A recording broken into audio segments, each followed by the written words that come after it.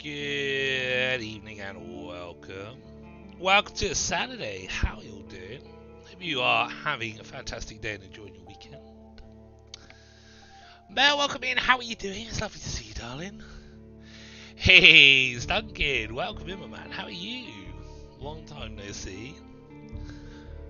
Hope you're both having a great day.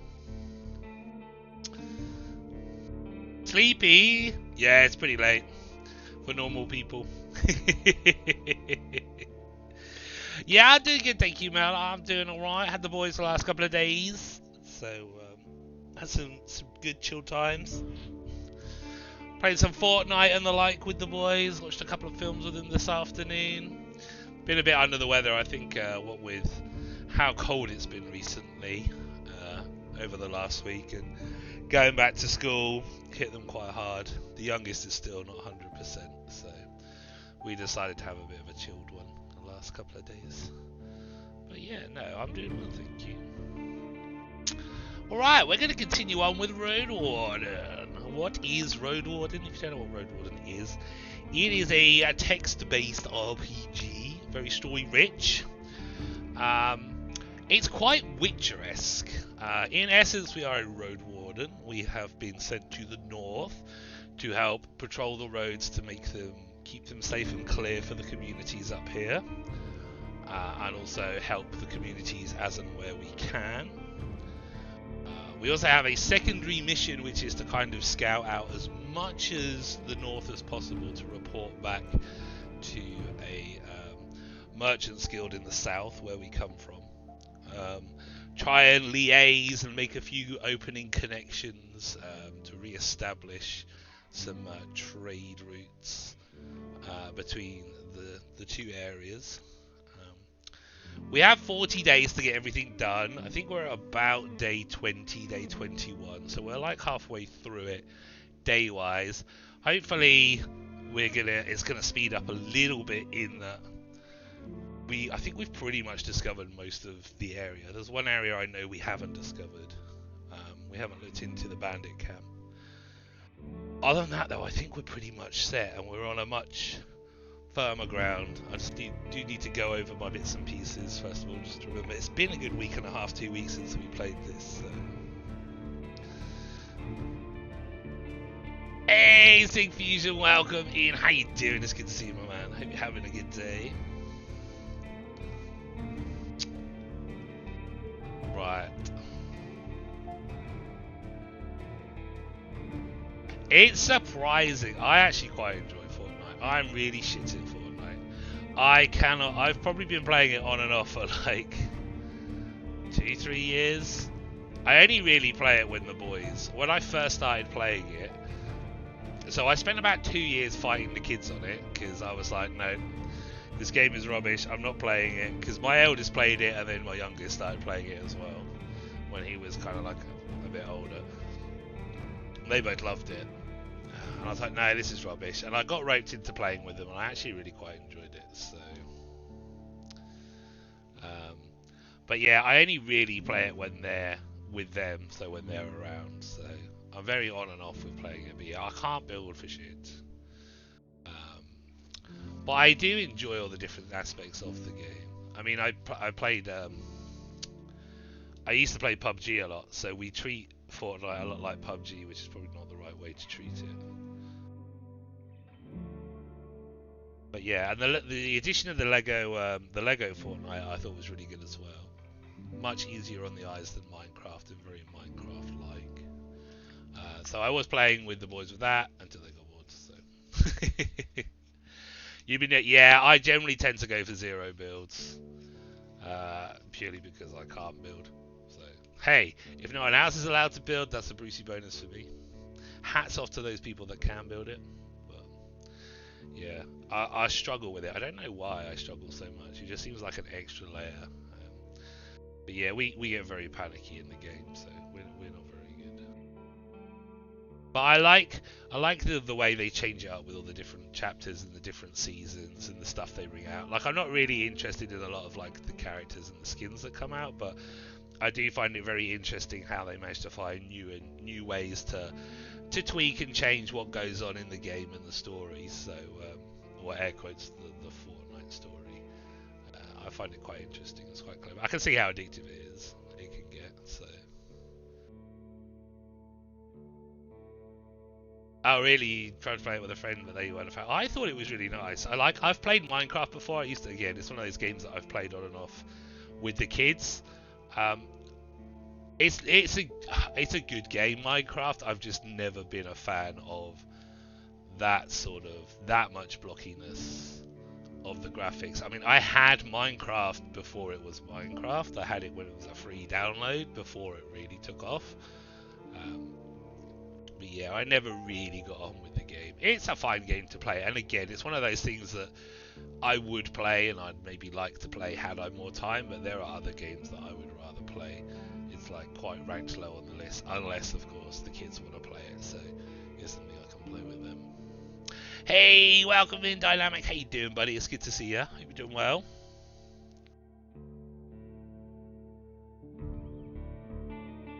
Do you know the concert isn't one that I've done? I haven't done the concert. Is it like Guitar Hero? Is it really?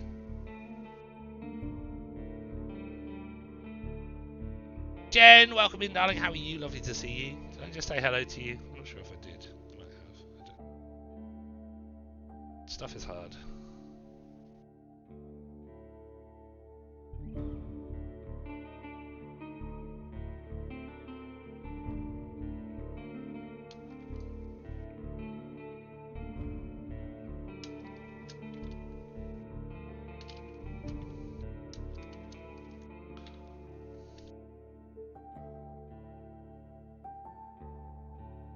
Takes a minute to get the hang of it. Right.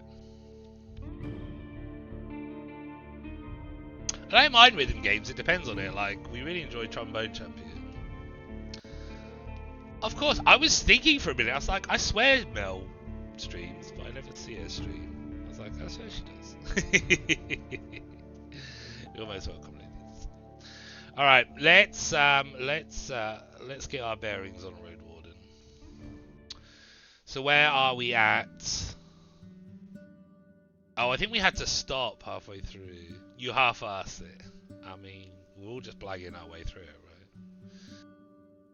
right? So this must be... Okay, right. Let's see what's in our inventory. Let's check what's in our quests as well. Okay. Oh, sewing kit. Some plants, we've got plenty of food rations, money is looking good. We spent the money on this fur. I think we paid 15 for it, so I'm hoping we can sell it somewhere up here for a bit more. A lot of miscellaneous. Altered ends that are meant to be offered to an old couple in the White Marshes. What is that? Who was Thyresis? See, I've fucking forgotten everyone, haven't I? It's very chill. There's a lot of reading in it, but it's a very interesting game. I'm quite glad I got it. And like the amount of time we've already put like 20 hours into this game. We paid like 4 or 5 quid for it. It was in the sale for half price, so it's definitely worth its money. Oh, we got the wrong bug repeller, didn't we? Quills that we need to give back to the clerics. Okay, let's check is it journal? Wait, let's check on that human. Who is Thresis? Oh, he's the warlock. Right, okay. Right. Quests. Explore the peninsula, so that's our main one. Which we've done a lot of that. A new life, doesn't really mean anything. Find the Roadwarden is kind of an ongoing one, trying to find out what happened to the last Roadwarden, who seemed to have disappeared like 6 months ago. Check on Lassen. Foggy, the having Northern Crossroad wants me to ask Lassen to pelt the north if you're still interested in the deal. Oh yeah, we did speak to them. She's displeased. Lassen is unable to keep his side of the bargain. Oh, we're supposed to lie to her about it. Okay, the eastern path we need to clear.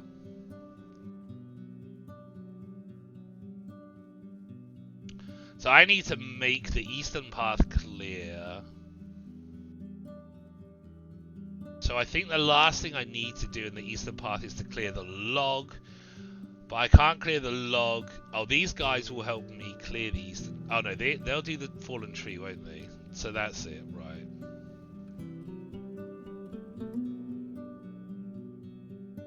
So I need to clear the fallen tree. I think that's the last thing I need to do. So I need to clear the eastern path so I can clear the fallen tree. That's what I need to do. To finish clearing the eastern path, I need to look into the watchtower. And to clear the watchtower, I need, realistically, to get the key from the sour-faced fish people that don't like us. We could break down the door, but that doesn't seem like a good idea. Flowers for Akudia. Okay, yeah, we need to get some flowers for the witches, but that's in the in-between area where we do need to go. I think I know where I need to get these flowers, but that's where the bandits are that we need to go check out. Your wand.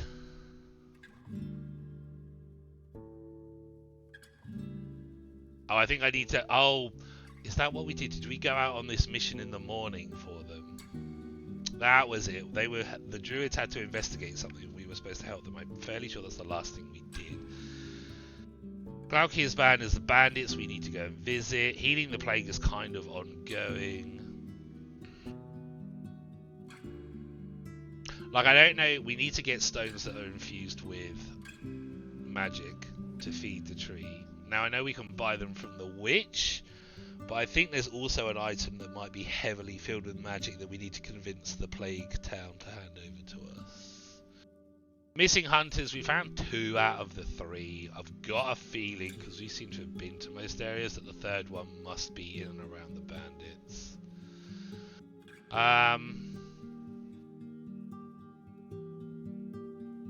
Stasis.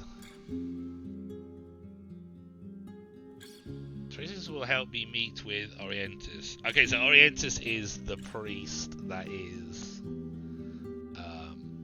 making the people undead, or making the skeleton people in one of the towns.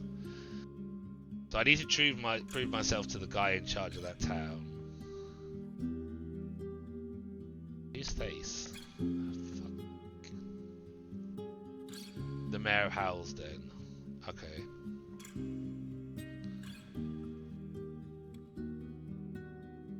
Okay, so we need to speak to her. Quills for the monastery is an easy one. Read the letter. Oh, the guy from White Mark. Yeah, we read the letter. Oh, yeah, that's a bit harsh. I don't know if the guy that handed us the tablets is Valen. I know, the husband. I think the husband gave... I'm not sure if it's the husband that gave us the tablet. I assume it is, but he can't read. Basically, it said, see you later. I'll run off with someone else, so that's a bit harsh. We'll have to tell him that. The ruined village. Okay, so this is some sort of 10-year-old mystery that we're trying to piece, but nobody will talk about it. Like, no, everyone's like, stum. No, we've promised that we're never going to talk about it. So we're trying to crack this nut. Studying the golems. This is the one where the monks don't trust the witches' golems. We're supposed to study them and take them back. But I think we may potentially have spilled the beans to the witch that we were on that secret mission. Well, that we weren't supposed to tell anyone about. Support Howler's Dale. We're supposed to spy for Thasis. Okay. And the Swamp Altar. That's where we drain the magical stuff to make the tree grow. Okay, so we'll probably best off just talking to everybody in this town and taking it from there. What time is it? Okay, we're on day 21, about halfway through the day. So let's start with the Druidess. I don't think we need to speak to the tailor.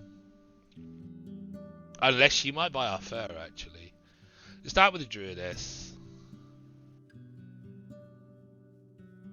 As you return, she shifts her staff and looks around briefly, making sure the other druids gather around. Farewell. Okay, so she does not want to speak to us. Right, well, let's check with the tailor.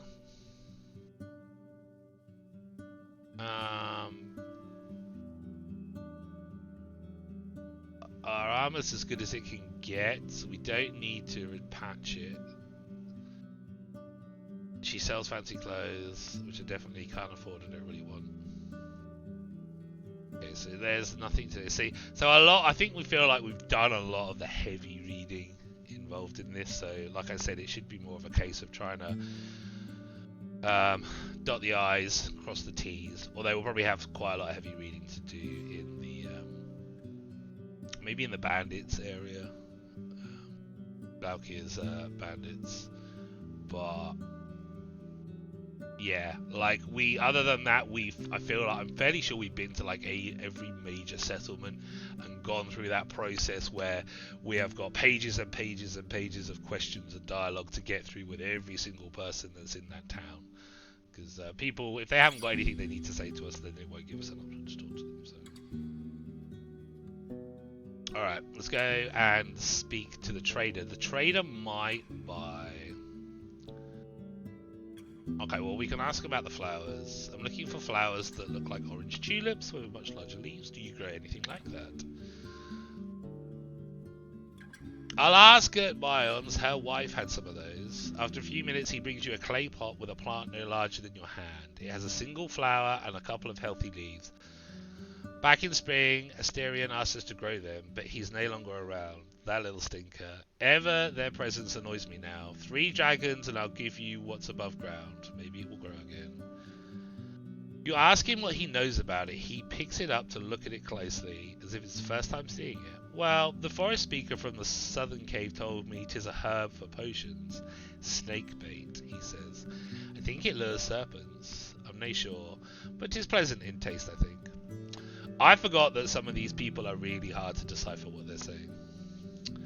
Do I want to pay 3 dragons for this? I think maybe we should. I thought that these flowers that we'd want would be growing in the meadow, which they may well still be.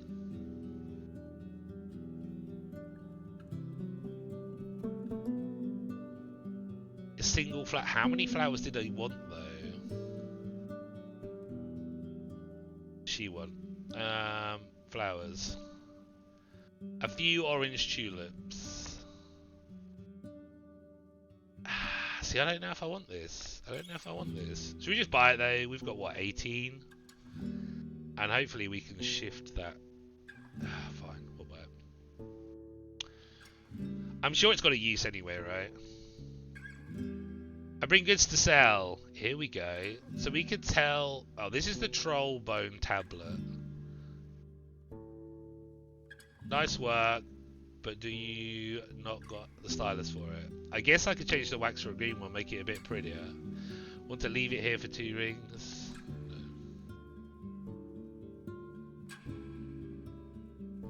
It looks fine, but I already have a deal with the innkeeper for pelts. And also we hunt our own. I'll give you no more than 17 rings.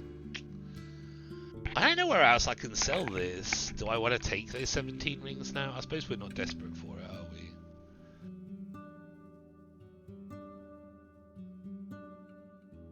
Where else could we sell it? We brought it here. Where possibly would take it? So we're at Howler's Dell.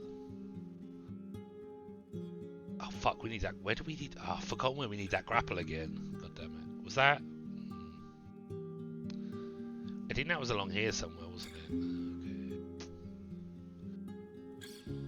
Okay. Pagos is the place that's got the plague that we can't get into. I don't think we can do any buying and selling with the monastery. So really that leaves White Marshes.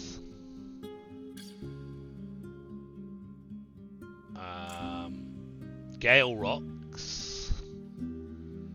I suppose we might as well hold on to it. We're going to have to hit all these places anyway. At least we know we can sell it somewhere, right? These are hunters, so I doubt they'll want it. But these guys are not hunters. These guys are not hunters. These guys are farmers and stonemasons. So they might want it for more. I mean, we can still make money on it, right? We make 2, it's not a lot, but... Okay. What do you have for sale? Oh, we buy a new battle axe! Oh, shit. That's all our money, though. Damn. I would like a shiny new axe. Although we haven't killed anything recently. Oh, what was that? Oh, what's the other thing he had? Fabric. I might buy this, actually. We'll buy the linen fabric and see if we can shift it up north, as we're going to go up north. What did we pay for that? I missed that now. We paid 6 for that? How much did I have? 15. 50... No, we paid 9 for it. Oh...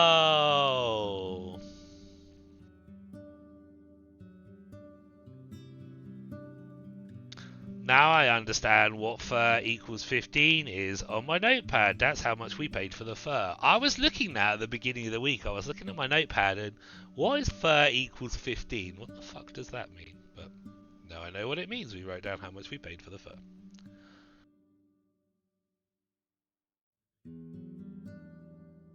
Alright, let's speak to the mayor.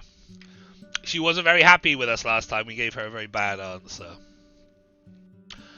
Goggy! My man, welcome. How you doing, buddy? It's good to see you. Hope you're having a good weekend. Enjoying a Saturday. Yeah.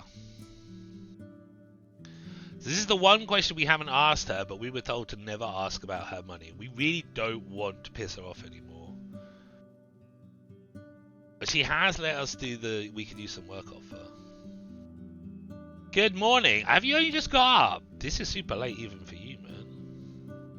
I mean, I'm about 15 minutes away from technically being morning for me. So unless you're referring to me. How you been keeping, dude? Are you enjoying being back on the old TLD?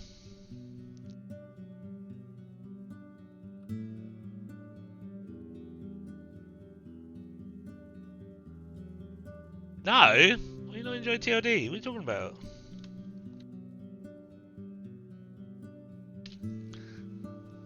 Oh, no, you haven't got up. Okay, yeah, you're enjoying playing it again. Awesome. Oh, you did just like, yeah, I thought, man, jeez, that's like my style getting up at like 6 o'clock, 5 o'clock in the evening. I'll try and catch one of your Long Dark streams. You getting the vibe again? Have you been playing it offline much, or just not, or not really? Have you been kind of like immersed in the Souls games while you've been offline? I'll say good morning any time of day. Well, that makes sense.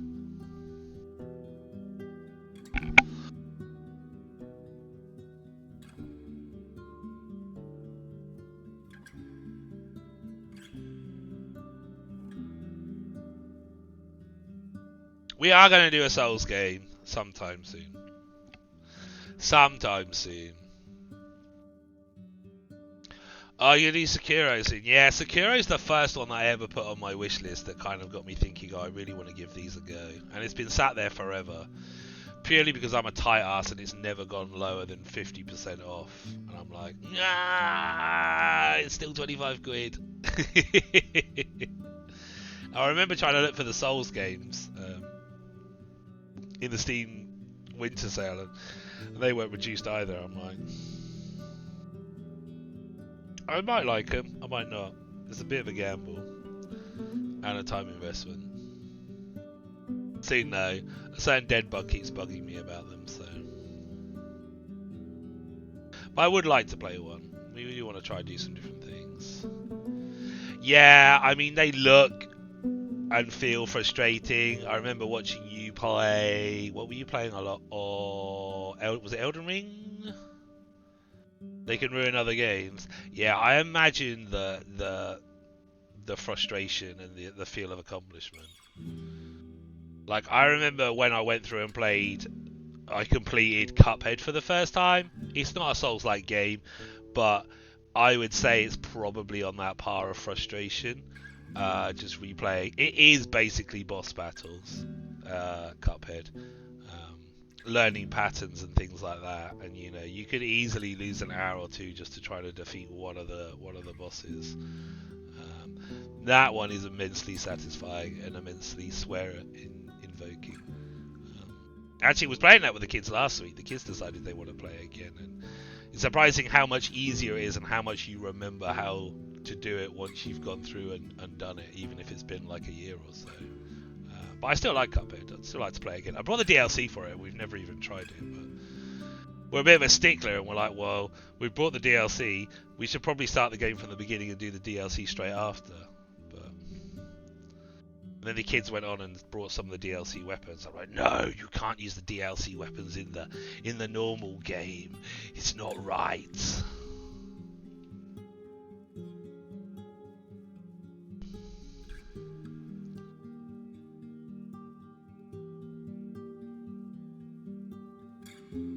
Yeah, it's the muscle memory, right? Yeah, exactly. And you just only, yeah, it's like when you don't think about things, you just end up doing them. Like TLD, like the beginning of it is just a lot of it is, unless you do something, for me it's now, unless I'm doing some sort of challenge where there are restrictions in some way, shape or form, then just doing a bog standard run is very, it's like autopilot, right? There's a lot of stuff in TLD that you just end up doing so much that it's just, you just automatically just do it. And I think unfortunately it can detract somewhat from a game, depending on the game and what you're doing.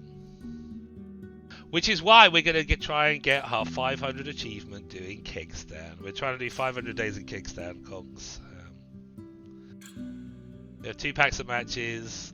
We've time capsuled back to the previous, not the last update, the previous update, because the last update isn't available. But yeah, we're gonna try and get 500 days in FM on 2 packs of matches. I think that'd be pretty sweet because we've never done a 500-day run. So I thought if we can get it in FM, that would be pretty sexy. I'd be pretty happy with that. Just like crush my previous kickstand. Not that anyone's come close to it. I don't think anyone likes a challenge, to be fair. I think most people think it's quite a boring challenge. I find it quite interesting, kind of like why I'm doing it, I guess. But yeah, I think a lot of people find it boring. I find its intricacies are interesting.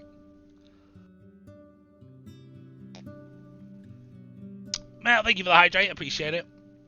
Alright.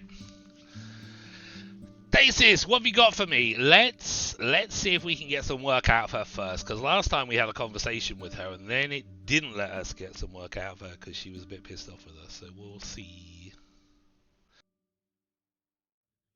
She sighs with relief and gestures for you to follow her to the creek. The light dances on its surface and you can't miss the fact that its humming conveniently camouflages the mare's voice. I've a perfect task for someone of your trade. Behind our northern gate you'll find a road. It leads to a coastal beach that used to be occupied by our fishers. Hit by a cold gust of wind, she adjusts her cape, covering her neck. That hamlet has allowed us to watch the sea, and every 10 days we had as many fish and crabs as we desired, without the grace of the villagers in the north. She looks into your eyes. However, an earthquake led to a rock slide that's made this road impassable. We weren't ready to clear it, and now, almost a decade later, the route is too unknown for us to risk long journeys. She raises her arm, trying to place it around your shoulders. We'll allow this connection because things seem quite rocky with her. Her gentle hand is light as a leaf. The druids have convinced my people to accept the way it is, the will of the wilderness.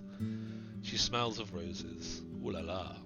But enough time has passed, the roads grow desolate and we need to put our trust in ourselves. Help me clear the paths and my neighbours will follow us, if not because of their ideals, then because of their stomachs. She steps away, her fingers stroke your neck gently. Oh, she's playing us. What hussy. Your husband's the innkeeper, you better be careful. The more time we spend on the road, the more the monsters will hunt us. With your palfrey, you can save us from danger. Help me retrieve the hamlet and you'll prove to me that you're a friend of Howler's Dell. Start by riding to the buried pass, see if there's any lairs there that would need our interference. You're asking for a lot for a scrap of parchment. Oh, but there will be coin, of course, laughing. She returns to her chair. 5 for helping us clear the path, 5 for letting me know what you've learned about the hamlet, another 3 if you have to fight in any of those places. For a day or two's work, that's more than fair. I've already been to the Collapsed Mountain Pass. She rests her chin on the back of her hand and listens patiently to your story and taps on the table once you mention the buried rags. None of us were there on the day of the earthquake, and whatever corpses may be there, they've surely been awoken by the fogs by now. She straightens up. It's still better than a wyvern or a lair of harpies. The plan stays the same. You'll take 20 diggers and guards and escort them to the rock slide. Your job is to keep them alive and well. She looks at the sky.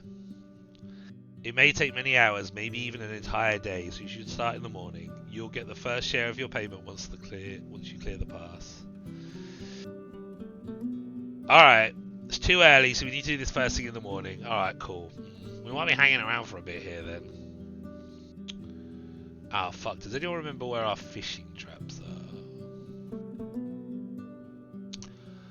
are?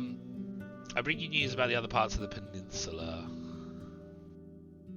How much do I want to be telling her? This is supposed to be a secret, but I think I may potentially have told Ikudia about the monks.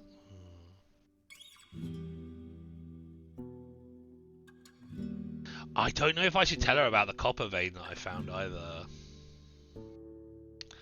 Has anyone ever told me that I should do audiobook readings? Only Bug. But Bug loves us, and everything that we say is in a voice. We've got a horrible voice, though. I don't think so. I think my voice sounds alright when I'm speaking, but when I listen back to my videos, I sound horribly coarse. I can't imagine anyone would want to listen, other than Bug, to an audiobook done by me.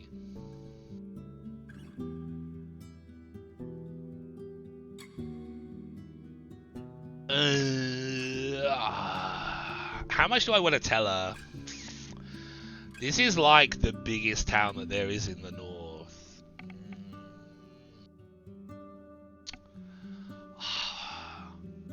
Like, that copper vein would be massive for the guild, but it would also be a massive up if we told her about it here. Plus the fact if we don't tell the people in the north about the copper vein and the guild comes in, then they're going to be pretty pissed.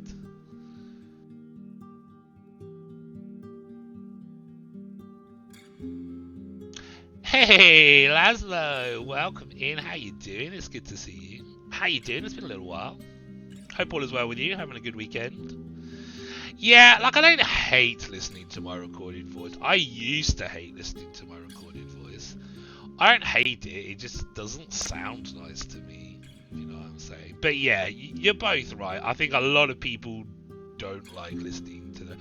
I think it's very jarring because how you hear yourself speak and how you sound is very different. Like, how I can hear, like, the tone or whatever you want to call it, the sound of my voice while I'm talking in my head is very different to what you guys hear, and thus what gets recorded and played back to me when I hear but not speak. So if I hear me speaking in a recording as opposed to while I'm speaking in this moment, they are very different. And I think that's incredibly jarring.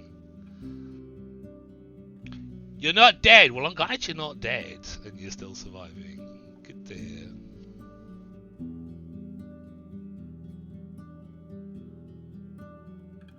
I always think my voice isn't as high pitched.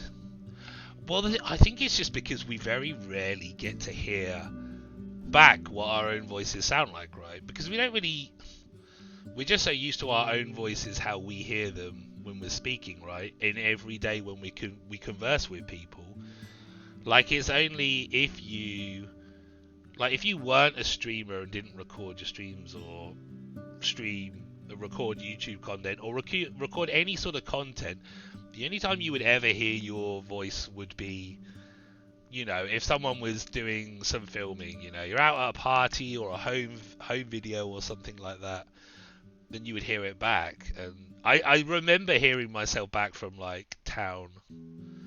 You know, back in the days when I'm much younger, everyone would go to town and, you know, you'd do videos and, like, we'd have, like, New Year's parties and stuff like that, and someone would be recording stuff, and I'd hear it back and I think, God, I sound horrendous. Admittedly, I was pissed in most of them anyway, so that doesn't help. I was like, oh, is that how I sound when I'm pissed? I sound fucking horrible. And then you start doing, like, streaming and YouTube videos and you listen back and go, no, I just sound fucking horrible. It's not the drink, you just sound that way.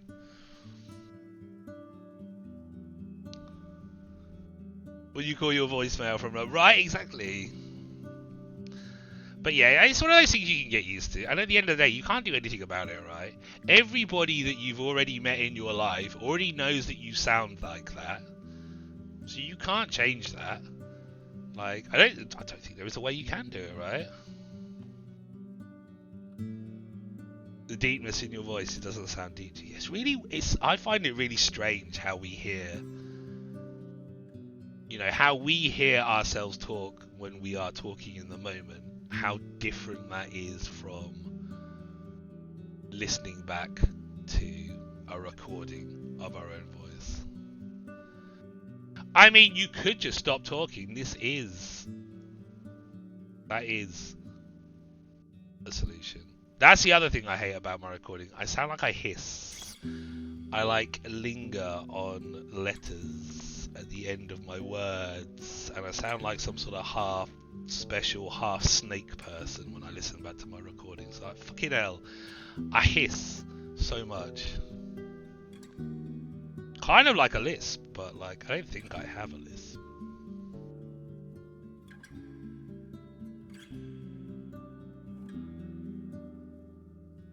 Grayson he ignores high-pitched sounds.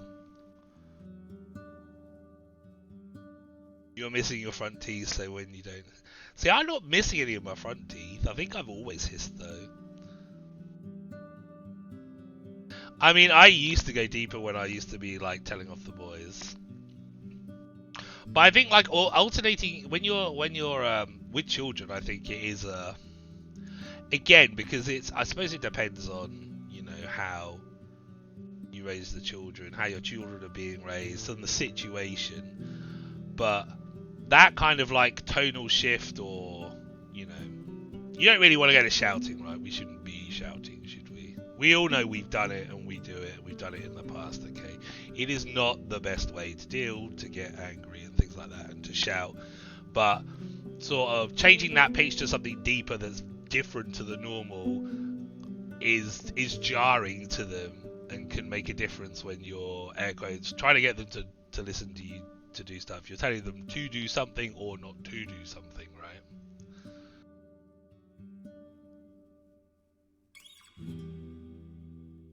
You're super critical of that with yourself. But I mean, listening to you stream over the last couple of weeks since you started, Jen, I don't hear any of that from you. I don't think you hold out on your S's at all. But I think we are hypercritical of ourselves, right? We find we are our worst critics, right? We find the minutiae and things. We always will find faults with ourselves that either people don't notice or care about, right? But we pick on them, right? So what is this game? So this is Roadwarden. This is a story-rich, text-based kind of adventure game. It feels a little bit like playing tabletop D&D, like pencil and paper.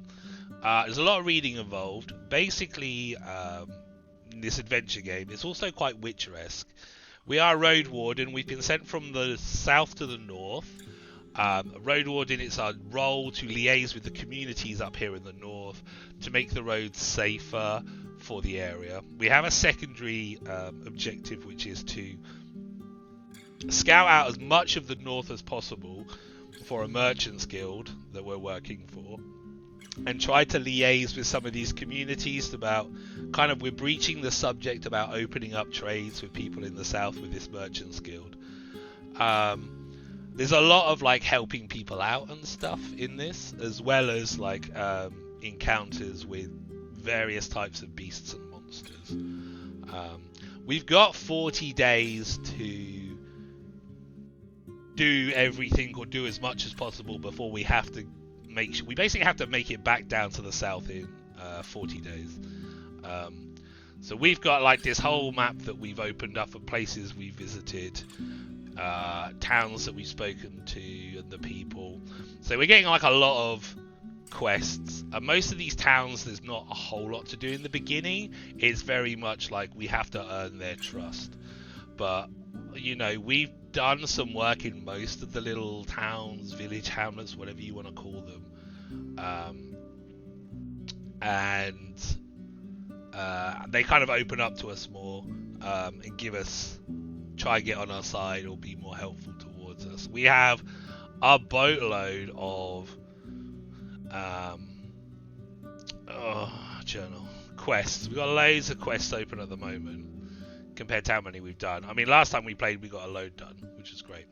But we got a couple of big events that are kind of shaping up here in the north. One of them is that one of the towns has got the plague, so we're trying to cure that. Another one is we're trying to find the information on what happened to the previous Roadwarden. He disappeared like 6 months before we got here. So we're trying to piece together that information. And I guess the other really big one is kind of like trying to find out what happened to this destroyed like hamlet village that all the villagers know about, but nobody will speak about it. So we're trying to crack some hard nuts on that. But there's lots of other little bits and pieces where we're trying to help certain individuals in cities, which gives us grace with those. I keep saying cities and towns. They're little villages and hamlets, really. So yeah, but it's text based. I like the way they've done it actually, because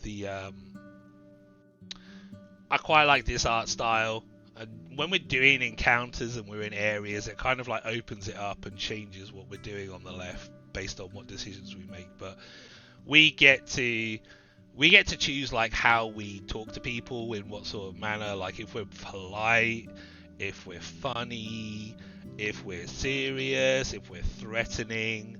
And then you get to choose one of three kind of like air quotes job classes when you start the game.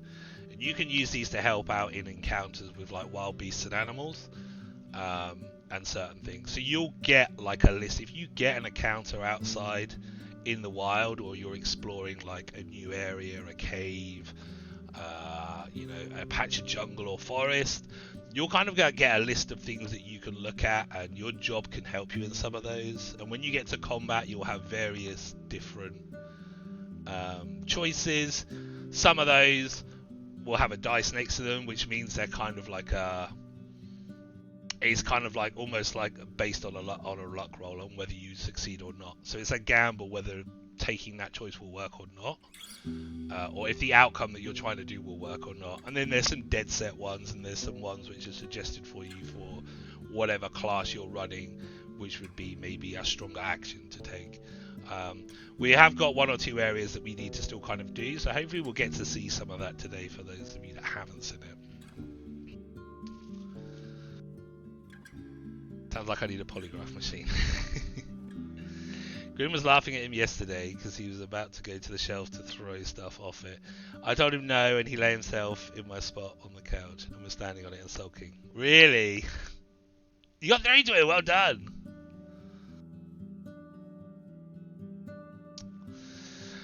I mean, let's tell her about the copper vein. I feel like... So we found a copper vein while we were exploring, and it gave us the choice when we found it to either keep it stum from the people up north and just tell the Merchants Guild, which would be great for the Merchants Guild. I don't know if it makes any difference to us, but I imagine if we don't tell anyone up here, they're going to be pretty pissy when people from the south come up and start mining this copper-rich area. Or we could tell the people. So it's probably going to help us by telling the people. But basically, this woman here is like, this is probably like the biggest village in the area. And one of the things she's asked us to do is to kind of spy on the other villages and feed her more information, so that we can earn her trust and some money that way. We don't have to do these things. This is it. Like, we don't. I mean, we've already got basically the scenario right at the bottom of the map, where we could theoretically just go to that person and say we're ready to go and leave. We could like leave today if we wanted to. Having never played this game before, I don't know what that outcome then is. I would like to, because I mean, this is supposed to be replayable, right? There's 3 different roles. Like, you can do interactions in many different ways. How soon I'd come back to replaying it just based on the fact that we've already stuck 20 hours into this playthrough. And I have a feeling it'll probably take somewhere like 30 to do it. I'm not sure that I would jump straight into doing another one. But that's by the by. We're also not going to make any progress by me waffling on. So let's tell her about the copper vein. Are you serious? Where exactly? You tell her about your finding, though she hesitates to trust you. For a few long minutes she asks you for details, and you suddenly notice that a few of her questions are overlapping. She's searching for lies. Once satisfied, she gives you a grateful nod, crossing her legs and clasping her hands around the knee. The higher knee. We have a higher knee and a lower knee. Oh, because she's crossed her legs. I mean, that'd be a bit weird to cross your hands over your lower knee, which is underneath your upper knee. But anyway. I can't do anything with it before spring, but we'll be prepared. Starting any work so close to the tribe from the creeks won't be easy, but I'll figure this out. Oh. Maybe I shouldn't have told her. Well, I think we spilled the beans about the golems. I don't like the priests anyway, the monks, so... Let's tell her about this. I can't say I blame them, but I thought she and they share at least some of their goals. Our sorceress is only a few seasons away from being a crazy witch, one who lives in a tower surrounded by a thunderstorm, with a pointy hat and a talking doorknob. I'm not sure about this. I don't think that Larson is looking to purchase Foggy Lake, though. I wasn't under that impression by conversing with him. But I mean, if it's come up as an option, we should probably tell her, right? It's far from ideal. Allowing two inns to be controlled by a single soul may cause trouble for the third one. She points at the ape ale with her thumb. And in this case, the third one is the one that really matters. She leans back and starts to tap the table with her fingers. Okay, that's what I need to say. Can you give us a moment? As you frown, a muscular, crudely dressed woman approaches the table, asking Thesis for directions, something about moist logs and breaking boards. You start paying attention quickly and instead wonder why the mayor insists on holding these meetings outside. She's so busy she needs to be constantly available to others. I'm neither a threat nor someone important enough to be worthy of her exclusive time. It's all theatre. She wants to show how much she cares about the others. It would be inappropriate for a married person to spend this much time with an outsider away from everyone's eyes. Well, I don't think that's the case. I'm sorry, these people may be based.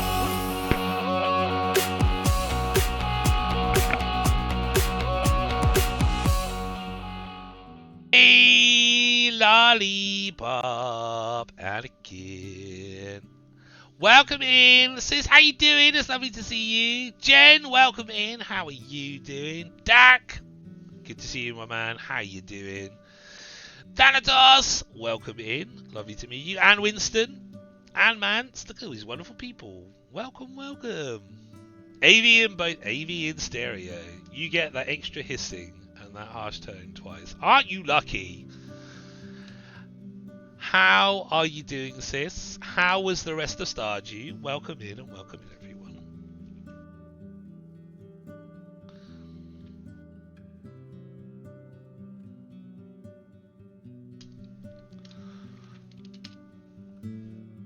Jan, you don't get another shout out just because you came in with the raid. Langy, welcome in. How you doing? Welcome in, Raiders. I hope you all had a fantastic time over at Lolly Stream. Hope you're all having a good weekend as well.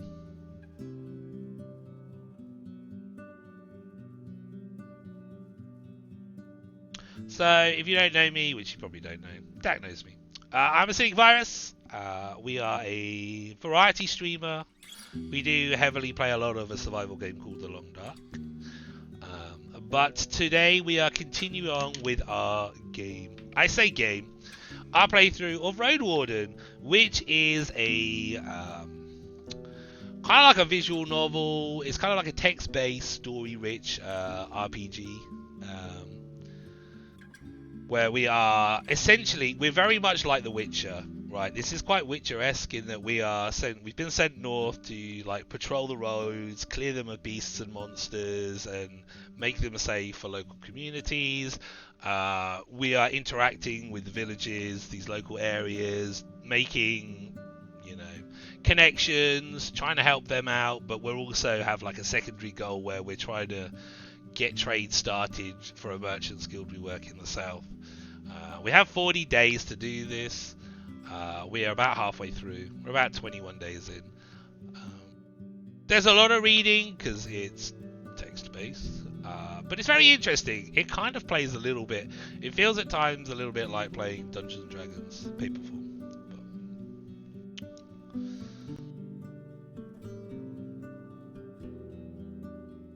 But yeah, I hope you all had a good time with the Stardew. I actually played some Stardew last night with Bug. You people keep playing Stardew. That's the one thing I hate about Stardew. Is as soon as I see someone playing it, it makes me want to play it again. And I'm like, no, I don't have time to play Stardew. But then I love playing Stardew. And then I almost considered playing it tonight. I'm like, no, we've got too many games on the go at the moment. We're not starting a new one with the streaming. So plus, I definitely wanted to do this. But yeah, I do love me some Stardew. It's been a while though. Well, other than I think it's been a year and a half since I last played it, other than last night. I mean, one of us. I was one of before you was of them, us. So right. Back to this. What do I think about the way the mayor is interacting with us? So I don't think that this is true. It's inappropriate for a married person to spend this much time with an outsider. Like, if a stranger, especially how people are up in here in the north, and the fact that we have a horse, which apparently no one has horses in the north, so everyone is shocked to see this outsider on a horse. I'm fairly sure that the mayor spending time and talking with this outsider, they wouldn't instantly think, oh, she's shagging that outsider. So that doesn't make sense. Theatre, she wants to show how much she cares about others. I don't think that's theatre. See, the thing that jumps out to me as that's not actually here as an option is that she doesn't trust us, or she's very secretive, so her dealings with us, she wants to keep how she's interacting with us away from everyone else.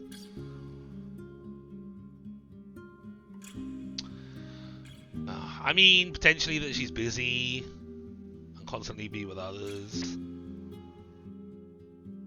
I think maybe we'll go with I'm neither a threat or important enough to be worthy. I mean, she might not have like a base area.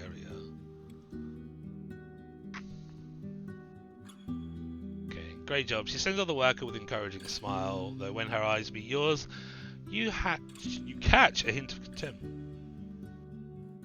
Alright, we shared all our news. We can't do anything about the fishing hamlet, so she's done. Let's go and speak with the innkeeper. What's the innkeeper got for sale? Bath and a dinner. Ooh. How many rations have I got? 8. I don't think we need any more rations. Okay.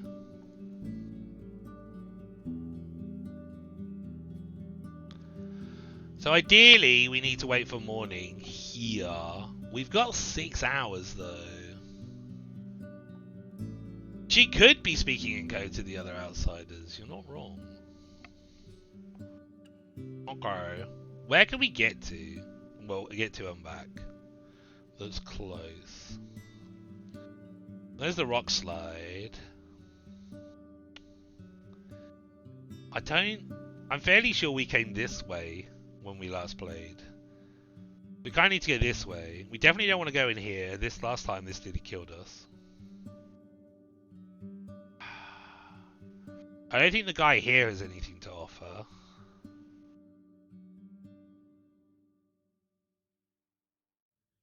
How long to get to Pagos? We could go to Old Pagos, to be fair. What have I got? 6 hours. It will take us an hour and a half. So that's 3 hours. We can hit Pagos and the monastery and come back in 3 hours plus talking time, potential tomfoolery. I think, did we liaise with the monastery to let us stay? I can't remember. I know where did we liaise? We liaised with somewhere to let us stay. I think that was... Oh, I think this was actually here. Gale Rocks. I've got a feeling, though, that the monastery will let us stay there. I wonder if it will tell me in my journal. Let me have a look. I don't trust the people in the monastery.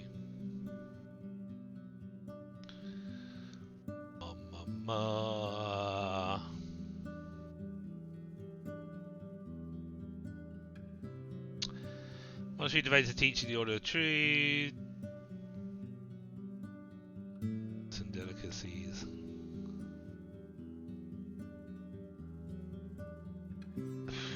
Well, none of that's helpful. Okay. Well, let's go and speak with these guys.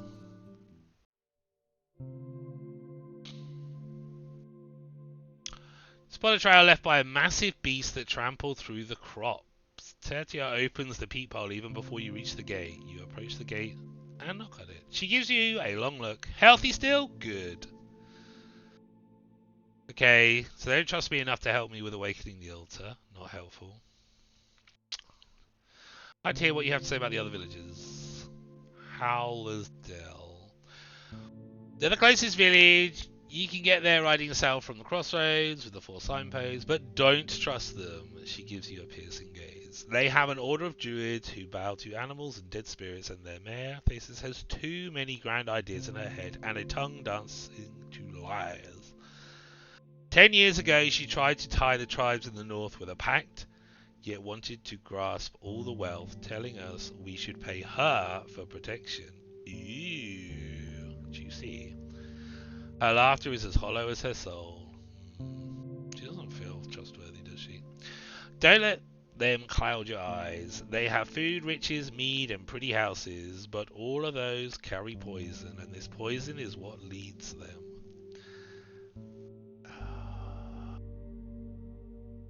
Oh, White Marshes. Such a deceiving name for that dark place, rotten to the core, led by a pagan blinded by his wicked wits. His followers are closer to evil spirits than humans, for they use the empty ones as their tools. There's fury in her eyes, her voice raises. We refuse to trade with them even before that priest called himself a prophet. They swim in death and will soon drown. You ask her a few questions, but most of her words are little more than ardent condemnation. One part in particular draws your attention. The road through the bogs is dangerous, spiked with weird beasts. Some of them yell with human-like voices, luring travellers away from the main path. When your knees are in water, these beasts, jump from a tree on your back, biting your skin off. Even White Marshes are little more than a trap set in the rocks. That happened to us, didn't it, when we went through? We thought we had someone in need, didn't we? And we got attacked. Alright, we gotta remember that. We thought it was a bit fishy at the time, but we just did it anyway, because we're kind of dumb like that. We also actually have to remember, what did we have to give? We have to give something to the druids for us to actually be able to reach that town. That he can move the vines. I think it was food, wasn't it? I think we have to give him rations, which we have, which is fine. Tell me about Gale Rocks. It's in the north, just on the coast. They follow Wright's teachings, work hard and live humbly. We used to trade with them and take our clothes to Rufina for fixing, but they betrayed our trust, and if it weren't for the plague, we'd be sharpening our blades. Ooh, really? I don't remember hearing that. You ask her to share with you the entire story, which instead is told by the voice of a young man. He claims that his group was transporting a slate ordered to the tribe of the Creeks, yet during their stay in the tavern at the northern road it mysteriously disappeared. It must be the bandits doing, adds Tertia. They keep spreading their arms wider, but we won't allow them to stay untouched, with or without Gale Rock's help. Oh, okay, because I think potentially that they're helping the bandits. Creeks. I don't know much about them. It's a small village in the far east, younger than me. They came here as refugees from the war and now hunt for wild meat and pelts, but have got almost no dragon bones to spare. When they tried to get our bricks, we had to refuse. You ask her a few more questions, but she cocks her head and gives you a bored look.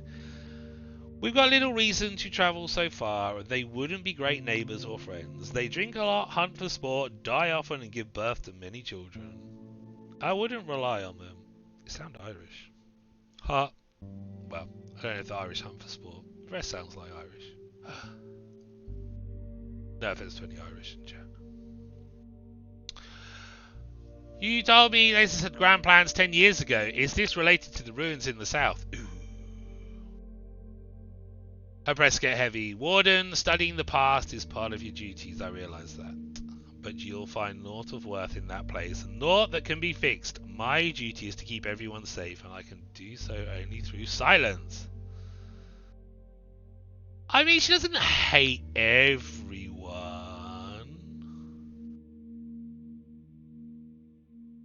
And maybe to a degree she dislikes most people. There's various levels of hatred. Alright, fine, yeah, she probably hates everyone. That weird creature from the bogs you told me about, I've quite a story for you. Oh yeah! Tetra reacts to your story with a wholehearted laughter, and as a group of the villagers gather at the gate, you're asked to repeat the whole thing. Raising your voice, you tell them about the dark cat and its grey companion, not forgetting about your desperate attempt to save a lost soul. But what happened then? Asks the boy you've never heard before. Did you kill the cat, Warden? I don't know. Did we kill? I guess we didn't kill the cat.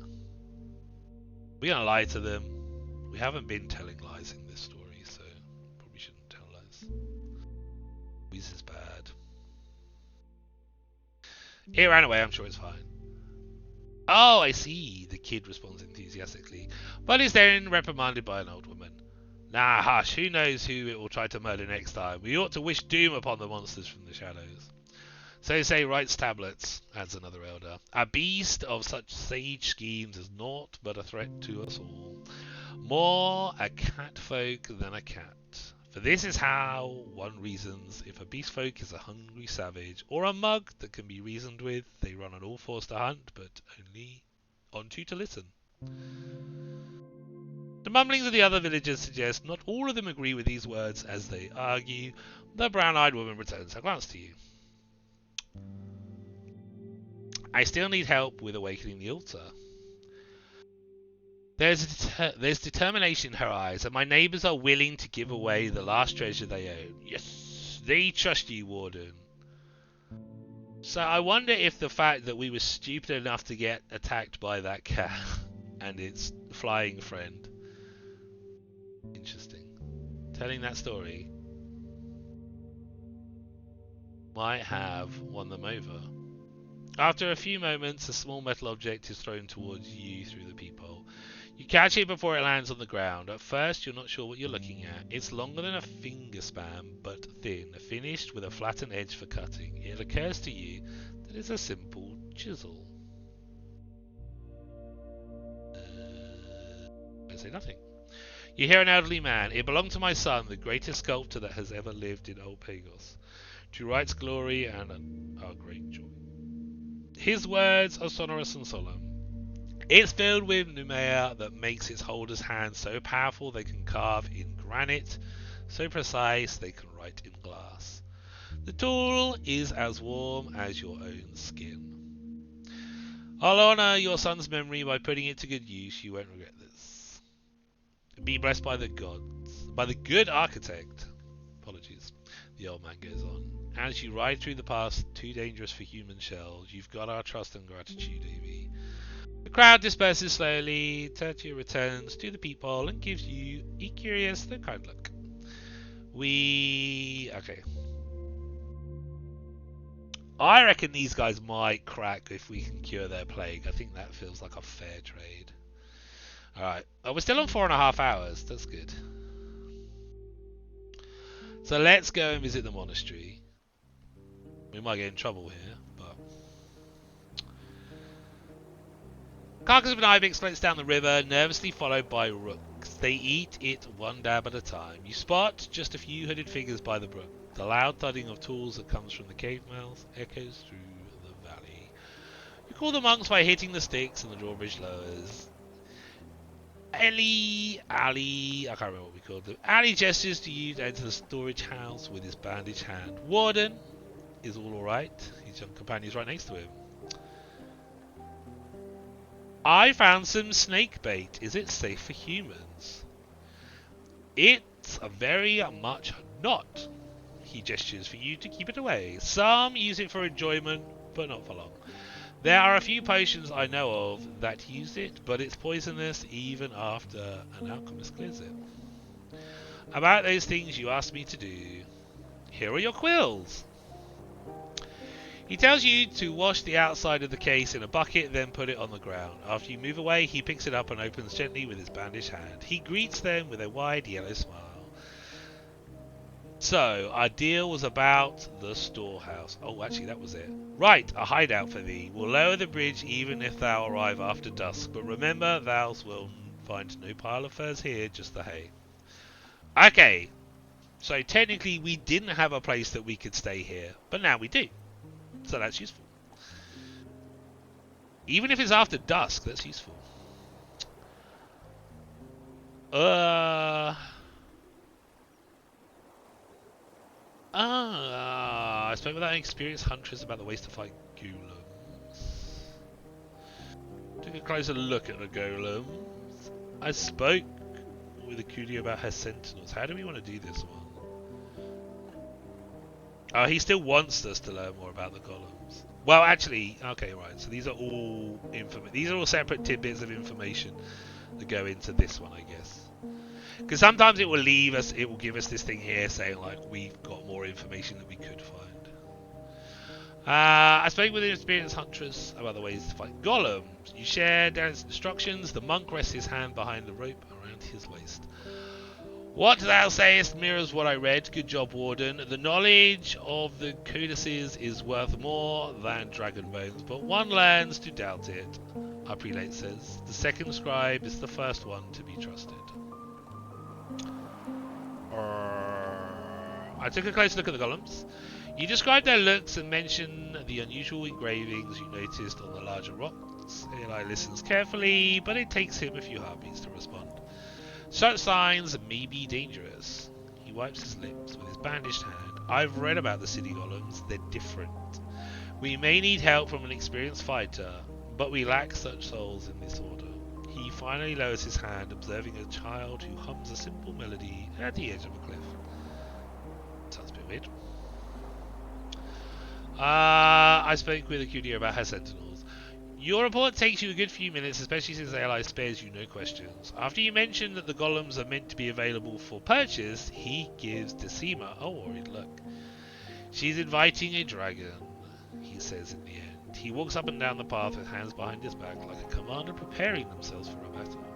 No tribe could stop a squad of these. Most troubling news, awful. I told you quite a lot about these creatures already. He spares you a kind smile. You did. I'll speak with the prelate soon. I will let you know when thou art ready to collect thy reward. I will. I want to collect my reward, a secret. Do we only get one? Oh, shit. Where's Asterion? So Asterion is the... What's it called? He is the previous Roadwarden.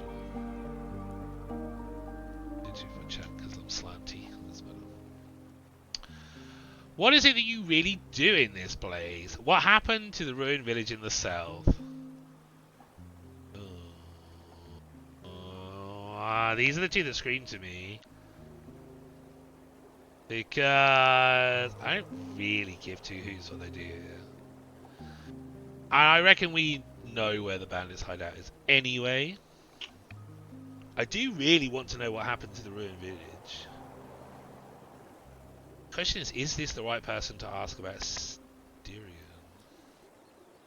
I'm going to see what they say about the ruined village. And if they say no, then surely it doesn't count. The bandits, led by the old warden, sacked the ruined village. Ooh. Well, the village was ruined 10 years ago, but everyone is in, like, secret. Something's gone on, that something has cursed the land. We had to do some sort of experiment with our plant to find out. There's like an area of farmland that's been barren for 10 years. So something big happened. We don't know whether it's a case of humans and beasts or just beasts destroying this village, but this village is basically was destroyed 10 years ago and it's just been left.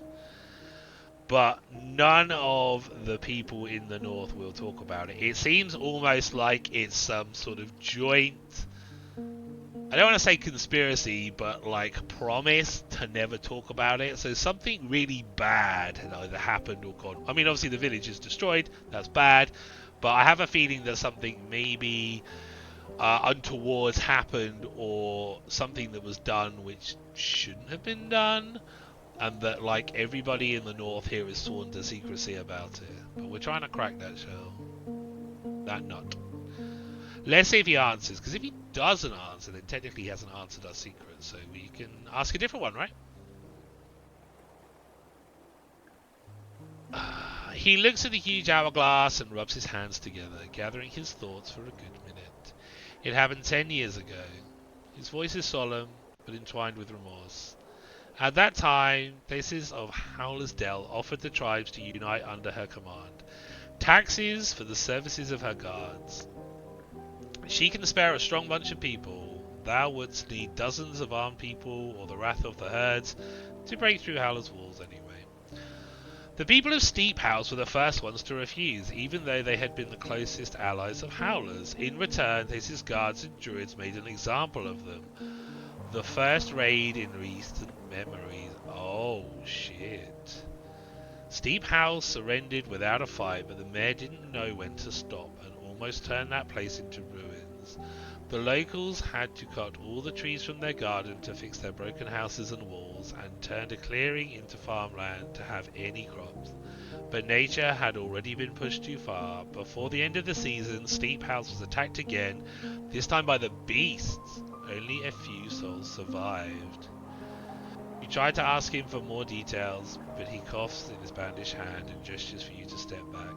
People want to forget those days, Warden. Nah, they agree those days ought to be forgotten. Asking for the truth won't do thee any favours.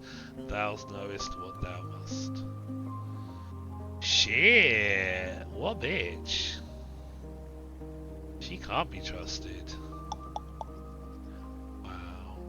Trying to remember what answers we gave for what we thought happened. Although that was triggered by the tree felling. Or was it? I can't remember now. Dang. Because there's some... The thing that I've picked up in this game is that... Like, in the deep forest is, like, where all the beasts are. Like, all the different wild beasts are in, like, the forested areas. And... It sounds like up here there's some sort of like, I don't know, I guess some way of maintaining balance. If the people take too much from the land, so if they like fell too many trees, then the wild things get upset, or whatever it is that controls them, or however that works, they get upset and then will start attacking the people. So they now try to take too much, but I mean that kind of ties in with the law that if they had to basically fell all of their trees around them just to repair after they got trounced by Howler's Dell, that probably triggered the beast folk to be angry at such I guess deforestation and then attack them as well. Shit man, they got a proper double whammy. Ooh, plot thickens! Juicy. That's quite a tale. Steep House. Having discovered the truth, you could force the people of Hallersdale to confront their past, though they may not take kindly to your threats and requests. The more you'll learn about their deeds and conflicts, the more tools you'll have to use against them. If they will listen to me at all. Interesting. So, I guess if we can get information from all the villages about it, I guess if we can get friendly, and it feels like this is like the apex of, pretty much the apex of the information. Like, this is the question, this is the topic, this is like, hi, once we get to that final friendship point of we're like, hi, we're best buddies, like, this is our reward kind of you can have information on this. And if we can kind of get to that stage with all these kind of like little hamlets and villages, help them out as much as possible until they tell us the information, then we could do something with it potentially. What though, I don't know. Okay, so we haven't got anything else to do. That's fine. Well, that was definitely worth doing, wasn't it? Where can we go? What have we got? 3 hours. 3:45. So the problem is we can't travel after.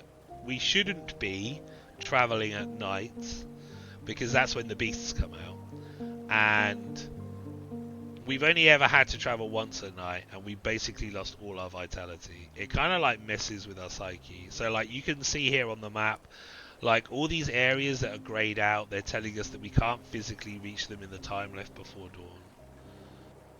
dawn, before dusk.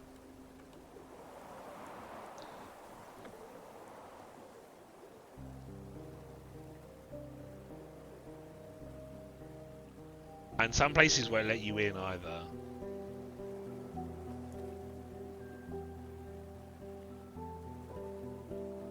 Do I want to go to the ford? That's 2 hours. We haven't got there.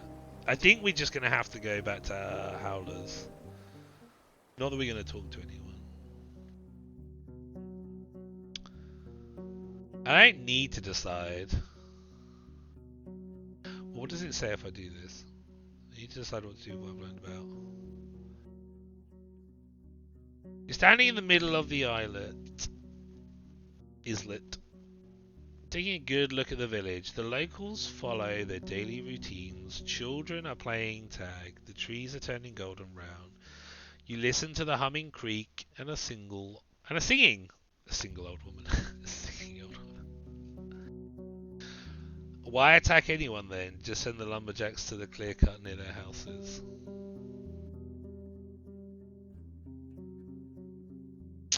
I don't know. I think they just seem to take revenge, from what I've pieced together. Yeah, you can see what's beneath all that. A home to raiders who led dozens of humans to their death. If you decide to act, you'll have only one shot at this. Starting a storm without the firm support of the locals will paint you as a threat. Thesis was able to keep her power despite her deeds. She surely has strong support, and she may not yield to you even if openly confronted. I don't know anyone who could help me take the mayor down. I could offer Thesis an alliance in exchange for my silence. I already did my part. I'm going to report everything to the city officials, let them decide if they should get involved. Nothing good would come out of opening old wounds. It's better to let Steep House fade into the past. We're definitely not ready to choose what we want to do with this, but it is it's an interesting one to decide. We can definitely get more information on this. Okay. Are you gonna talk to us? No. I guess we're just gonna go to sleep, aren't we? Pretty much.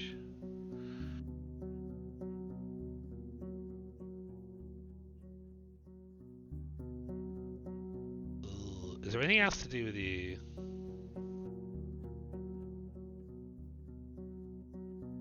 The cutie of the enchantress seems to be addicted to snake bait. Do we know that for a fact? We don't know that for a fact, do we? I'm not telling her that yet. I like the witch. Enchantress. Wherever she is. Eric shows up with a plate of red radishes, salted, roasted, and cut into slices. He invites you both to help yourself, but before he leaves, Thesis grabs his hand and looks into his eyes. They smile at each other without a word. Sickening. After a few heartbeats, she turns back towards you.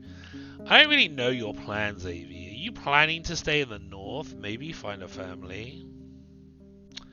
So our backstory is like we just want a fresh start from something. I think that's what we chose. Should be in After years of training from fighter, I left home.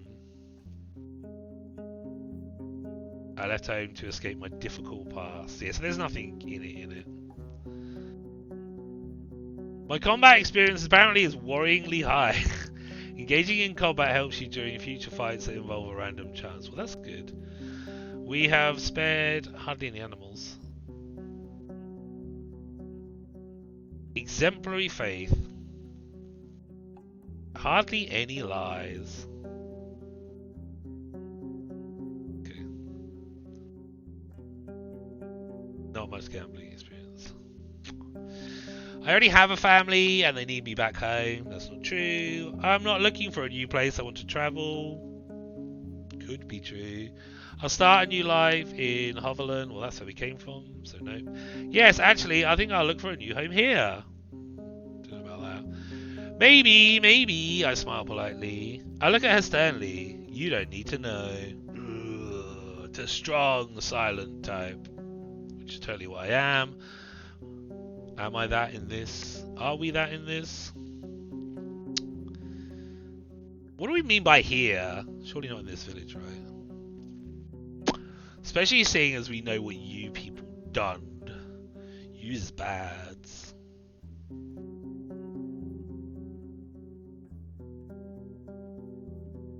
Let's just go with maybe.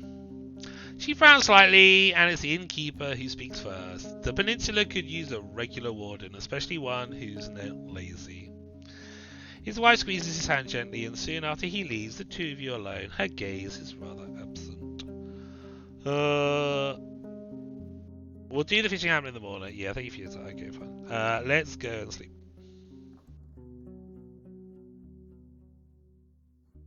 I don't need rations, though, do I? I have to do sleep. We could sleep on a mouflon pelt.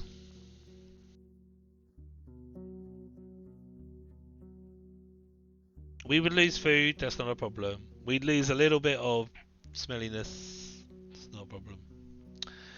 We have our own room with a comfy bed, a locked door, a lot of space. We'll get a large breakfast, a washed up with water and soap, and cleaning for your shoes and underwear. I mean, we could gain the extra vitality. We're on 3. I mean, if we're going to go and do a day's labour, we probably should be at 4 vitality. So I guess we should spend the dragons, right? Like, we don't really need the food because we're already at full. And I guess an extra bit on our hygiene will be... I don't really know. We've never had 4 out of 5 on our hygiene. But I suppose it's probably been a while since we had some clean shoes and underwear. I'm sure AV would appreciate that. It's been a while since we've had any money, although we've managed to spunk it all again. Alright, let's take this. Let's be in our best possible condition for tomorrow. The shivers wake you up. You open the window and see the dense fog covering Howler's Creek, spreading like milk throughout the entire village. You hear an amused quarrel coming from the main square and spot the dancing light of torches and lanterns, yet the village remains calm and asleep. While I'm looking for a candle, I think of the many times I've heard parents telling their naughty kids that the fox will take them. Anon. Oh, hang on. Oh, gold. You are in the labyrinth of alleys in steep house, which shift after every step. You wander by the blooming gardens, burning houses, laughing newlyweds, cut off limbs, fresh hair pies, chewed bones, carts loaded with barrels, and falling trees. It's quite a mixture of good and bad. You're sitting at the table in front of the Ape Ale Inn, surrounded by laughing skeletons. Their faces, naked and covered in blood and ashes, hold your hand, forcing you to stuff your mouth with raw meat from a bottomless bowl. Every bite tasting like the metal of an old key burns your mouth, but you can't scream. The unyielding grass brings pain and delight in equal measure, and you wouldn't dare to try to escape it. Smoke coming from your roasting flesh starts to fill your eyes, but they have no tears to spare. You wake up and reach for a water skin so you can rinse the ash from your hand. It takes you a few heartbeats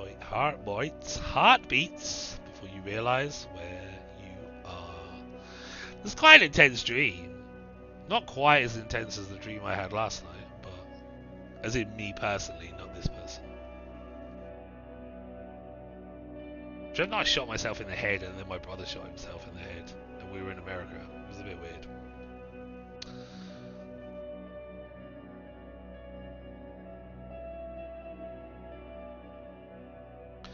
These monsters, if there was justice in this world, they would face the gravest punishment. The villagers wouldn't have agreed to it if they knew what was to come. Faces lied to them, and she's the one who bears the responsibility.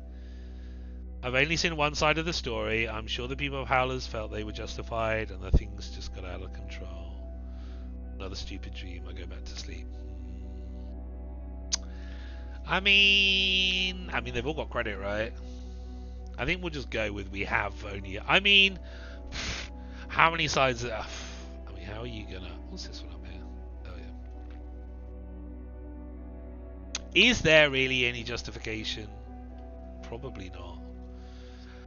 But there are always two sides to a story.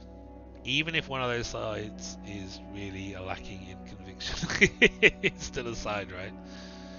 That we should hear if we can before making judgment.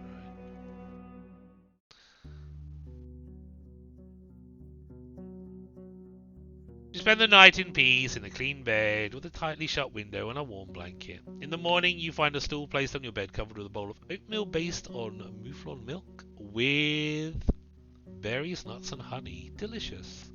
Once you get dressed and go downstairs, a young boy who's covered in mud and speaks unusually loud and enthusiastically mentions that Ferdy has already been brushed and watered.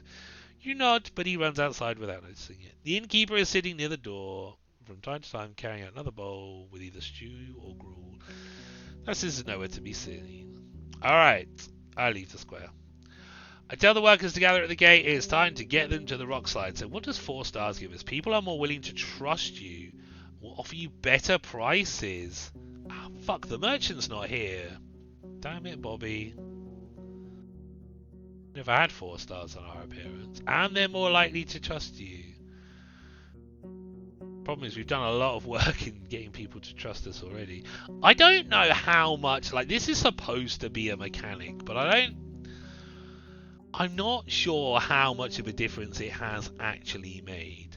Like, the amount of times, like, when we discovered some of the hamlets for the first time, we have literally had 0 on our appearance because we basically got, like, battered and beaten on the road trying to find somewhere, and then it doesn't give us an opportunity to wash up before we start conversing with the people or the main person in charge, because funnily enough we just rock up into this village as an unknown and we need to talk to the people in charge, right?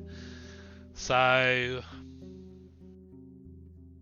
I don't know how much of a difference it makes. It would be interesting if it wasn't for the fact that the merchant isn't awake.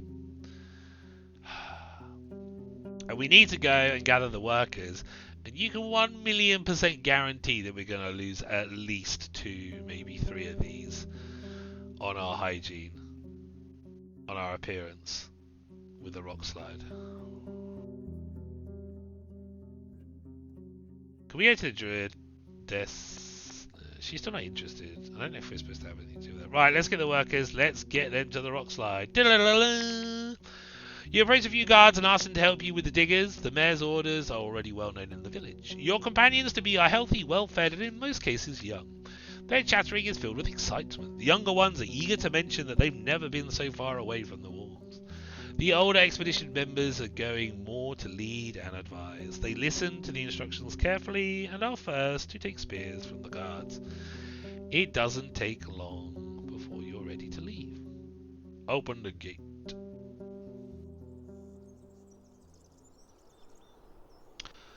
The workers carry clubs, spears, and a simple wheelbarrow filled with food rations, water skins, and tools. While one spade and one pickaxe were made of precious iron, the other ones were made from either wooden planks, in the case of the former, or deer antlers. Right, yes. It's like, how do you make a pickaxe from wood? But yes, sorry, reading. Reading's hard. Oh, there's a beast. Still being in the forest, your companions share memories about the time spent amongst the familiar trees. Some were helping the hunters carry a large saurian back to the village, others escorted the druids on their search for rare herbs. But as you get closer to the hills, your companions lower their voices. One of the guards tells stories about the local goblin packs, without hiding any gory detail. Her playful tone makes others carefully look around. Keeping the diggers on their toes could be a good thing. Look out for the harpies. I'd rather help them relax. I changed the topic to something lighter. I mean, yeah, we probably should keep them on their toes, right? The guard finishes one more of her tales, looking with a smirk at the workers. That's right, you chip in, and that's why we need to keep our eyes open. Threats may hide in the rocks, in the clouds, and beneath our feet. I'll ride last, so I've got our backs. Now lower your voices, let's not cause any more landslides. The others nod, and after you regroup. The others nod, and after you regroup. There should be a comma there, right? The others nod, and after, comma, you regroup. We travel in silence.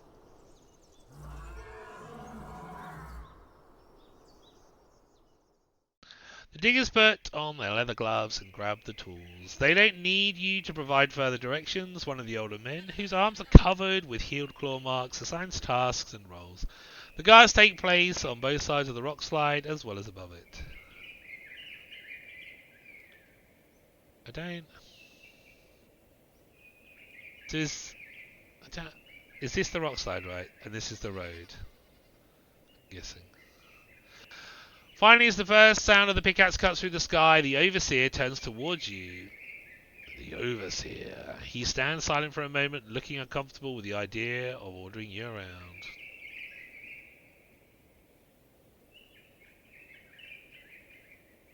Ooh, my job is to keep them safe, nothing else. I'm going to join the guards. I know it will be tiring, but I'll join the others in clearing the road. At least we'll finish faster. Well, I am supposed to be keeping them safe. I would like to help out, but it makes more sense that we stick with the guards, right? You lead Ferdy to the nearest few clumps of grass, then begin your patrol. The hours pass in little excitement, so at least you have enough time to brush your pelt free. I try to ignore the sounds of the pickaxes and gather my thoughts.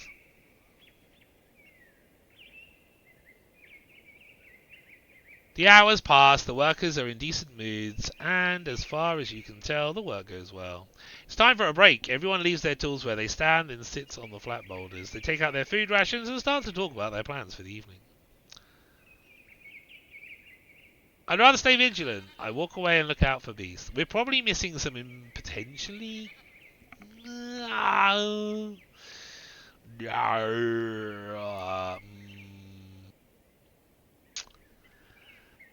I mean, I feel like we're going to get beasted. You stretch out your arms and back, then go for a short walk. An ibex with long dark horns and thick brown fur climbs up the rock face not far away from here. It's leaning against the rocks It's leaning against the rocks that seem too small to carry it, yet remains confident and quick. For a moment it gives you a silent look, not aware that, unlike most predators, humans know very well how to cause harm to distant targets. It jumps on tiny shelves and reaches the top of the wall, where it gracefully walks away. You approach Ferdy, which snickers at you, happy to take a long rest in such peaceful surroundings. It bows its head to you. It bows its head and you scratch the bottom of its neck firmly. The overseer clears his throat, stands up and addresses you. So far, no corpse. He rubs his scars with a grunt. But there was a boot, aye. Maybe the leg walked away on its own. Better grab your axe. We'll strike as soon as we see it, awoken or not. You ready? Just leave it to me and the guards. Time to use those spears you brought. Tell your people to form a circle around 2 or 3 diggers. Just leave it to us. I'll boss it. It's fine. You're that confident, aye? Don't you get yourself killed. Witchcraft is witchcraft. His relieved voice betrays his words. Right now, he gestures for everyone to stand up and gather around him. Do not move more than 2 rocks at once. Anyone hears anything or sees a bone, stop whatever you're doing and shout. We do not need nay adventurers. I guess that's supposed to be new adventurers. No adventurers. Nay is no. We do not need... Fucking oldie. Whatever. We don't need adventurers. The workers move slowly, breaking, pushing, and carrying away the rocks. The tension is palpable, but since all of them work at once, the progress is good enough. I stand nearby, ready to strike. Time passes slowly until one of the workers calls for help, and you hear a couple of huge rocks fall to the ground. The workers run in and, in one case, crawl away from the moving human bones. There's no soul between you and it, though the guards are close and you catch the glimpse of a moving spearhead. You pull out your axe. Hold your positions. I keep my distance and observe the corpse. I dash forward and strike it down. Let's see what it wants. Or what it's doing first. You stand with raised weapon observing the moving creature. Its whitish skull is cracked and the thin arms held together only by Nemea are reaching out towards you. It doesn't utter as much as a shout and its empty eye sockets are like an abyss. The crowd observes the creature at first with frightening gasps, then in silence. After a couple of heartbeats, the overseer points at the corpse. The bloody bonehead has no legs. The shock loses its grasp. One of the guards pokes the undead with a spear, and before it manages to catch the weapon, it gets hit once, twice, and many more times, until it stops moving. The loose bones scatter around. The first chuckle is followed by bursts of laughter. An older digger looks at you with a smile. Scary, eh? I almost ran away. Before I approach the corpse, I smile back at the worker. It sure was. I'm not willing to rest yet. I push people away and approach the corpse. Let's be cautious, Carol. The undead didn't even have its hips, and it was lucky to sit in an upward position. Was this wretch buried by the tree, or did it get trapped after it died here? Wonders one of the guards. And a digger responds by spitting on the ground. Let's hope no one was stupid enough to not burn their dead. The hesitant workers try to stay away from the bones, but then the overseer kicks the skull away, sparking another wave of laughter. He cups his head around the mouth. Now, there may be another one here, and its legs might still be kicking. Grab your tools. We do not have more than an hour ahead of us. He turns towards you and nods politely. Do you know how to get rid of a corpse on the road? What do we do?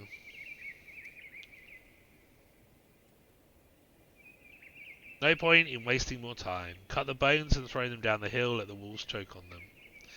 My religion is clear on this. The dead deserve dignity. We need to burn it. Yes, we do. We shall burn them. Ooh. We got an achievement! Protected the north from the undead. I shouldn't be reading that, but I don't want to miss it. But unfortunately, it tells us what we've done before we actually get to read what happens in the game. He sighs. Aye, hard to argue with that. Take 5 souls with you. He rubs his hands together, then raises his voice and starts to assign new tasks. Cutting down branches with simple stone axes takes quite a bit of time. You take your tinderbox and gather an old dry bough standing in the middle of a meadow and cover it with broken twigs and bones. After a moment of silence, you step away from the burning remains. Without a word, your companions observe the unusual pyre for another minute. I move back to the entrance. At least there are no other undead in sight. As the end of the digger's work gets closer, they grow tired and annoyed, which starts a few squabbles. The overseer has none of it, forcing them to focus. It doesn't take long before the pass is cleared. Huzzah! In silence, the workers remove their gloves, clean their chests with water, and gather their tools. Oh, actually, we didn't get involved, did we? So we're still clean. I prepare 30 for the rest of the journey. A group of harpies follows your steps, but after half an hour they give up on you, seeing that you remain in large numbers. Your return trip is safe and the workers cheer up quickly. I keep an eye on our surroundings, just in case. Eagle-eyed AV. Your loud expedition gets noticed long before you reach the gates, and the villagers gather by the open gate. The parents welcome their children, the siblings and friends mock the presumed cowardice of their equals, and the kids ask for stories. For many of the members of your group, it was the first time that they've truly left their homes. Since no soul approaches me, I ride through the empty village and lead Ferdy to the stables. Interesting. As you're crossing the first bridge, a guard greets you with a smile. Our mare will wait for you in the usual spot. She's glad to see that you're safe. You lead your mount to the haystack. As soon as you loosen up the saddle, yet another person shows up behind you. This time, it's the man with a large club who you previously met on your path to the priests. Though this time, he's wearing sandals. You're summoned by Elpis, the speaker of the forest, he states solemnly, and you should see her right away. And why is that? 'Tisna me who they call, but 'tis urgent. Do not make them wait. He turns away and heads south with his club leaning against his shoulder. Finally, Elaine, you're left standing near the main square.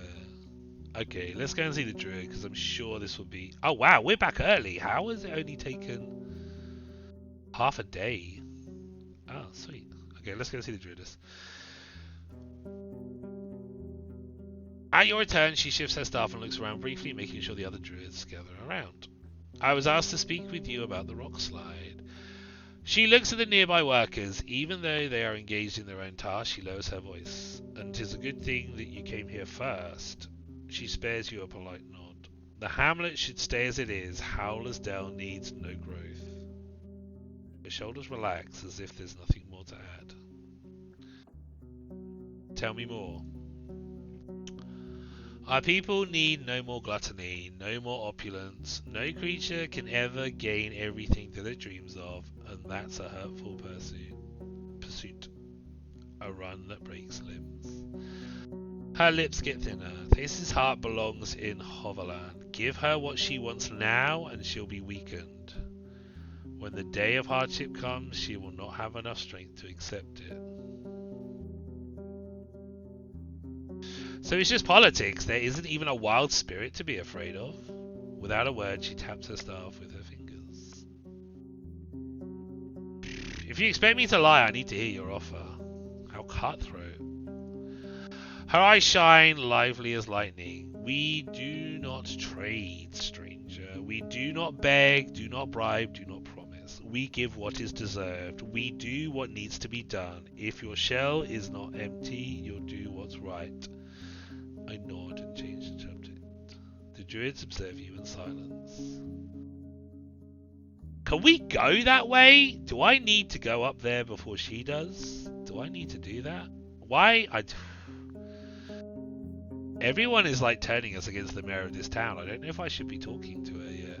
Maybe we should go.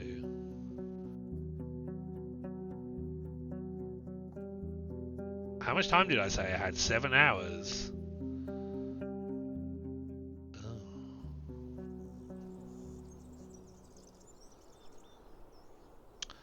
The longer you follow the corridor of hills, the more daring the harpies get, observing you as they lower their flight. For now, there's 5 of them. Their fluttering bat-like wings let them hang in a spot, though loudly. The creatures are smaller than goblins, with ape-like features and talons that make you think of a parrot. Their fur is in shades of brown and greys. You could try to get through them, but you have to scare them off for good. Otherwise, you won't be able to ride back east uphill. I'm ready to face them. I think we've got quite a few crossbow quarrels, haven't we? Oh, we got 4. That should be enough to scare them off, right? Let's get them! We've got full health. We're in good armor. We're fed, so we got extra on physical struggles. And we even look pretty. Super important when facing harpies, right? You keep riding forward and unpack every piece of equipment that could be of use here. It'd be better to weaken the beast before you clash with them. I use my crossbow. Your quarrel hits a harpy's side, making it screech. It stays in the air, flapping its wing desperately, but gets lower and lower, unaware of the stream of blood leaving its shell. I take a swing with my axe and let the beast get closer. You find comfort in the rhythm dictated by your palfrey, but you'll struggle to protect both of you, not to mention trying to push away the onslaught. You have to use your axe to scare away anything from reaching Ferdy's eyes. I don't have any special interactions here. You have to use your axe to scare away anything from reaching Ferdy's eyes. I'll hide my head behind my shield. I'm strong enough to stay on the offense. I'll cover my head with my armored arms. I've got no tricks here to help me. Well, I can hide my head behind my shield. We brought a shield. These are harpies, though, not good. Why are we... I don't understand. Why have we got to keep it away from their eyes? These are harpies, right? Harpies make noises. I mean, claws, I suppose, and eyes. I mean... Usually this is like the last thing to do, so I don't know if we're going to go through all of these. I reckon I'm strong enough to stay on the offense.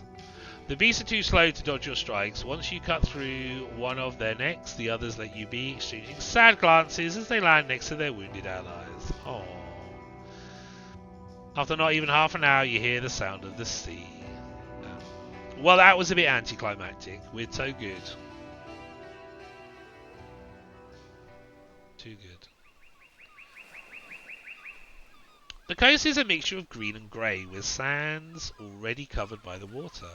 The waves hit the land fiercely, but can't put an end to the screeching of seagulls. The signs of human presence are fading away. The grasses overgrow the path. The palisades and buildings are already collapsing. The lonely tree, still bearing signs of human pruning, is unkempt and wild. You see no smoke or lights. But keep fairly close, there may be something hidden behind a rock. In the north, you find tall rocks sticking out of the land, like fingers of a buried troll. The southern brook hides even more grasses and shrubs, which end with yet another rock face. There are no obvious obstacles that would block you from entering the village, but there's also enough space to look around the wall. I prepare my crossbow, I cross the brook, I walk along the palisade near the southern building, I go north to the shore. I mean, I should prepare my crossbow, right? I imagine it's always loaded anyway, but... You take off the linen sack that protects your weapon and prepare it for a shot, then raise it to your eye, getting used to aiming. As you lower it, you feel confident. If anything shows up, you'll have the first shot. I go to a different spot. Let's walk along the palisade near the southern building. You tell Ferdy to drink from the brook and enter the narrow path. There's a full stop there, Evie. The building, which has a door leading outside of the palisade, is closed and its roof has collapsed. On the ground, you find a wooden bowl, a mug, a spoon, and a fishing rod. All of them are rotten, broken, or swallowed by rains and hoarfrosts. What's that hoarfrost? Being by the bank of the brook, you look south but find no human beings. Okay.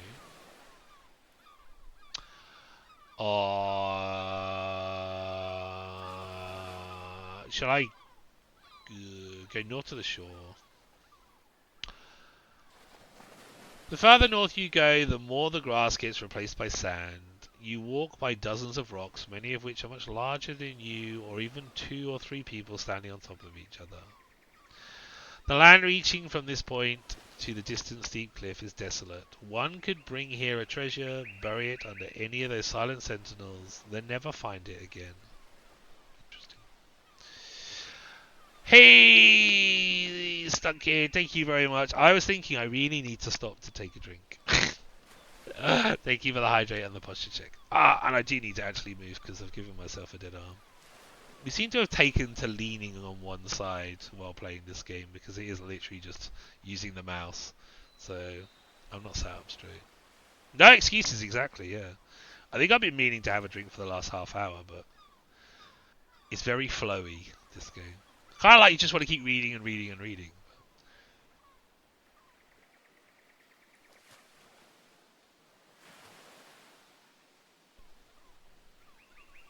Oh, yeah, man, we needed that, thank you. I should probably go and get some more soon. 2 hours already, man, Jesus. Alright. Do I want to cross the brook yet, or do we enter the hamlet? I feel like... Well, let's cross the brook, right? We'll leave the hamlet till last. The area is surrounded by cliffs, like an antechamber in a palace. The meadow here is modest, but still lengthy enough for Ferdy to enjoy it. You count the tree stumps and boughs, then realise that this Lee is all but a dead shell of a lush corpse, and clearing the left behind by the settlers. A clearing left behind by the settlers. Sorry. A single shrub is still alive, too weak to withstand the sun and winds all by itself. You think of the roots spreading beneath your boots, now dead and rotting. Let's go to the shore in the west. Ooh, the stones here are almost as huge as a building, both on land and in the water. You can only guess how much space they occupy beneath the surface. Excuse me. You inspect the dead tree growing by the brook and find an old necklace among its roots. It's made from a leather strip now covered in mould, a long cream-coloured seashell, and a few thin round flakes, most likely made of a sea monster's tooth. You tried to wash it, but to no avail. I shove it into a sack. Where would you like to go? To Citadel Island. Dun, dun, dun, dun. I wonder if we can flog this in the north. Or this could be someone's, potentially. Alright, let's enter the hamlet. The roaring ocean overwhelms the whimper of soggy, broken beams. The huts would take a lot of work, but are not beyond restoration, especially the ones in the centre, whose simple roof has managed to protect its walls. By its open entrance, you spot a bucket of water as well as boot prints. Anyone here? I don't want to hurt you. Come out before I find you first. Dun, dun. Let's be nice. The strong voice of a young woman reaches you from the building in front of you. If so, maybe put down that crossbow, eh? As long as you don't give me a reason to shoot, you're safe. Fine, I put it on the ground. Let me see you. I mean, we kill beasts on that. We could take a person if we need to. After a few breaths, the tall and slim woman steps onto the threshold. Her strong longbow is resting against her hip, and you spot the arrow quill sticking out from the quiver. She's standing sideways to you, ready to take a shooting stance. This, combined with her raised chin, gives her a proud, confident look. If she's a traveller, it's unusual that she carries no major scars, bruises, or wounds. She's tanned with flaxen curly hair that's too short to reach her shoulders. It's disorderly and of an even length, most likely cut with a dagger. Her upper lip is unusually large. Well, she seems to know how to use a bow. Could be a thief. I mean, I'm not sure how she got here, other than by the sea. But we do know that you can get across the sea in a small boat.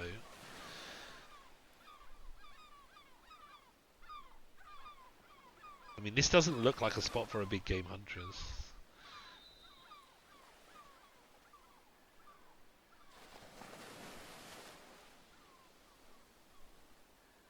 But I don't think a thief would not.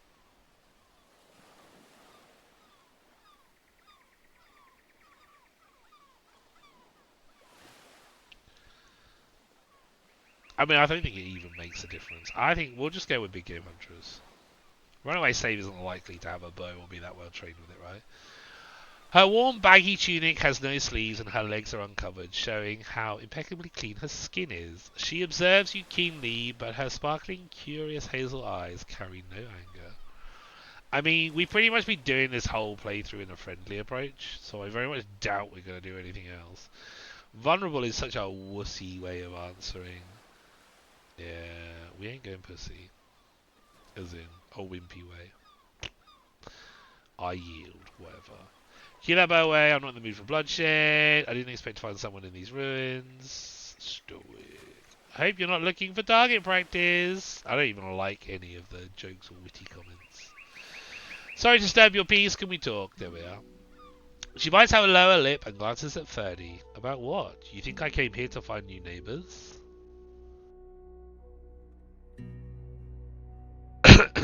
Excuse me. Let's introduce ourselves first. I'm Avie, the Roadwarden. She clicks her tongue and looks away, observing the sand dancing in the wind. So, there's a new one already. But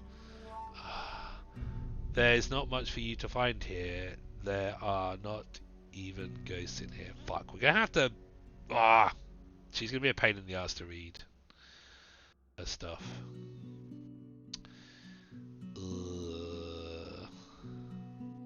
Who are you? Just a friendly recluse. She draws the bowstring gently. Though not a very patient one. Better tell me what brought you here. I'm trying to find... Well, let's do this one. People at Howlersdale want me to check out this place. It belongs to them. No, let's not troll shit one another. What does Thassis want? Coming from her mouth, the mayor's name is like a toothache. What do you think? Why do you think it's her? Everyone else has given up on this place. Only she still brings it up. If your horse is here, someone helped you with the rocks, and no farmer would come here without an order. She wanted me to take a look to see if there are any monsters here. Blood on all of it. She looks at the gate, lets out a huff, then straightens up and meets your eyes. She must not know what you've seen. She points at you with the tip of her bow. Do not tell her I'm here, or better yet, do not tell her this place is still standing. You're her daughter, the one slaughtered by the goblins. I don't remember. What? I don't remember it coming up that she had a daughter that was killed by goblins. Huh. Well, it's our only decision. It's written here. I guess it happened. That's my story, and I need it to stay this way. Asterion, help me, ma'am. Tears well up in her eyes, and her brown cheeks blush. Her voice fills up with spite. Thasis takes whatever fits in her talons. She was pushing me into marriage out of spite to punish me. But I will not be changed, not by her, not by others. I'm a master of the bow, the hunt, and spells of mine. I'll come back as my own soul, as Egedia. Egedia? Egedia. I like Egedia, sounds nicer. The Archeress, not a mayor's daughter, and she'll have no power over me. What's in it for me? Why do you want the villagers to stay away? What do you have against her? I mean, this is a dumb question. I'm fairly sure it's pretty spelled out here. We'll ask though, because we're dumb. She pulls the string of her bow. I'm not a bard, words escape me, and my pain shall die with me. But Elpis, a forest speaker, also knows the real mare. She wants others to see her as strong at all costs. She swings the bow like a staff right above the ground, as if to hit invisible legs. She punishes those who stand against her, and I did the worst crime of them all. She makes a dramatic pause. I doubted her. Why do you want the villagers to stay away? She puts a hand on the tip of her bow and starts to stroke it with her fingers. I hope howlers will prosper, I do, but they already have more than they can eat. I'll meet with the forest speakers after the first thaw and show them I can handle this place. I'll be its guardian, live here with my friends, and not the mayor's eye. She steps closer to you, the corners of her eyes are turning red. I need it more than they need some fish.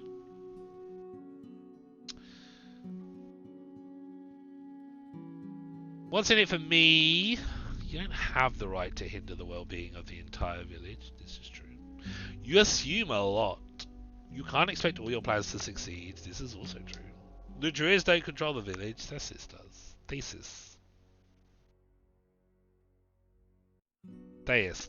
It's not even Thasis. Well, it's Thas. Whatever. Y'all don't care what it is. Neither do I. You assume a lot. I can and I do. I know these folks, Traveller. You sound like the mayor right now. Only she is allowed to take risks. Only she can make mistakes. Only she can be brave. Well, she straightens up, grasping her bow firmly. I carry a brave soul. I'm ready to be wrong and to face the consequences. If that's the only path to freedom. The Druids don't control the village. She controls what my neighbours let her control, and only because she's good at hiding from them what they do not want to see.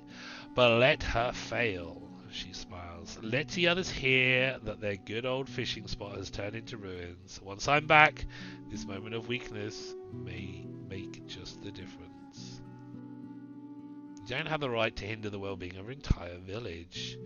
They've got everything they need. The harvest, the mouflon, the wild game, and they did not protect me from Thesis. We're still calling her Thesis. But I do not hate them for it, you see. She is cruel. What I take is what I deserve after their silence. I think there's more to this story. She suddenly bites her lip, revealing her white teeth, then points at you with her bow. I'm done with your mistrust. I do not need your approval to know I am right. What's in it for me? She chews on her lower lip and straightens up. A favor for a favor. She looks into your eyes. Keep the secret, and one day I'll help you back. In the wilderness, my talents are of great value. She raises her bow slightly. One that's been able to stay alive all by herself for half a year. I'm ready to give you my answer. Oh, apparently I am. She observes you in silence, drawing short lines in the sand with her foot. Thesis deserves to know the truth. I'll cover for you. I trust you'll put the time you have to good use. I'll cover for you, but only until spring. You can't take this place away from Howler's Dell. You have nothing to worry about. I've got your back. As a lie. Well, I never really liked the mayor of Howler's Dell anyway. We'll cover for her, I think. Because the druids don't trust her either. And also we now know it's her fault that that village got destroyed 10 years ago. And they're not wrong. They do literally have the most prosperous hamlet, village, whatever you want to call it, in the whole of the north. They really don't need this. And to be fair, the fishing people could do with the trade, right?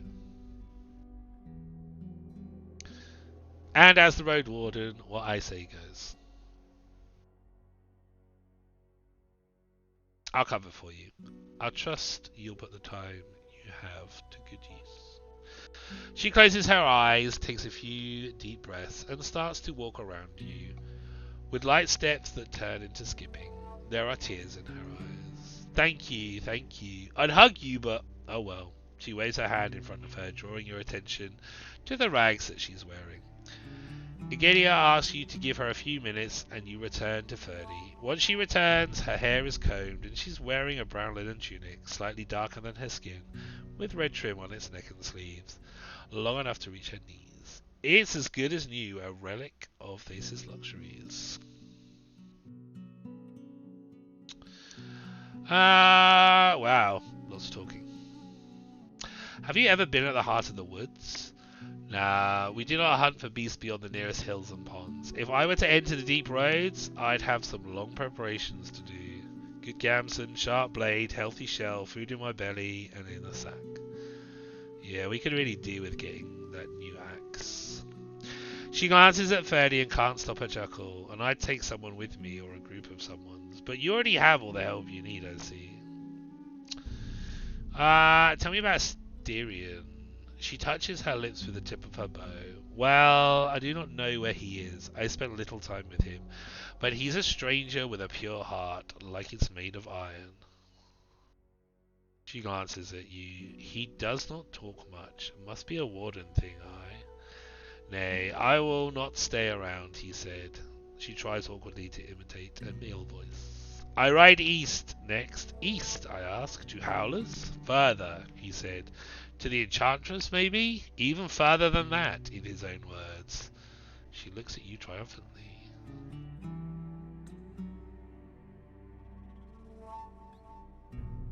Thesis hates him. Do you think? Nah, she can't have known. Could she? Because if this is her daughter, there's no way she'd leave her here. Oh, he means the tribe of the Green Mountain, I'm sure. That's where they live, away from any road. I'm not even sure how to find them. Maybe one of the forest speakers could guide you? The tribe of the Green Mountain? What on earth is that? We just had something come up.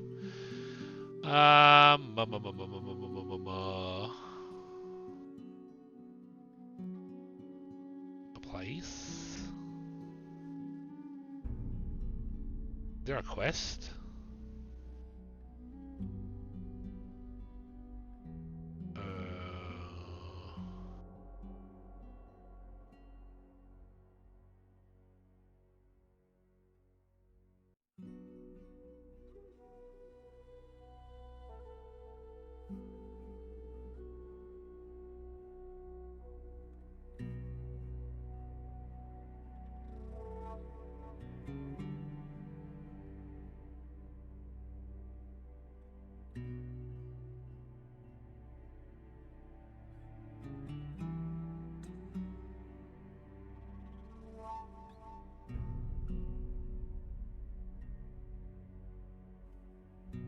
Oh, hang on. This is giving us information we don't know. Faces the mayor of Hallisdale told me about an old fishing hamlet set north of the village. She wants to restore it by the mountain. My first house checking this spot is currently safe. We haven't technically already heard that. I met Gadia's not so dead daughter. She's asked me to lie in her name to talk her mother out of regaining the hamlet. I talked to the druids that live in Hallisdale. They want the hamlet to stay abandoned. Looks like there's something might have been buried beneath the rocks. I should report this. Once I'm ready, I should go to Howlers during the early morning hours. Oh, we've done this. Right, yeah, this is stuff we've done, right? So this was when we first went in the area and we saw the cloth, because we said about it, didn't we? We've done that. Okay.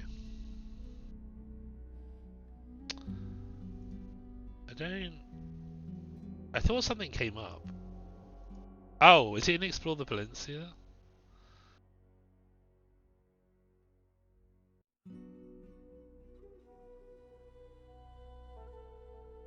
This is blanked out because we told the worst people about that copper vein. What an idiot. Because where was the copper vein? Here, wasn't it? I feel like it was here. We maybe could have totally given this to someone else. Dang, if only we knew what we knew. Decisions. Okay, anyway. How do you manage to survive for so long all by yourself? It was not so hard, but it will change now with the roads cleared for larger beasts. She bites her lower lip. I eat birds, some green leaves from the top of the cliff to keep my hair strong. She touches it with an open palm. And I learn how to catch the small fish from the stream. The nights are not much better than in the woods, I'll admit. If not for my spell, the monsters would have gone through many times. The door is not enough. Oh, my smell. Oh, my smell is around, you see. They know I'm but food. You're a spellcaster, you ask? And she playfully touches her canine with the tip of her tongue. I've many talents. Pray do not learn about all of them.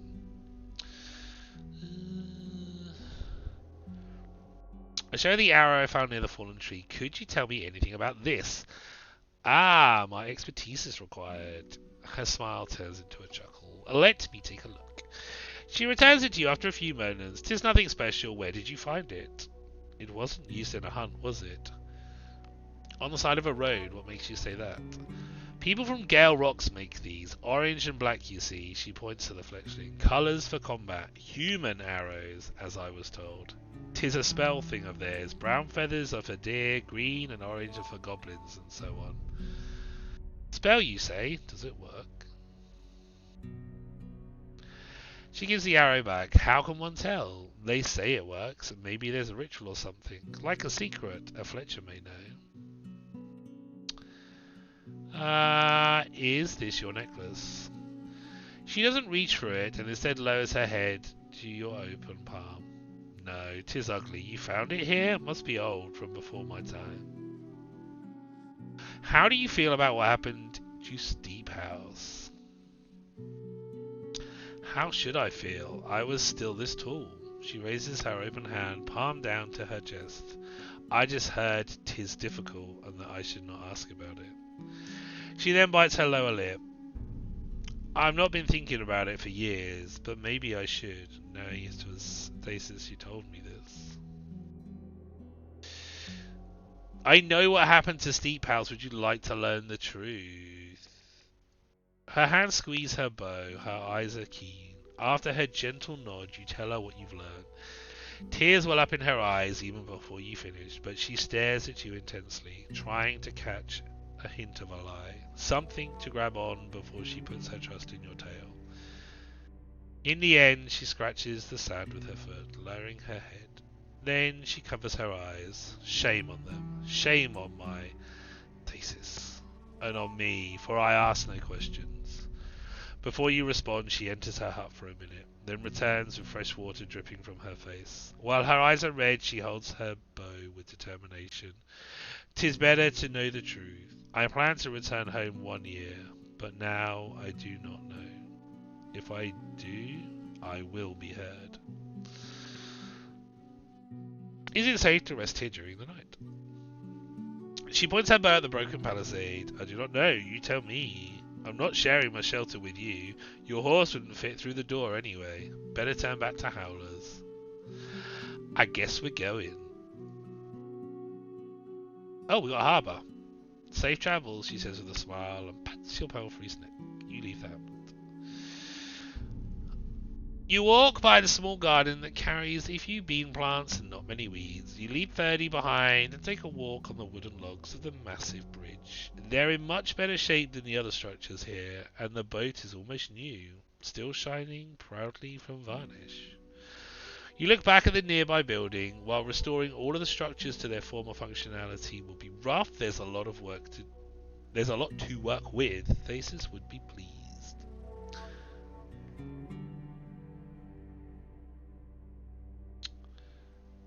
I want to get cleaner in the ocean, explored the hamlet. I don't need to speak to her, do I? Oh, I saw your boat. If I was ever in need of borrowing one, would you care? Of course I would care. 'Tis my boat, kind of. No, wait. She raises her chin. Yes, 'tis my boat. And 'tisn't cheap, she points. Though I do owe you a favour. We may figure something else. We have got 4 hours.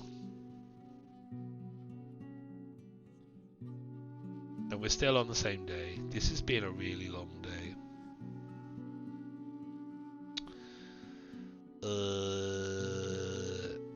We can get unacceptable!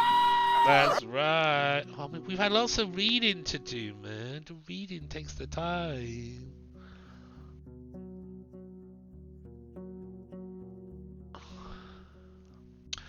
You approach the opening gate and swiftly dismount. A guard approaches you, ready to take you back to a stable. Good to see you. How are your journeys? We gossip for a bit.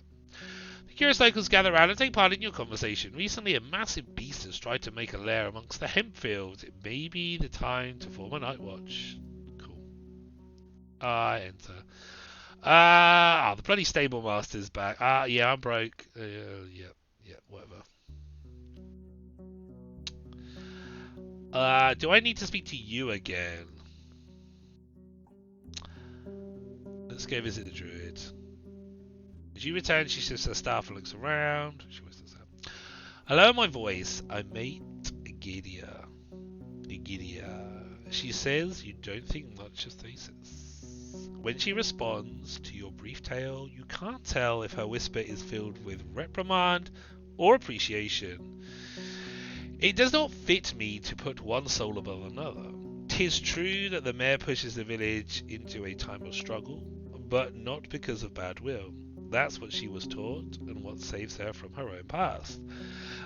She pursues power, and there's weakness in it. I do think she needs to change, for everyone's sake, but each one of us struggles to bloom, not just her. Her blue eyes resemble light flower petals.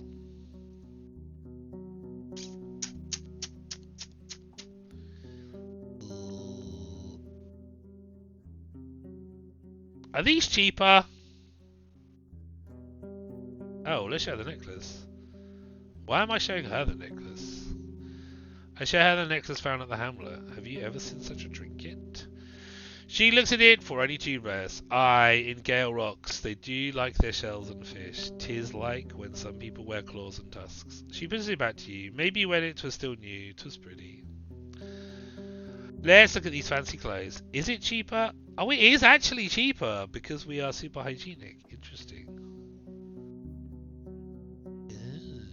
Oh, wonder if...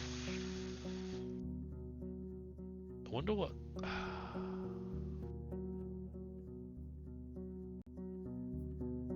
18... Oh, we only get one more ring if we sell that. That's still 2. Let's show him the necklace. He takes only a glass. Nay, I do not buy trash. Rude. Okay. So we could get an extra dragon if we sold the pelt here, but we still need to see if we can get more. We better speak to the mayor, right? She welcomes you with a radiant smile, gesturing for her neighbours to leave the 2 of you alone. Let's ask her about this drink kit. She reaches for it, but doesn't touch it. In her green eyes, you notice disgust. Let me think, she mutters. No, I can't say I have. An ugly little thing, but tells me nothing. What can you tell me about the tribe of the Green Mountain? She opens her mouth, but needs a few breaths to respond. I compliment you for finding out about their existence at all. She rubs the back of her neck. I can't tell you much about them. To be honest, I wouldn't be allowed to, even if I wanted to. Ma! Hearing the call of a little girl, faces flinches. It turns out the child is demanding a change of shirt. She points at a large stain on her stomach. What happened here? The mayor asks as she turns away from you to help the girl change. But doesn't wait for her to... fuck's sake. But doesn't wait for her response. I haven't spoken with the tribe in 10 years or so. As a child, I was told that one should never seek their home. She takes a look at her daughter. The new shirt is as worn and dull as the old one. It's an old garment for adults. On her small frame, it looks like a baggy tunic. Very nice. Go play. She concludes absently and looks back at you, sighing with annoyance. My sister used to brag that she saw them once in the woods during their hunt. That they were wearing the faces of animals, looking like beast folk. She tried to make a mask of her own, but the druids told her to stop fooling around. Kids are liars, my father said. She lets out a quiet titter. Could I ask her a couple of questions? I'm afraid she's with the forest now. A bolt of lightning hit her right in the head. What? Unlucky. What are the odds on that? Sorry to hear that. Here's a silly question, Avi. What future do you see for the peninsula? Imagine being the chieftain of the north. What would be your order? Under my command, the settlements would join the 10 cities. Standing aloof puts the locals in danger. I'd focus on creating a trade route with the guild without joining the cities. Working with the 10 cities would take away your freedom. If it were my call alone, I'd send the news to cut the negotiations.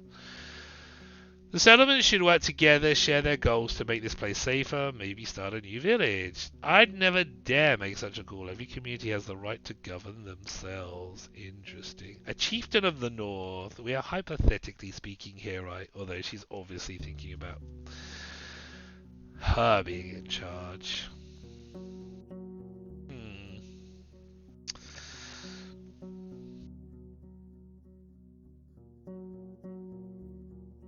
I mean, I feel like the settlements should work together. But we'd be churlish not to mention trading with the guild, right? Because that's like why we're here. Are we using this to try and persuade her? So the 10 cities was obviously something different from the guilds. I don't think you need to join in like some sort of partnership with the 10 cities, wherever the fucking 10 cities are. Have we even got anything on the 10 cities here?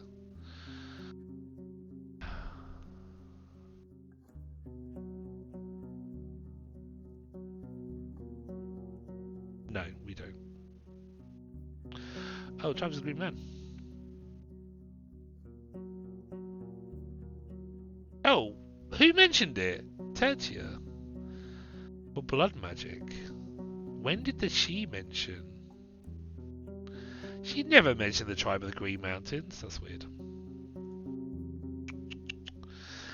I mean, does it? I don't even know if this matters. Let's do shared work. You find sadness in her eyes. I had similar hopes, but there's too much bad blood between us. It makes us weak. She looks towards the creeks, but it would take a soul of great charisma to bury our discords. You're done. Ah, buddy. It was so good to see you, my man. Glad you were doing well. You take care of yourself, mate. Have a good sleep. Enjoy the rest of your weekend, and I look forward to catching up with you soon. Take care, Stun. Thank you. I should applaud you for sticking around for me reading a storybook to you.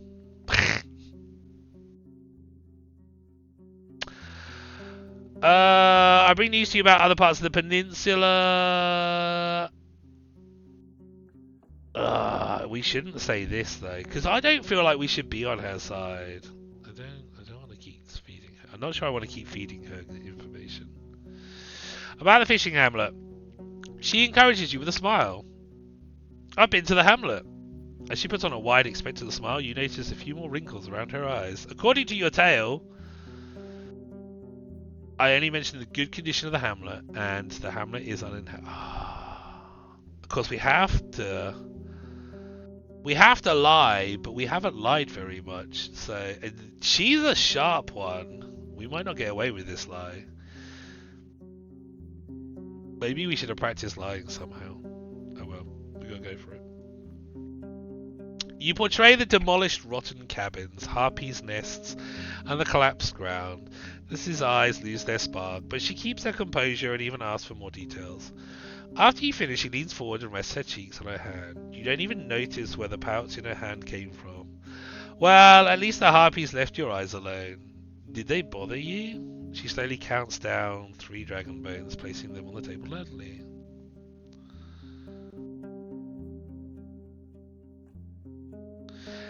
I nod. You wouldn't believe the scent of their blood.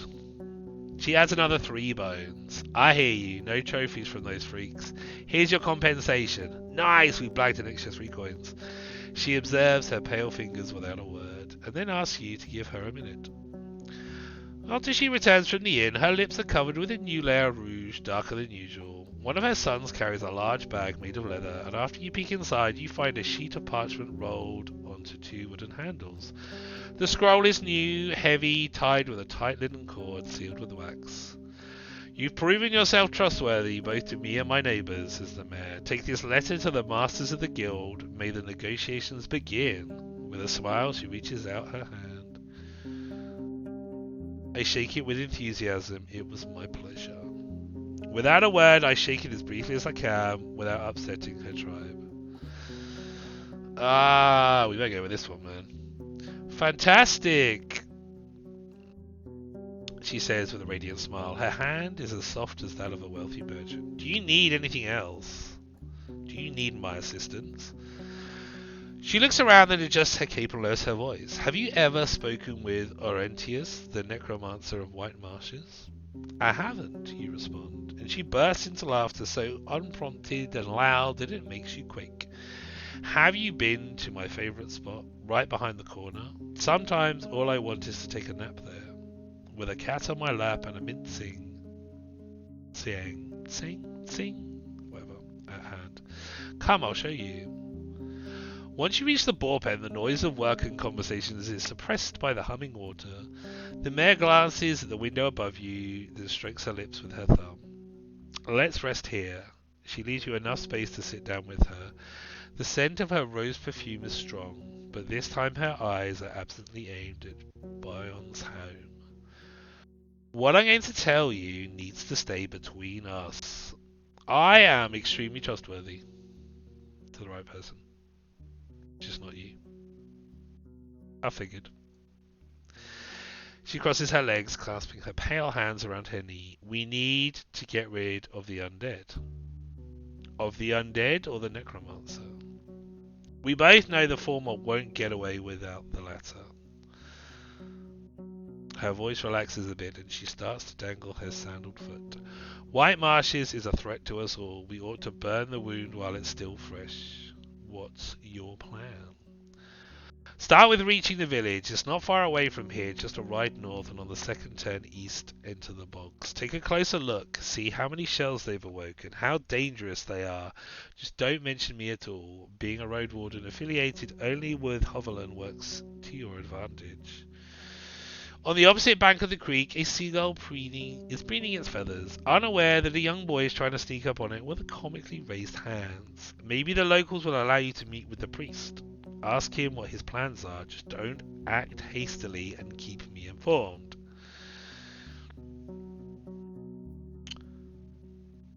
What can you tell me about Orentius? She waves it off. I didn't pay any attention to him back in the day. His tribe had a regular mayor, whatever his name was. One day he revealed himself to be the right's prophet and somehow convinced his tribe to follow him. I don't think he's left his village ever since. What will you do if he refuses to release the corpses? In her green eyes you find an unwavering confidence. I'll take the matter into my own hands. Well, we know you're perfectly capable of doing that, love.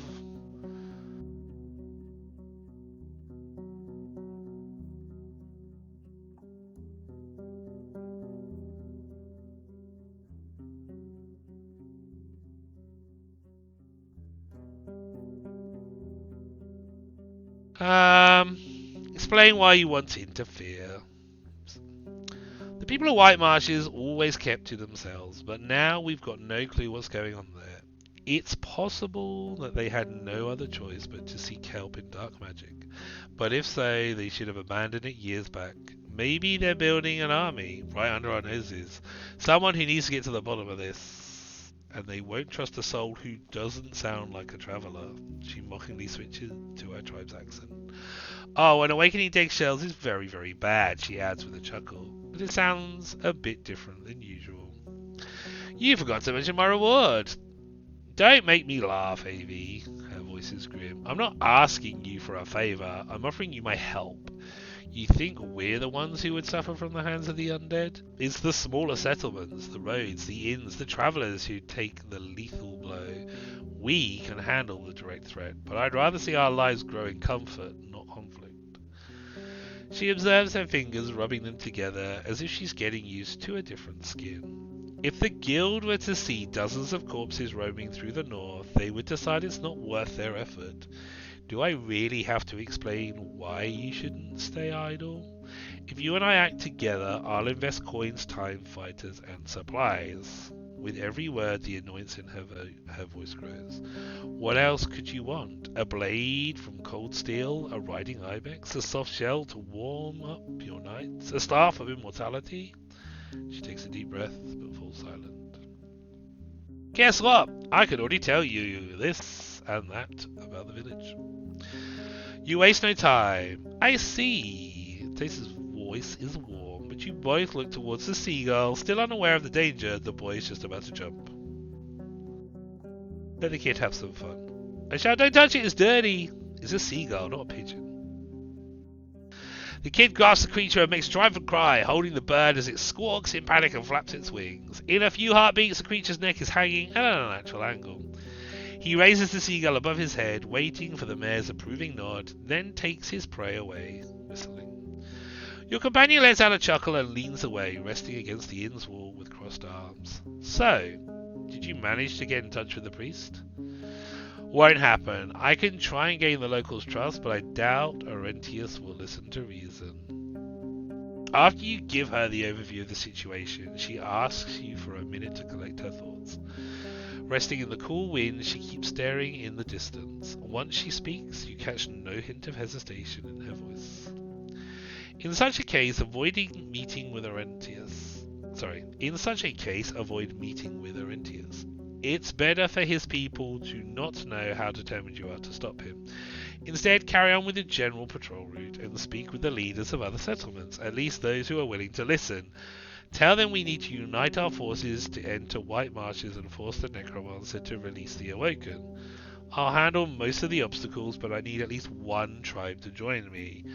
You're the one who will lead the fighters. We'd rather avoid bloodshed anyway, and you know the bogs better than any of our hunters. She adjusts her purple dress as if she's just finished a meal. Once you find someone, come here and speak to me. Ideally in the morning. We'll begin our preparations. Very well, I'll prepare myself for a difficult day. Wouldn't it be better to abstain from violence altogether? Any attack will end up grim no matter how carefully executed. This is a very good point. You fucked up the last time, didn't you, love?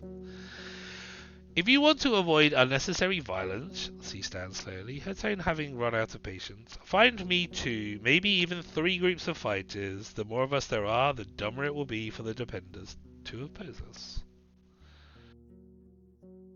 Do you want me to organize a raid? I can't agree to this. So you'd rather put everyone in danger than gain my trust and save them? Despite her fragile shell, she now towers over you. Her scornful gaze makes you look away. Very well, our collaboration ends here. Come, but don't waste my time. After a few steps, you return to your usual table. Oh.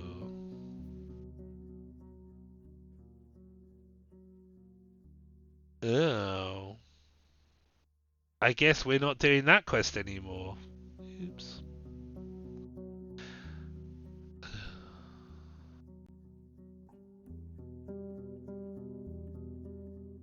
Oh dear.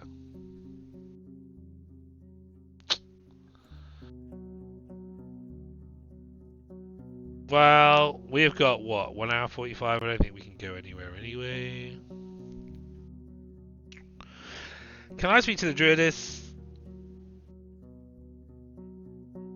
At your return, she shifts. Okay, yeah. I whisper, making sure that none of the workers hear me. The hamlet will stay as it is. She smiles gently, then steps back and bows deeply. Seeing this, the nearby druid also lowers their head. The others may not know it yet, but you've chosen their safety over their greed. Your kind heart will be remembered. How much money did we get off doing all that stuff? How much have we got now? Oh, 10. That's not enough. Can you get a shiny axe? What's this? Snake bait. Oh, this is the stuff that she wanted. Okay. And there's a sealed scroll. And there's our magical chisel. Oh man, we've suddenly got lots to do. How have we now got more to do? Right. Oh, I didn't want that. I don't think I can go anywhere in half an hour, right? We could do the tree, actually. How much time did I say I had? An hour 45. Ooh. Kind of a bit tight. Well, 45 minutes to sacrifice something on an altar, right? My pee can wait, can't it? I approach the altar. I offer a magical item. The magical chisel.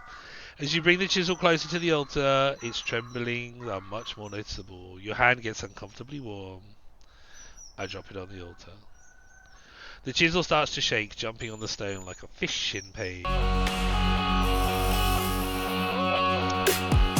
Marty! Hey, hey, hey! Marty, hi! Welcome in. How you doing, buddy? Welcome in, Raiders. It is lovely to see ya. How you doing, mate? Boom, boom, boom.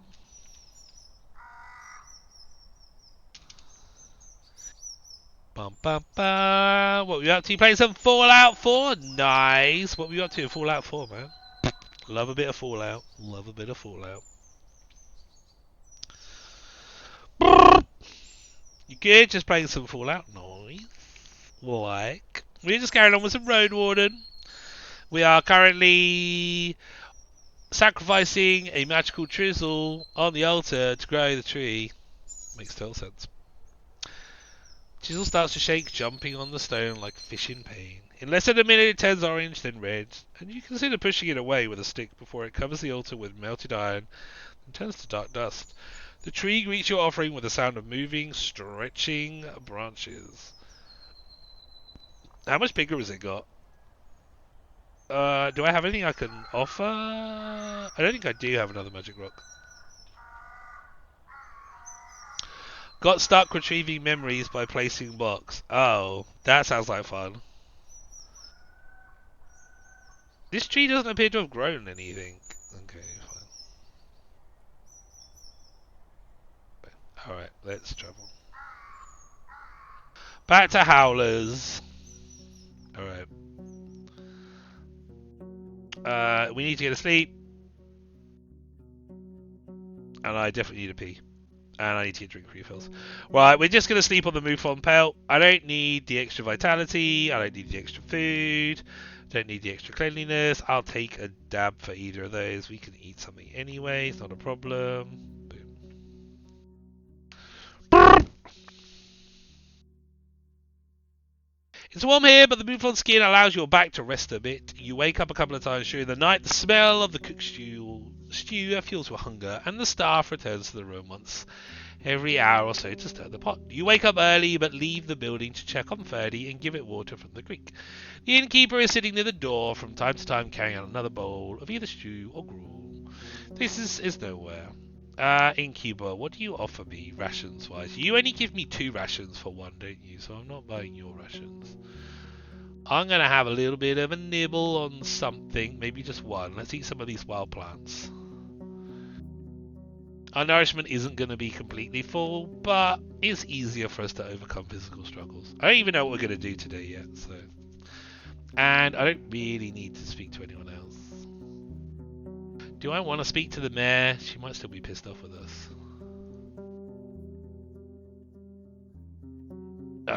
Yep, we do not have the option to work with her in clearing out white marshes, so I don't know what's going to happen there. We may have been a bit hasty there in saying that we're not going to take part in a raid, but I feel like we shouldn't be taking part in a raid anyway, especially as a Roadwarden. We need to know more. Alright. Apologies to Mighty and Raiders who have just come in. I do need to take a 5-minute rest break. I need to pop to the loo very quickly. And I need some drink refills because we are all out. And it is thirsty work constantly reading.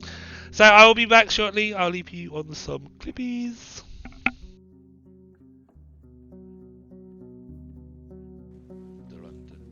Where did you go? Where did you go? I wanna know.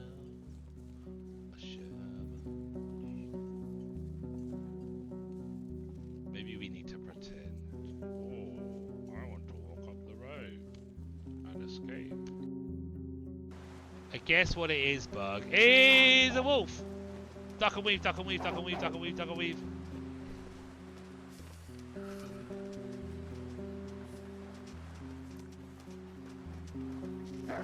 No, it didn't work.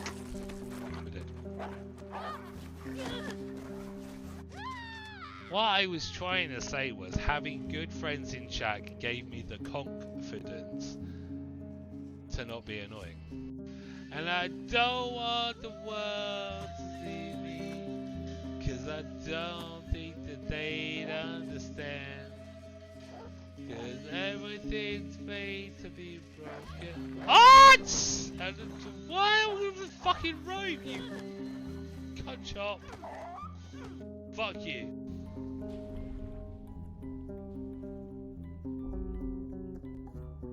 Wait, did we lose our wife?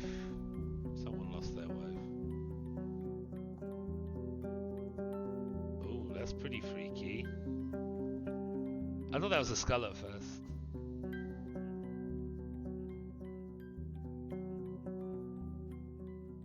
Great Cthulhu rises. It's Squidward! Baby birch. You're like David Attenborough, and here we are, inside the mother birch. We can see the baby birch grow. Here we have Daddy Birch, which is much smaller than Mummy Birch. It's taken down a fresh deer. Soon, Mummy Birch. She's going. She's fading. I've never felt so cold in my life.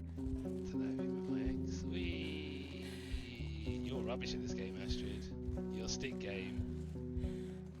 Oh, now we're cold. We're totally fucked.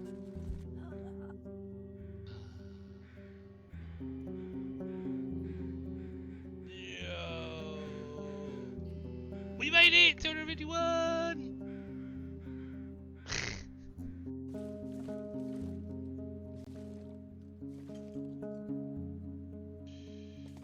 Are we committing ourselves? We are on day 6, I think. Oh no, we're on day 7 now. We're on a new PB. And now we're stuck. So, I guess... Astrid... I wasn't supposed to go that way.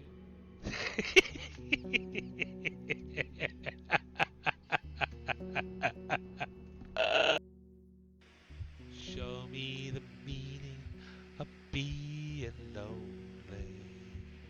Is this... I forgot my coffee.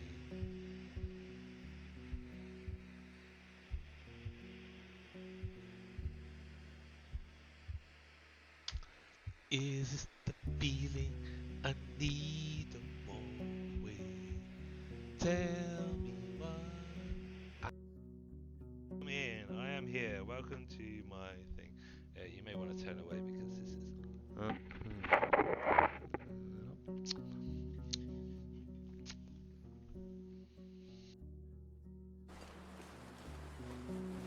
I think we got poor angles. Don't hurt me, Philip. I love you. Philip, no! I'm not that way! I'm not like that! No! Philip, why?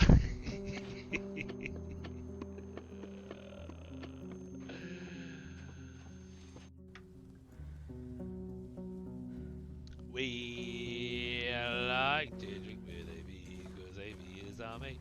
He drinks in moderation and that's what makes him great. Why was he born so beautiful? Why was he born at all? He's no fucking used to anyone, he's no fucking use at all. Get it down, you do yo. Get it down, you do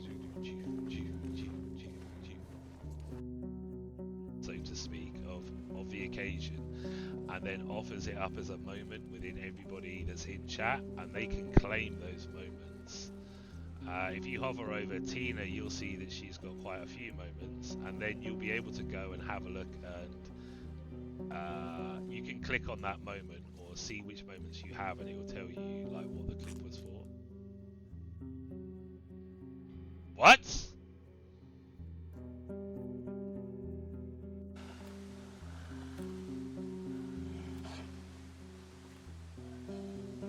I'm a wolf rider. Fear me. Can't get me, I'm riding on a wolf.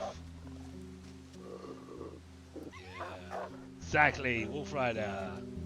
Where's my wolf?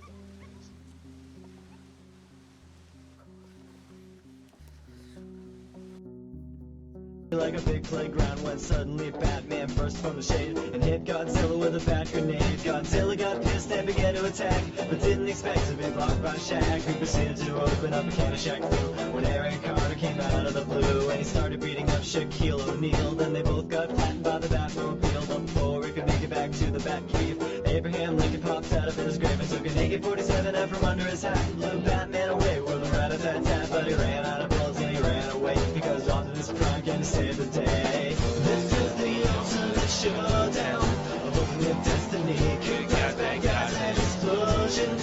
As far as the eye can see, there's only one will survive. I don't wonder who it will be. This is the ultimate showdown of ultimate destiny.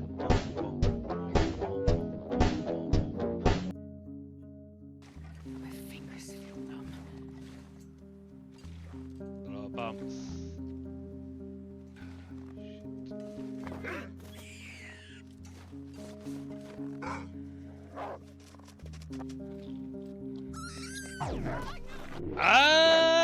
Okay, that was random and weird. Oh my god, no.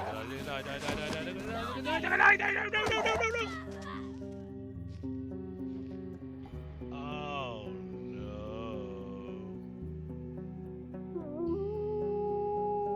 That's exactly what I was thinking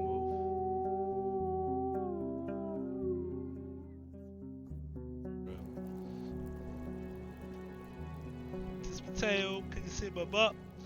Do I line up my stream?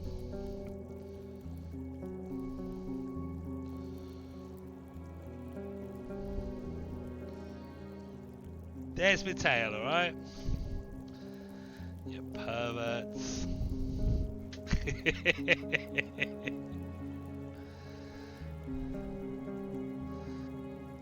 That was out.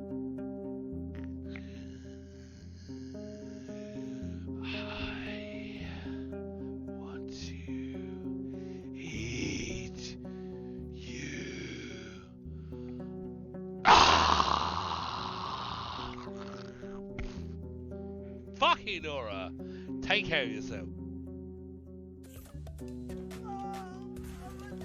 Can I ride a bike while licking a person with a person riding us? That sounds really sexual and wrong. Weasel again! Woo! Oh, no, don't get caught in the cogs! Oh, no! It's really difficult, man. His legs flailing around and getting caught in the cogs. Try again. Follow the... Ah! We're following her, but she's so fucking scary. I don't want to see her again. I think we need to go this way. Ah! Fucking! Ah! What are you doing? No! I gotta get out.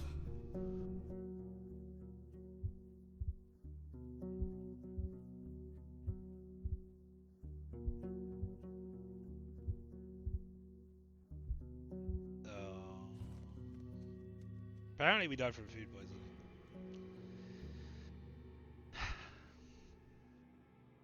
"51 days.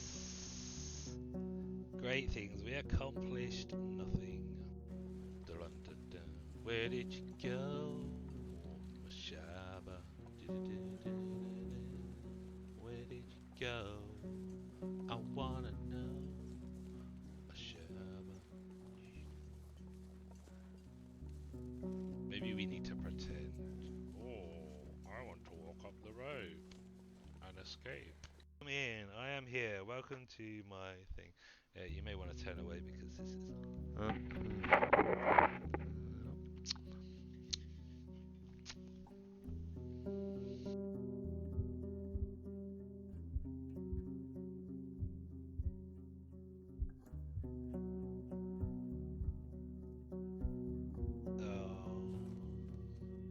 Apparently we died from food poisoning.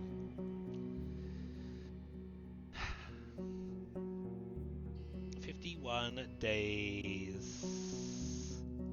Great things we accomplished, nothing," so to speak, of the occasion, and then offers it up as a moment within everybody that's in chat, and they can claim those moments. If you hover over Tina, you'll see that she's got quite a few moments, and then you'll be able to go and have a look, and you can click on that moment or see which moments you have, and it will tell you like what the clip was for. What?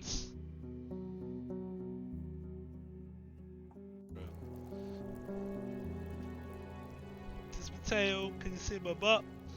Do I line up my stream?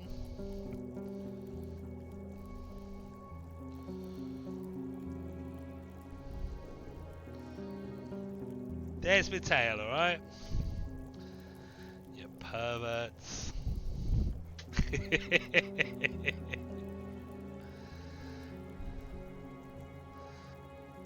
That was out. We like to drink with AB because AB is our mate. He drinks in moderation, and that's what makes him great, great, great, great, great, great, great. Okay, sorry about that, folks. I am back. Thank you very much for sticking around. I do appreciate it. Okay. So, where are we gonna go? Thank you, Jen. Thank you, Mighty.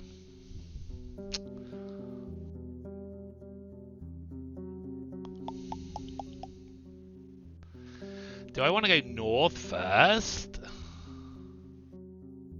Do Do I want to go through here and find the bandits?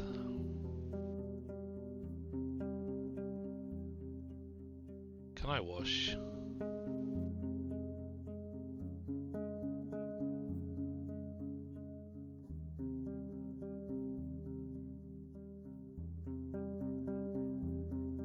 I'm wondering about going here first.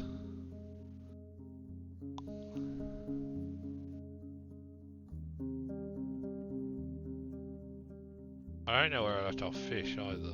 We should probably collect our fish traps. They're probably full of dead fish.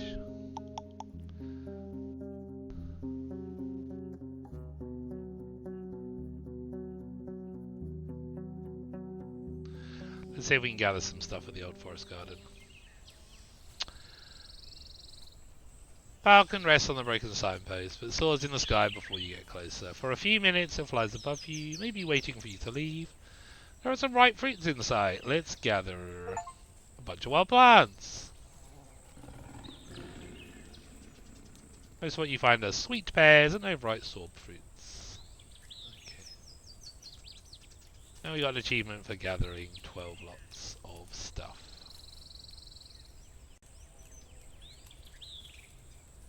Ooh, actually, do we hit the peat fields? I don't know if I want to go in here yet.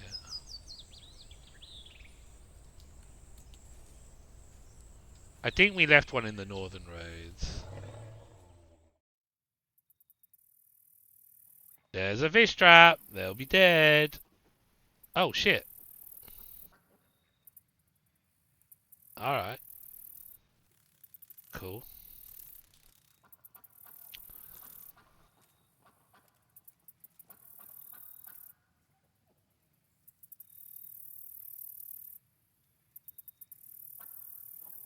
This one.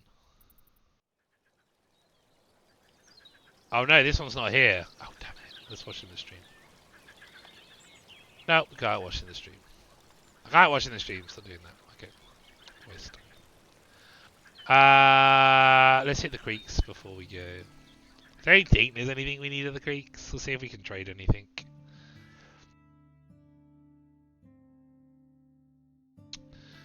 While you cross the bridge, you pass the same group that saw you on the first day you arrived at this place, once again gathered at the creek and scantily clad. Their smiles are inviting, and after you look at them, one of the women invites you with a hand wave. Ooh. Let's accept... Oh, we need to return to Shoshi. Okay. I accept the invitation and head to the creek. The group of young people at the bridge are still preparing to enter the creek and are currently whispering to each other and giving you looks. Some of them are naked, others keep half clothed with pants or a shirt to avoid the gusts of wind. More. Fuck's sake, Amy. More to avoid the gusts of wind in anyone's eyes. Shoshi, who plays with a massive axe, speaks first. How about a little help? It's not easy to scratch one's own back. I'd love some company. 7 souls encourage you to strip, but don't wait for you. The splashes are followed both by chuckling and grumbling about the cold water, and once you join the others, you're neither ignored nor at the centre of attention. Playful nudges and submerging are indeed accompanied by helping each other with washing hard-to-reach spots. And you find that the locals have a surprisingly strong arms, providing they have many days of hard labour behind them. Proving. Wow, we can't talk. After a few active minutes, 2 male lovers compete against one another by swimming with and against the flow, comparing their speed. The others spread along the banks, chatting about this and that. In a moment of silence, you decide to direct the topic slightly. The water here is so lovely. How are your days? Any news? What do you do around here when you have a free day? How do you feel about the creeks? Do you enjoy living here? We'll ask that one. The answers vary. Shoshi plans to move to a different settlement. Another one hopes to see the lands beyond the peninsula. 2 would like to start families here since they feel free and loved in their tribe, while the last 2 hope to still change some things about the place before they decide for sure. After a quiet moment, a short blonde male speaks to you gently. We weren't sure you'd be willing to spend time with such ribald folk. He instantly interrupted by the others, who start to argue which of them is more indecent. He then carries on. Aren't the city folk taught to be humble gaze and silent breath, like that missionary told us? While the city folks are prudes, people go into small bathhouses and pay for their privacy. It's impolite to glance at a naked stranger. After the invasion, people had to share their space and are now used to bathing in large numbers in the river or at the common bathhouse. There isn't much touching, though. I smile. You'd be surprised how many naked shells one may see in the city. And touch. Ooh la la. It's tied to one's status, like everything in the city. The rich folk bathe in luxurious rooms and invite or pay for many lovers, while most people have rather humble experiences. Let's just go with that one. The group... Ooh, we got extra hygiene. The group exchange telling looks. That's the saddest thing I've ever heard, says the woman with wavy hair. But one of the male lovers tells her to think about it. We may not judge each other for our trade or dragon bones, but there's reputation and memories. Wouldn't you say Zavi has a poor status? Her eyes suddenly turn cold, and a surprisingly serious conversation sparks right away, in the center of which lies the difference between being unwanted because of one's deeds or because of one's background. Once the discussion slows down again, the group looks at each other, and the skinny man with the long limbs is the first one to speak. A round of dice? He gets out without waiting for an answer, and others follow suit. But what do we wager? Asks the brown-skinned woman with short hair. Apples? You follow them to the grass, and it seems like the others aren't even thinking of gathering their clothes. Seeing how quickly the dice find their way from a bag to the wide, short tree stump, you realise it's not as much a spontaneous invitation as part of an old ritual. I do have some fruit and veggies. Let's play. Yes! The skinny man adds your share to the prize pool, but the greens count as half. In his bag you indeed see mostly pears, plums and other fruits. You look at the light dancing on everyone's skin, but also their hair, now shaken by the wind. The way the grass touches your own backside is a bit distracting. The group is mostly glancing at each other or gossiping, without paying much attention to the game.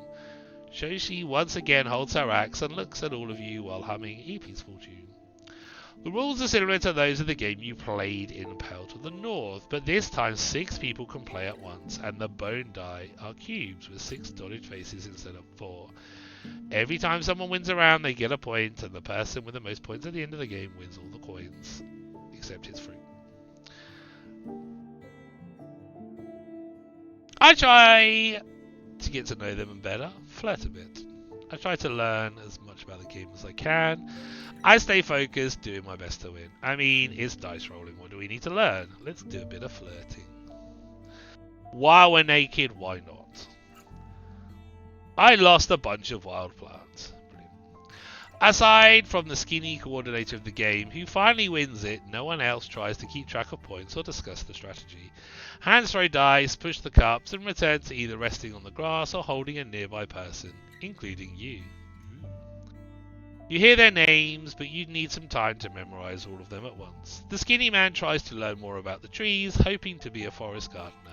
Shoshi claims to be the finest axe thrower in the village and announces this with a quiet song. The short one with the wavy hair used to study herbs in Howler's Dell, but came here to move away from the druid's strict looks. The male couple both help old Harvard on the farm and hope to learn enough to supervise the fields on their own. The dark-skinned woman with short hair plans to fix the houses and the palisade, and the last person, a blonde man of tiny stature, who has said almost nothing during the last hour, is proud to announce himself as the only cave explorer in Creeks.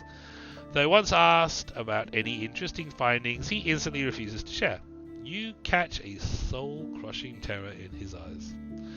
Finally, the youths decide to get back to their tasks, and the skinny man throws you your clothes. It was nice, says the woman with the axe on her naked shoulder.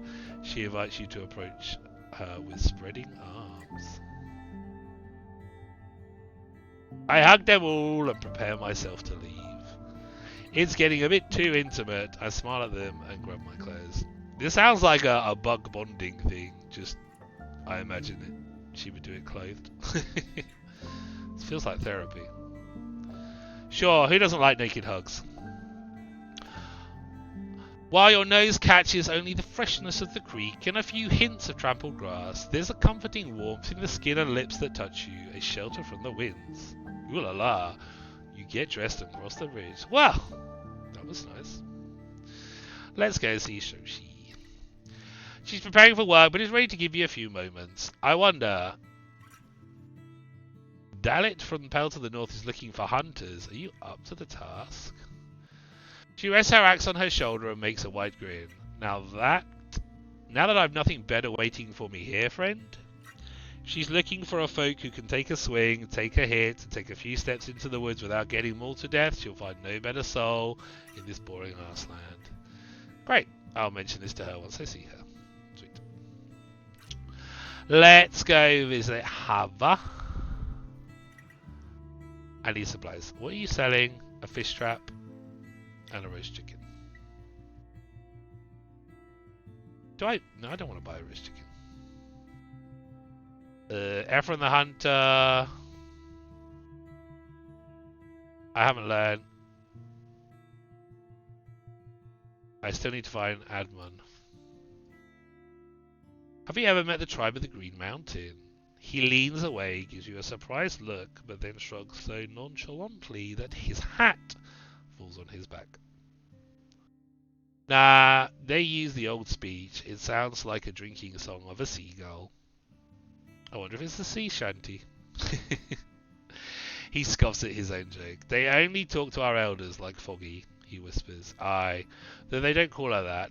There was a time when they gave us seeds and spears on a visit, and we also brought them gifts to ask for something. What was it? After he prates a bit, you change the topic. Alright, I walk away. Ayla. Eastern Path. I don't know the condition of the watchtower. Tribe of the Green Mountain. Chisel falls out of his hand. When he reaches for it, he looks around, making sure no one's around. Not really. When I was a kid, I saw the older tribesfolk speaking with them, in the old speech, I think. They aren't around anymore, but I've heard we owe them a lot. Alright, cool. Alright, there's fuck all here. Let's get travelling to Gale Rocks. How much time? I don't know how much time we got, but we're going anyway.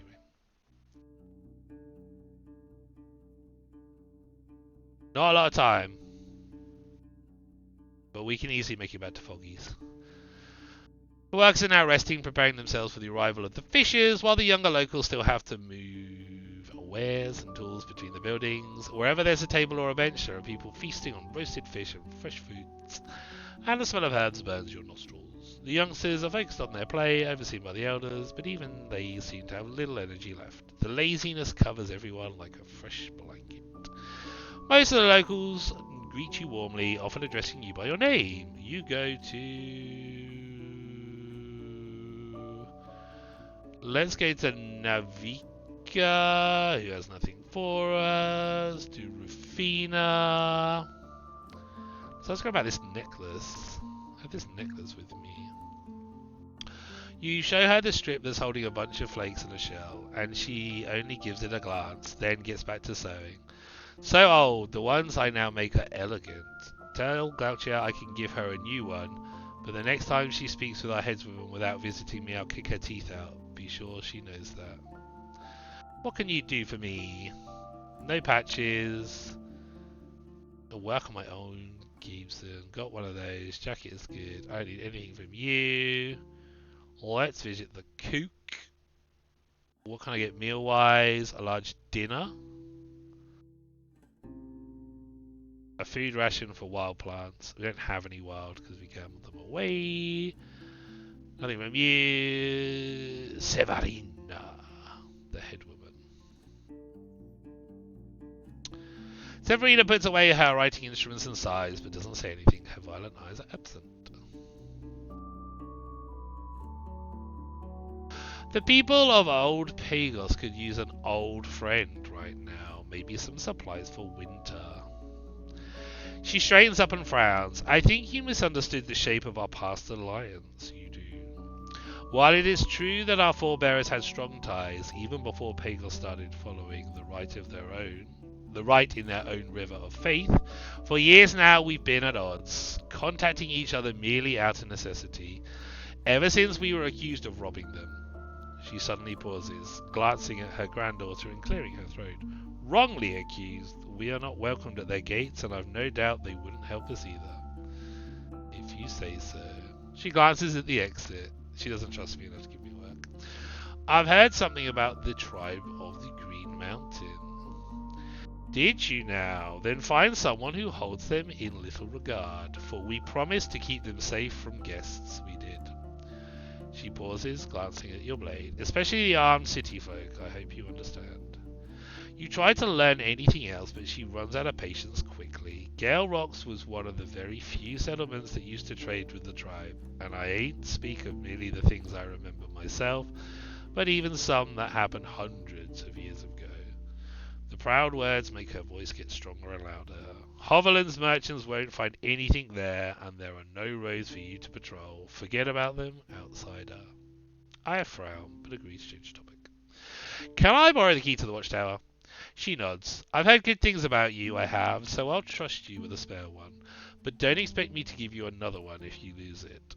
She asks her granddaughter to fetch it, and after a minute or so, the cold iron object, not much larger than your finger, is placed in your hands. Thanks!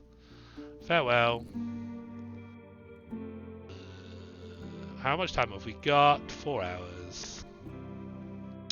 So now I'm thinking maybe we should go to the watchtower and then come back up.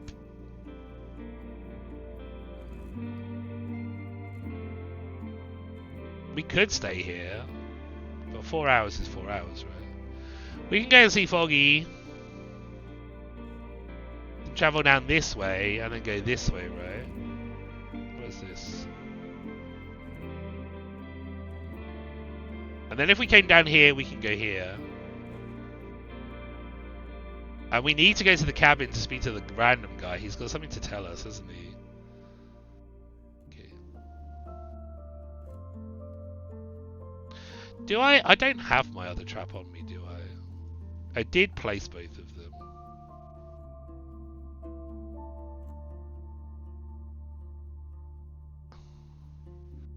Yeah, I'm fairly sure after 12 days any fish in there are probably dead.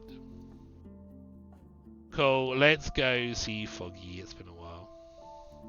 It's been a while. Do I need to see the fishes? Not really. What's that?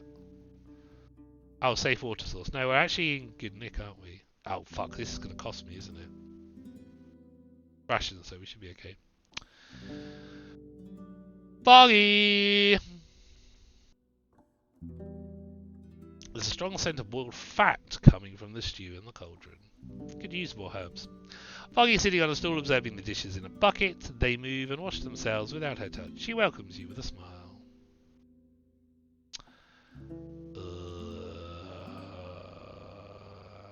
I have some things I'm willing to part with. Oh yeah, no one wanted to buy our stuff, did they? Elk fur.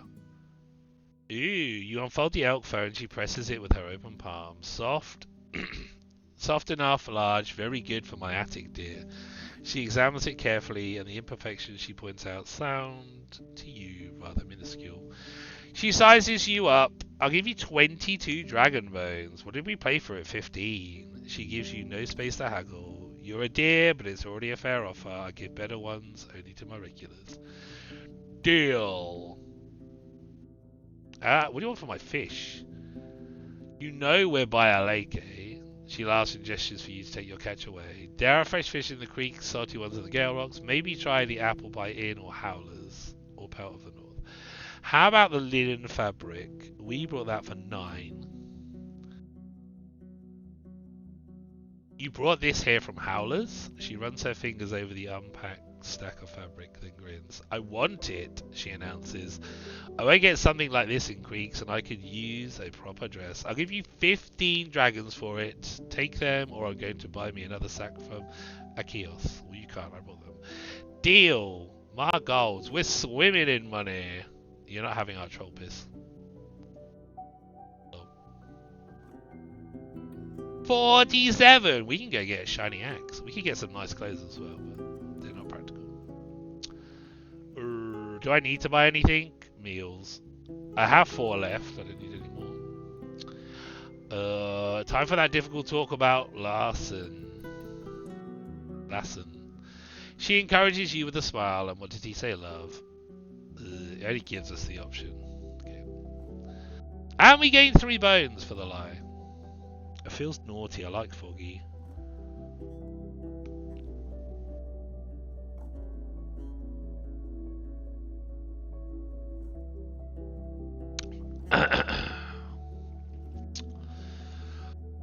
After your tale, she scratches her knee. So you're saying Styrian is to blame?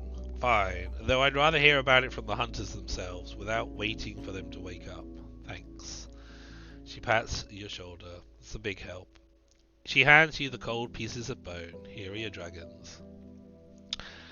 Let me know if you have anything else for me to do. I have already prepared what I need you to take care of. She nods towards a wooden cask that's under the table. It's not larger than your stomach. It's a mighty fine, strong cider. Brewed it myself. The folks at White Marshes paid for it many days ago. It's meant to be a wedding gift, but no soul came to pick it up. Take it to them, dear. I know it's heavy, and I bet you're not eager to go there. She chuckles. I do need to go there. But 3 coins is going to be plenty fine for you. It's not that far from here. Just don't lose it at a trader's stall. She cracks her knuckles just by making a fist. It's not so valuable that you'd want to sell it behind my back. You ask who exactly is meant to receive the delivery, but she just waves her hand. Just ask for the mayor, Helvius. And what if they don't want to take it at all? Am I to bring it back? Why wouldn't they? She waves it off. But let me know about it. I can sell it back to you for a good price. Consider it done. Now this is the annoying one where we have to type in what we want.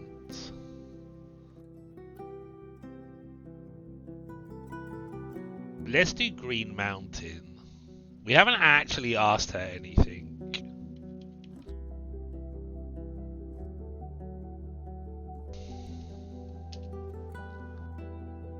Huh? Did I spell that wrong? Green. Yeah, we can't spell. Oh. Excuse me. She looks at you in silence, then suddenly bursts into laughter. Was it me who told you about the tribe of the Green Mountain? Shameful. Her shaking chest is like a running beast.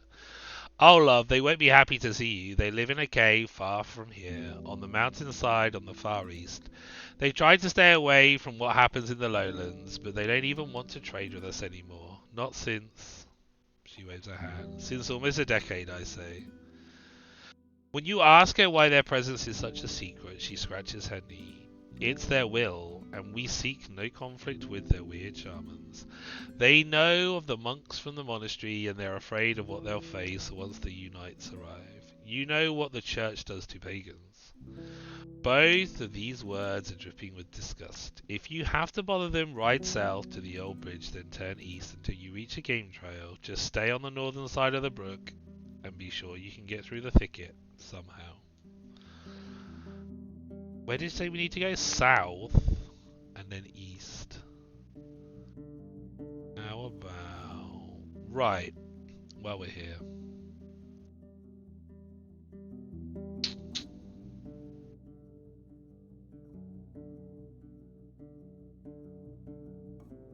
Do I want to ask about in one?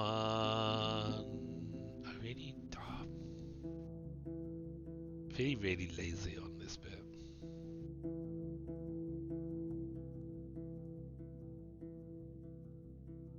Okay, how much time have we got? We've got like 2.5 hours, but I don't think I can get anywhere of worth. Well, can I visit the druid? No. I can get there before nightfall, you liar. I thought I had 2.5 hours. 45 minutes. I could go grab some stuff maybe. Some plants. The sky is filled with croaking arguments of the mountain birds. You notice almost no insects around you. You don't spot any large predator. Try and forage, it will take even more time. I have 2 hours.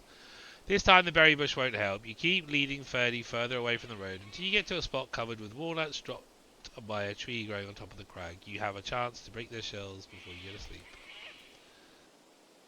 What did I get? Wild shit.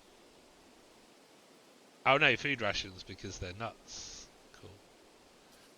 Foggy! Oh no. Oh no, there's Foggy. Oh, shit, I thought we missed it. Da da da da. I love to sleep.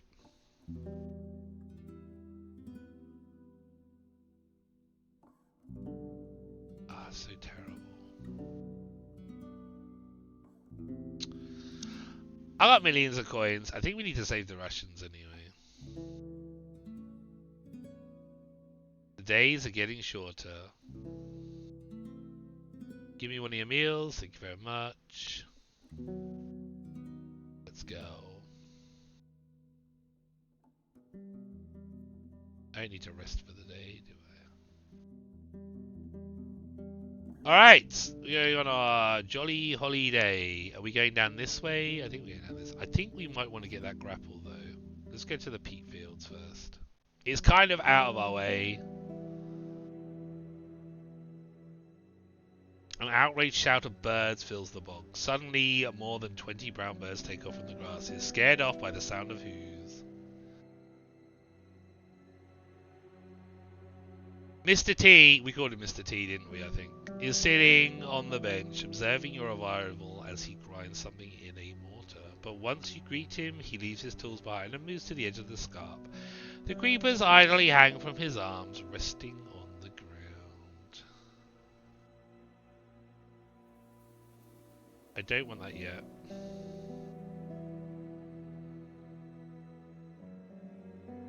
What? Who's Valen?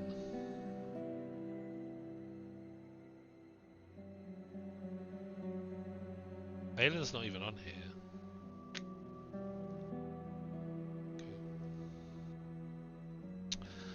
I can't remember who Valen is. I'll tell him about Valen's situation. I'll read the letter. That's who I thought it was, but why would we ask him? He stares in the distance towards the village. Poor thing, a fair soul with too much patience. Bah, there's nothing I can do. After you ask him for advice, he spits on the ground. Lie, I guess. Arentus already did. Won't be happy with you causing pain to his people. And Helvis neither. Unless the hunter was lying too. I brought you your prized possessions. He grabs the package and unwraps it rapidly. At the sight of the broken twig, he lets out a sigh, but finds some comfort in stroking the buckle and even smiles at the rotten doll. Holding it with a creeper, he takes a whiff of his old tunic, but then throws it away in the mud. The silence lingers. Is my potion ready? Very much so. He enters the hut, searches through a pile of clay bottles. Some of them land on the floor, and brings you one that's especially small. Judging by the seal, it may be seasons old. Cheers for wardening this stuff for me.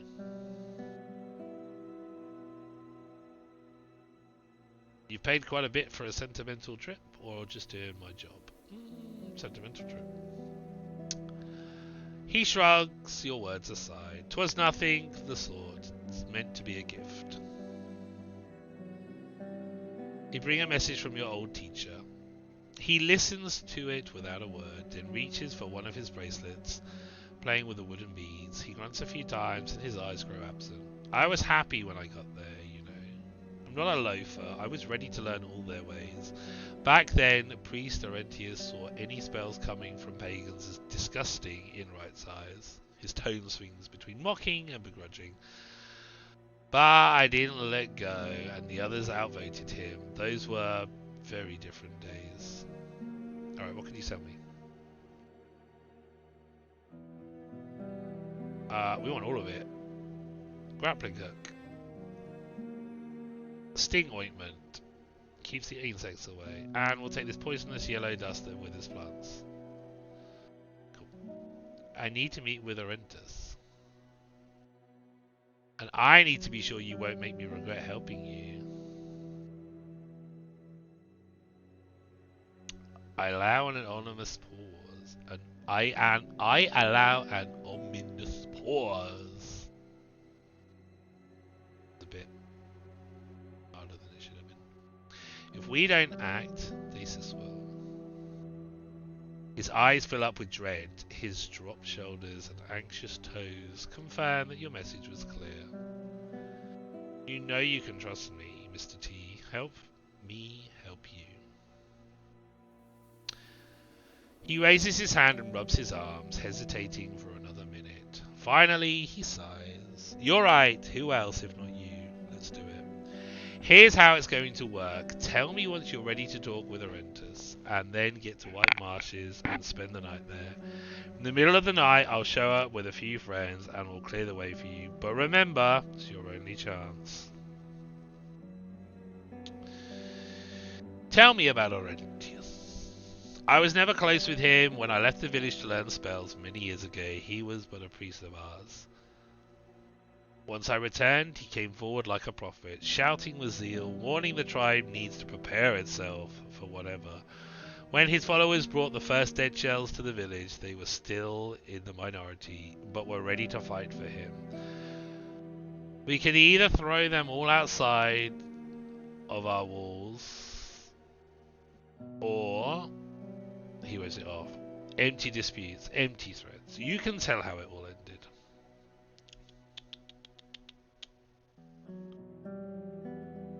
Any ideas how to convince him? What would I know? He didn't listen to me. He taps his toes. Be prepared. He quotes Wright's tablets. Talks about what's just, right, and whatnots. But he already knows a lot about the tribe. If Helder speaks for you kindly, Orentus will know it. Okay, so we need to go do some work over there, really, first.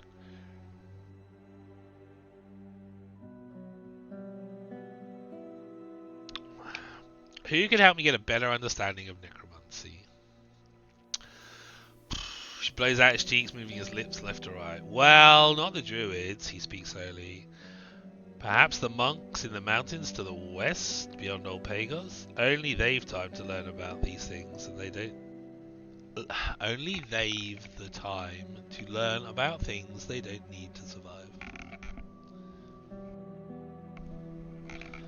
Should I be afraid of him? Well, I need a weapon.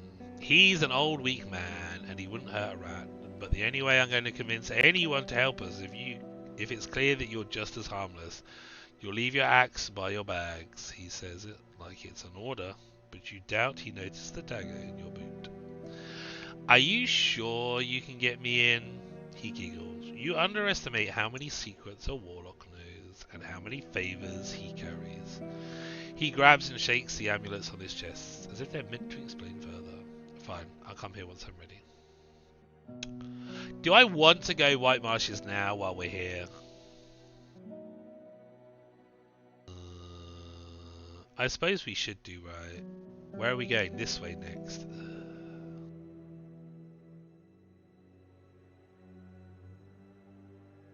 While we're here, maybe we'll just keep it fresh. Then you know what I need you to do. He smiles and reaches for his basket. Are we allies, Mr. T? He straightens up and sighs. In a way, sure, I guess. He snaps his fingers. The vines know your hooves anyway. Ferdy interrupts him with a snort, as if he's listening to every word. They'll remember to stay away from you. Do I need to talk about Orentus? No. Sweet! Nice. So we don't have to pay any more? Nice, let's go.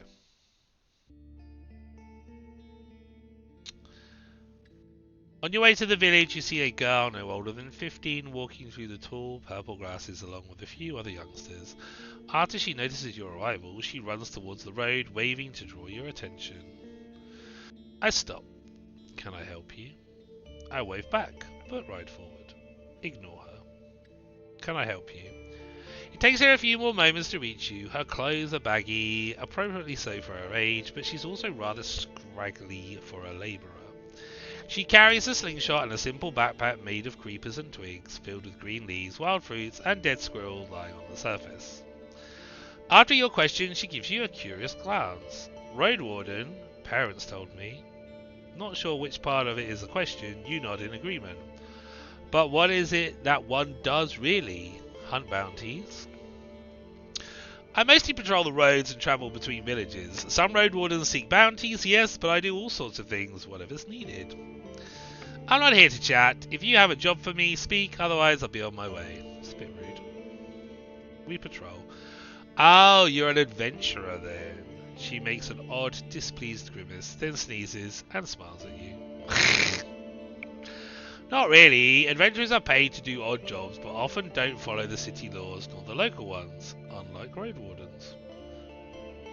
Yep, makes sense, she nods, but looks around with a frown.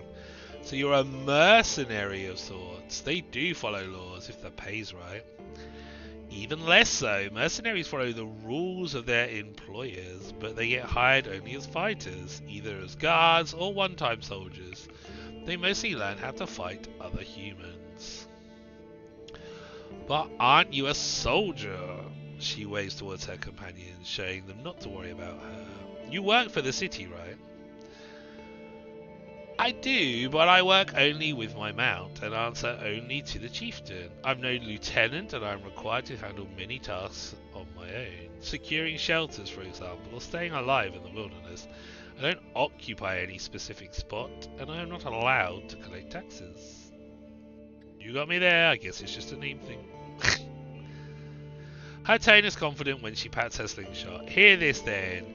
You're part pathfinder, part adventurer. The city pays you to cross the woods by yourself, and you do odd jobs for your own sake. No, pathfinders don't patrol the roads. They cross the wilderness and seek game trails that could be widened with tools. They don't work alone. Beasts are too dangerous. My horse here wouldn't squeeze through some shrubs, you know. But you know who does work alone, she persists? Rangers! Lone spies. You're pretty much that. I mean, you're close, but rangers are meant to stay hidden, gathering rumours, seeking foes and monsters. They don't intervene unless directly threatened, and are meant to, above all, bring the news back to their lieutenant or sabotage enemy troops. I work closely with mayors and never hide my identity. She repeats parts of your description quietly, then bursts into laughter. Now I get it. But all these names are a mess, huh? I'm impressed you know them at all. There haven't been many rangers or pathfinders around since the invasion. And neither of the road wardens, she shrugs and steps away, trying to silence the loud calls of the other foragers. One was here before the summer, but found nothing to do here. Was just speaking with Mr. T a lot. You know Mr. T? You nod, and she looks back. Her fellow foragers are calling her to get back to work. My ma was a soldier before she got me, but no one tells me much about her, see. City and soldiers don't bother with us no more, so people forgot. She says goodbye with a gentle bow, then runs back to her group. Well, how lovely was that exchange? You ride along a trail of blood which disappears near the well. The locals spread quickly, leaving you with a few guards and many more awoken shells. I should speak with Valens. He welcomes you with hungry eyes. Any news, Warden? I know what's in the letter. He puts a hand on his forehead. You can't tell if it's a sign of relief or tension. I repeat to him his husband's words. The letters are too distorted. No one could read what's in here. Yeah, let's just lie. He grabs the upper part of his nose, squeezing it while he starts to sob. So I'll never know. I should have listened to Arentius. Just forgot about him. He's shaking hands, offer you the reward, and you look at the nearest guard. He gives you a polite nod. Now, about the tablet. Here you go. I don't want it, he steps away. You know what? Take this. He pulls out a bone stylus that perfectly matches the colour of the tablet. Together, they will buy you a few meals at a trader's stall. Good luck, Warden. Farewell. Awesome! So what's his tit face will take that now. One of the undead workers drops a basket of forest cranberries and leaves, maybe because the shell's too weak. Oh, right, yeah.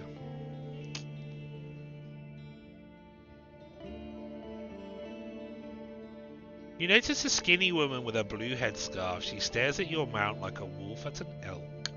I approach the woman who observes 30. She moves away but meets your eyes and makes a smile-like grimace, then leads you behind the empty animal pen, away from the guard's ears. Her grey hair, mostly covered, is deceiving. She's no older than 30, yet her face is marked by insect bites and pustel scars. I shouldn't read books out loud when we can't read properly. She takes confident steps, even though she wears muddy foot wraps without boots, and a worn, simple skirt. She squeezes the front of her scarf on her chest, shaping it into something like a short, hooded cloak. A warden, I heard. She answers your nod by pursing her lips. I need you to ride somewhere for me. Tell me. Far away from here, at the eastern road, there's an old bridge made of a single rock. We need to go past that. That's useful. She doesn't look away for even a single heartbeat. Her gaunt face is pale and makes her large grey eyes look as if someone took their colour away. Beneath it, there's a rock, and beneath the rock, a purse with my savings. Bring it to me. Before you mention your reward, she starts to speak faster, giving the men at the gate a nervous glance. Half of what you find is yours. Bring me the rest.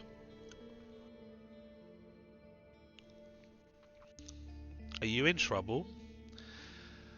She hesitates a bit too long. Of course not. But a few dragons cannot bite, can they? Seeing the curious look of the guard, she shakes her head and leaves you to yourself as she passes by a flesh-bearing undead.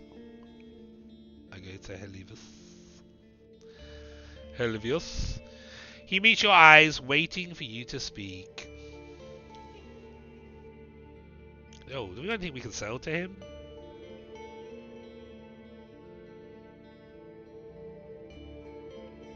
Oh no, you're shit at trading.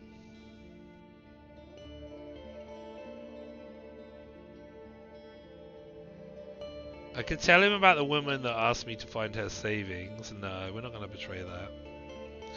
It will sabotage his plans, but it may help me earn his trust. You need to strengthen your guards. But I'm planning on doing something, so that's not good.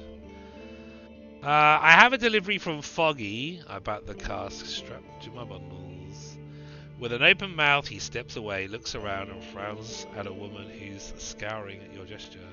I don't need it no more. Take it out of our village. He raises his voice, but can't hide his hesitation. Then what should I do with it? Take it back to Foggy. Say hi to her from our tribe and thank her for keeping her side of the deal. Not my problem.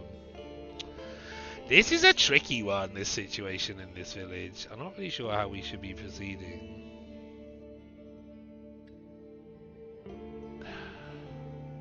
I don't want to betray this. I don't know if we should say this.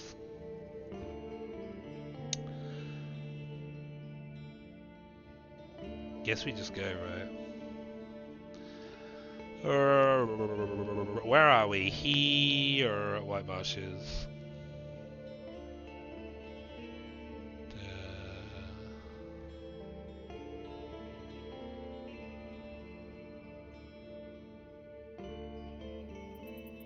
Any chance of a fish after a whole day? How much time do I have? 7.5 hours. How far can I get? 3.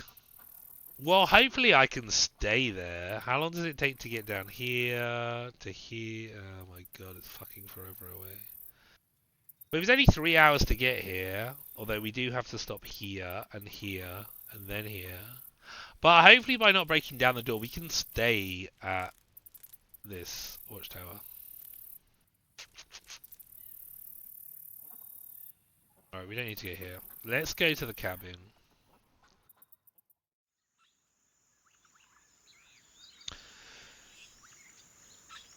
You notice prints of hooves and clawed paws. The pack was fleeing down the road. Oh, I hope I don't meet them. The man without a name is left behind. The man without a name left behind a wooden bowl with a roasted birdwing, fresh berries, hazelnuts, and 2 wild carrots, all of them untouched. Is it likely to be poisoned? Probably not. I sit down and enjoy the food. The table doesn't stick to your fingers, so you decide to rest your elbows. The meal is alright. Some gruel would go well with it. Once I'm done, I'll leave the building. I thought the guy was here. Did we leave it too long?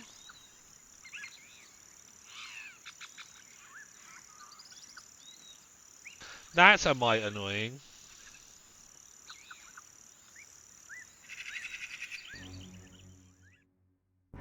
Uh-oh. Battle music!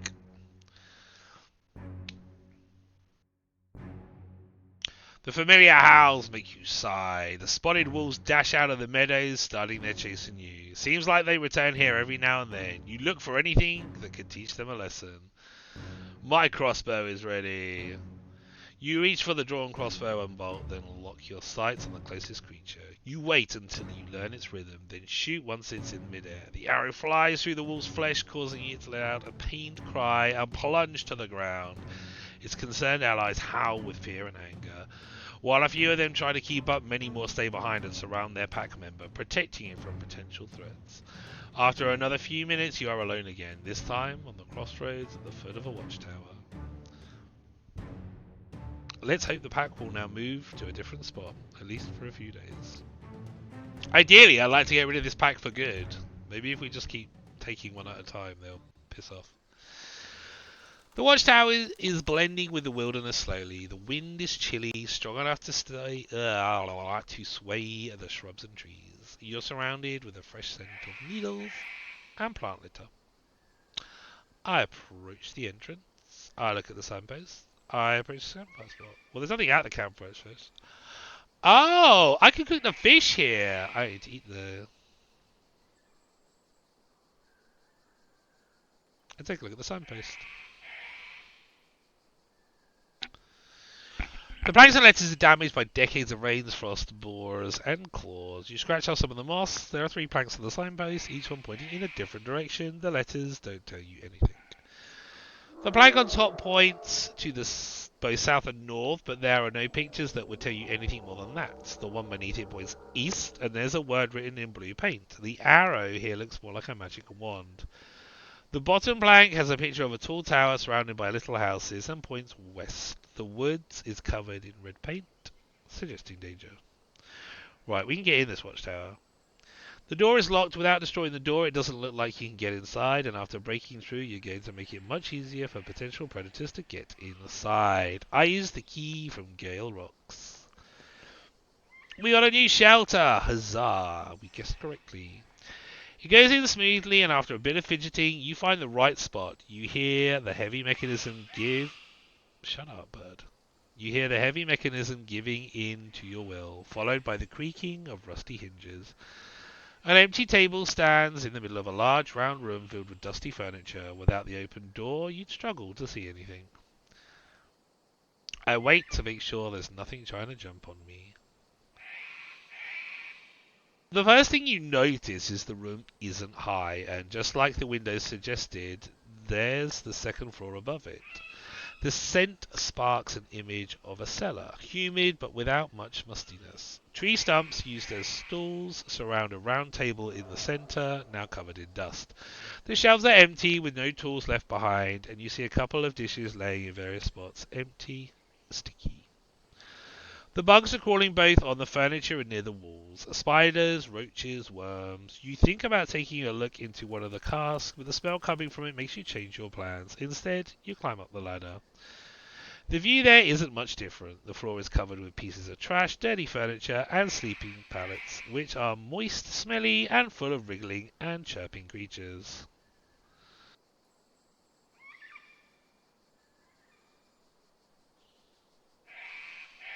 Chirping creatures? Ugh. I don't care about some bugs. Just need to ignore them. Gives me the shivers. Try to look at them. You climb down. The Ferdy is looking at the grass outside, still touched by sunlight. You approach the windows, each one locked with two heavy wooden bars. Opening them would not be a problem, but knocking them down from the outside won't be an easy task. You sigh with relief. It's a safe place.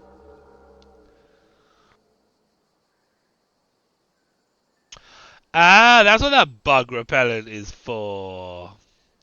Following the clue from old Pagos, I look around for anything Asterion could have left behind. Looks like there's a broken arrow up there. A wax tablet. You start to move around all sorts of furniture, light and heavy. Among various pieces of garbage that you have to push aside, you find something unusual in the space between one of the pallets and the wall. Oh fuck! I didn't get to the bridge. Oh, because the walls were at the bridge, weren't they? God damn it. Sorry. I just thought we meant to do something else and we didn't do it. Sorry, I'll start that again. You start to move around all sorts of furniture, light and heavy. Among various pieces of garbage you have to push aside, you find something unusual in the space between one of the pallets and the wall. An old moulding wax tablet. There are some writings inside it. Other than that, the place seems to be empty, unless you count the broken pottery and ragged clothes. For now, I hide it in my bag and put everything back in its place. Time to wash my hands. You're at the ground floor of the watchtower. Dozens of little creatures run away from the new source of light. I should spread the bug repellent around, at least they won't bother me in my sleep. You open the jar, releasing the pleasant herbal sweetness. You take a stick and use it like a brush, spreading the ointment near the larger pieces of furniture, under which you'd expect to find the colonies of worms and insects. You also put it on top and inside the pallets, as well as around the windows, under the door, and in the corners. The remaining balm finds its place in a couple of holes that you spotted between the bricks. In less than half an hour, you already see the roaches either lie still or kick their legs desperately while on their backs. I put the empty jar on the table, maybe something will fly into it. I go outside. Okay. Well, I can sleep here, but it's far too early, I think. I go outside. So, well, I could wait here. What have I got? 3:45. Can I go back to here? Fucking wolves. Half an hour. We should be able to speak to her, actually. I don't know if we need to.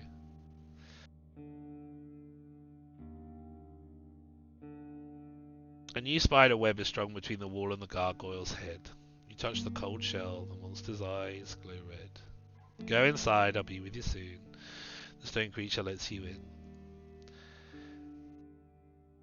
Sudokia closes the door behind you. You're back.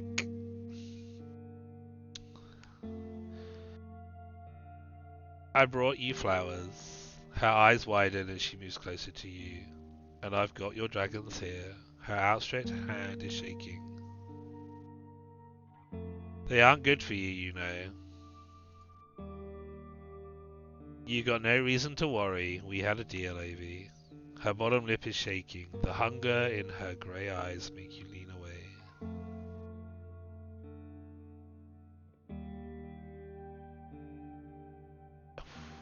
Shit.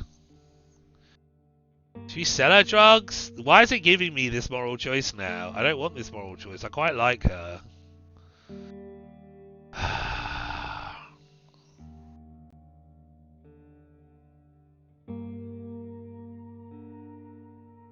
But she could be using it for something else. She is an alchemist and a witch.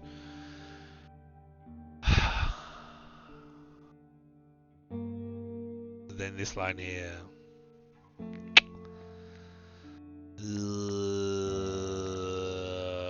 I'm certainly not going to put her over a pillar. I'm trying to get more out of her. Fuck. Oh. She's grown up. Fine job, she says quietly, examining the petals carefully.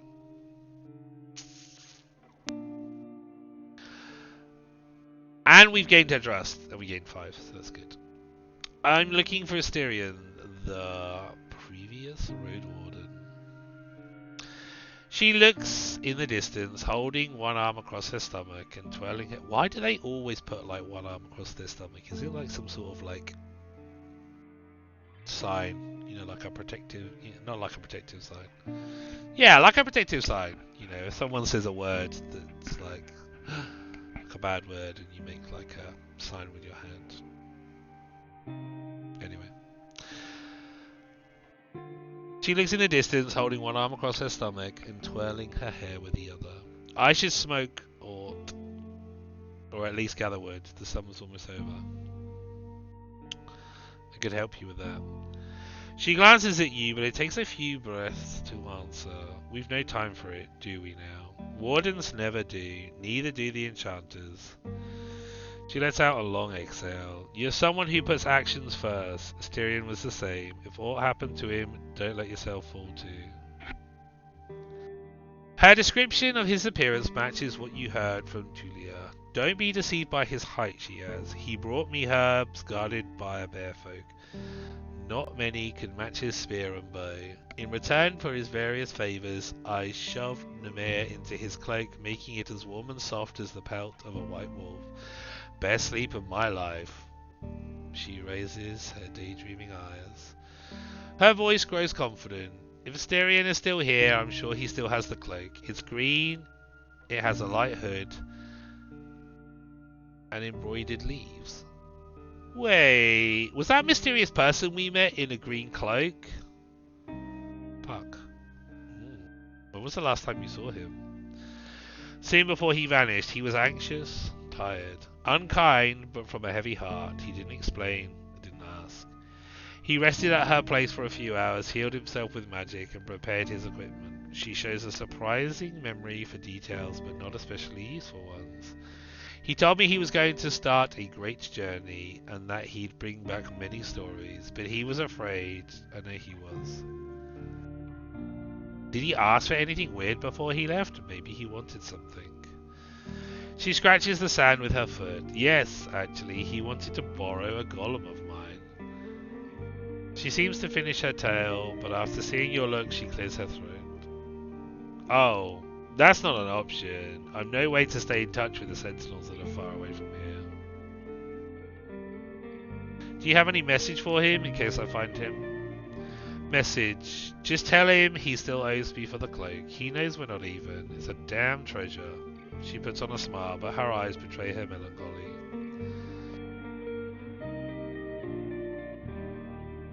You seem to be afraid of the bandits, Kudia.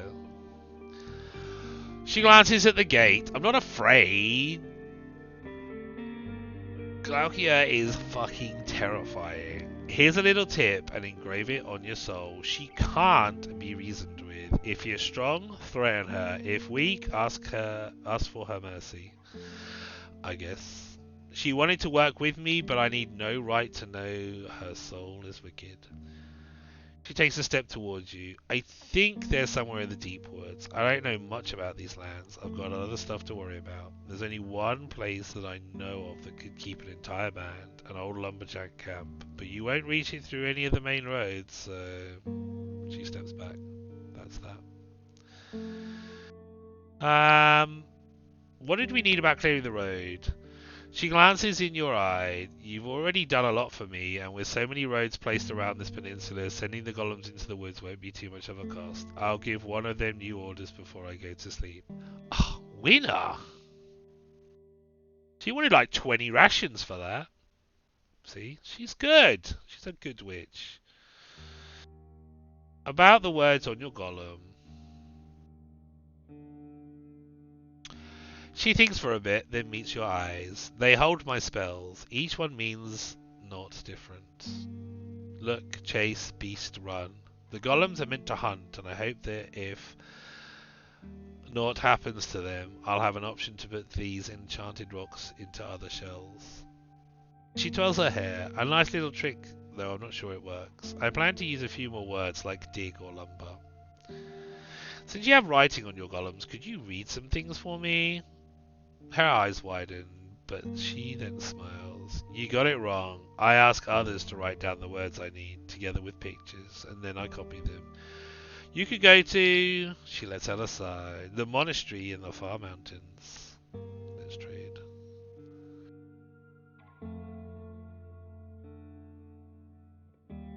How many spirit rocks can I get? Do I want to? I don't know how many I need. I don't want to spunk all my money on them. How late is it? It's getting late. Can I spend a night in your shed? She sizes you up, opens her mouth, but then lets out a sigh. I guess it is getting chilly outside. And you don't act like a bandit so far. Just don't carry any candles inside. I store hay there. Maybe it's the right time to offer her work in the city. You glance at her absent eyes. She has shown you signs of trust, but you won't convince her with just a smile. The more you'll learn about the peninsula, the more arguments you'll have at your disposal. Do I need to learn more? I don't know. Let's see. I have something important to discuss. She takes a deep breath and looks at your ear, frowning. Are you taking off your mask? Ooh. I have a good offer for you. It's getting cold. I'd rather keep my clothes on. I simply think it's a good moment to have an honest conversation about our shared efforts. I don't have much time left. Use your opportunity while you have it. As much as one can. Do I want to be vulnerable with her? Is this the first time that I want to be vulnerable with someone? Saying that just sounds weird. No, I don't need me, AV. I meant my character in this game. I feel like we have some sort of connection, as in the character.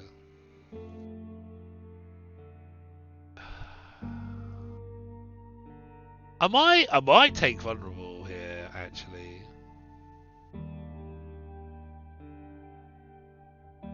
As much as one can. I doubt it. I, for example, have got no trouble speaking to you as I would to myself. I don't say everything, maybe, but my tongue is honest. An awkward pause. Take a walk with me. I'm sick of these walls. Ooh, is this a date? It's not a date. While we're heading towards the gate, I tell her about my deal with the guild. You mentioned the merchants, the officials, and the high status of the enchanters amongst the city folk. She lets you speak without interruption, observing the surroundings. Still barefoot and with a worn robe, she looks like a cook in a herbal garden. You approach the pond and she takes a deep breath. The geese in the distance are as grey as her irises. We're just in time. The air is still fresh. Her tone is hard to decipher and she keeps taking long pauses.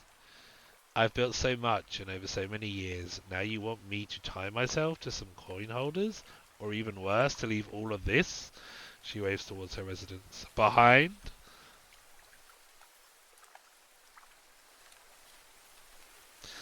You know how easy it is to suddenly disappear in this land. Just think of Asterion.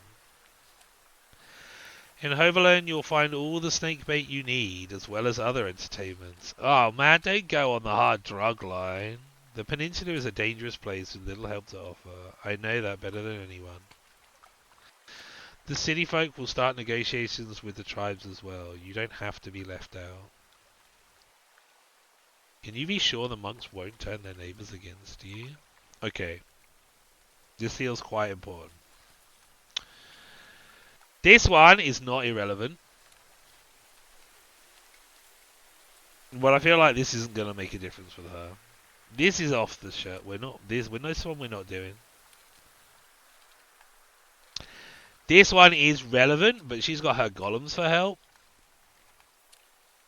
This is not untrue, but I don't feel is a factor. I'm thinking maybe this one.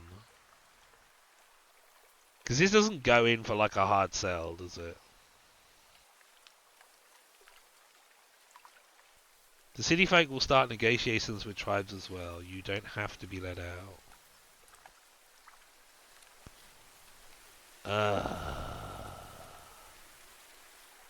Like, this is just a weak answer. She totally look after herself, obviously. The old A-bomb might help, though. But I don't know how trading's going to make a difference with her. She's not going to disappear, right? Let's try this one. The city folk will start negotiations. You're close to the crag behind the residence, observing the heavy golem that's lifting large boulders and moving them aside. So far, it has formed a small pile of rocks that resembles its own limbs. You describe the support you've already gathered as well as your further plans. I can either face the avalanche or wait for it to bury me, she summarizes and lowers her voice. No one is going to honor my own will. Alright, well now we'll go in with Asterion. You know how easy it is to suddenly disappear in this land? Just think about Asterion. I'd rather not. She rubs her arms above her elbows as if to warm herself up. I just hope he's alright. Oh, we're not actually getting a choice here. Peninsula? You mentioned the monsters you've encountered, the destruction of Steep House, the undead of White Marshes, the troll from the old camp in Hag Hills, the plague, the missing hunters, her own fear of the bandits. Her shoulders slump. I know the outside world outgrows me. Why can't it just stay away? I guess we'll go monks. She cocks her head to the side. So far they've done naught to hurt me. I went as far away from them as I could. I bother no one. I promised the monks not to betray them. Well, this is true. I'm glad it doesn't give us an option that we're forced to give there. Although interesting that we gave a promise. I suppose we've never given a promise to anyone else, right? We're just given the choice of lying or telling the information, right? Wow, there's one or two things, but they've not come up right. In Hovland, you'll find all the snake bait. Ugh, I don't like this line. She flinches. It's not like I smoke it every day. She picks a reed growing by the bank, examines it for a bit, then throws it into the water. But I admit finding the flowers isn't easy. What's your decision?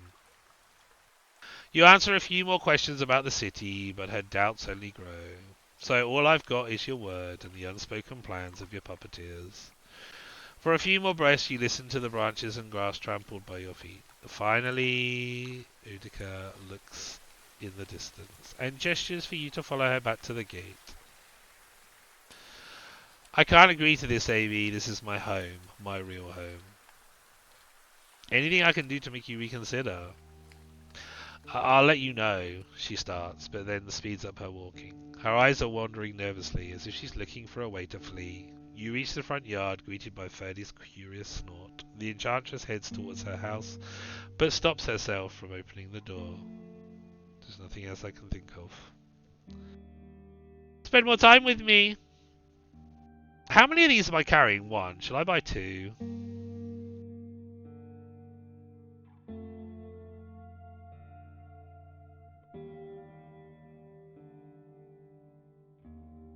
I'll buy two. I can always buy more. Well, it's a bit sad that we gotta make loads of money to sell to feed the shrine. Oh, sorry, 2 seconds.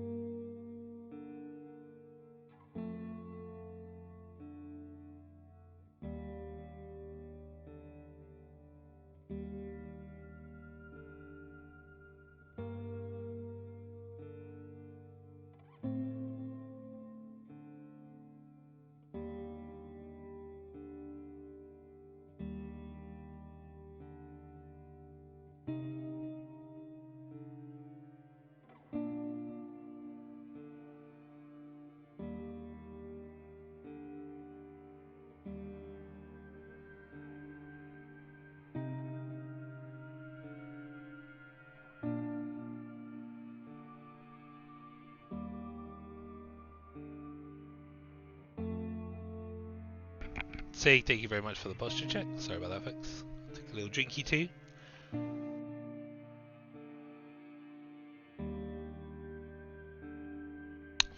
I do like the music. Music's very atmospheric.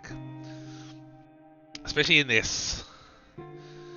I mean, it's funny, like, if they had a different piece of music, it wouldn't feel like, I don't know.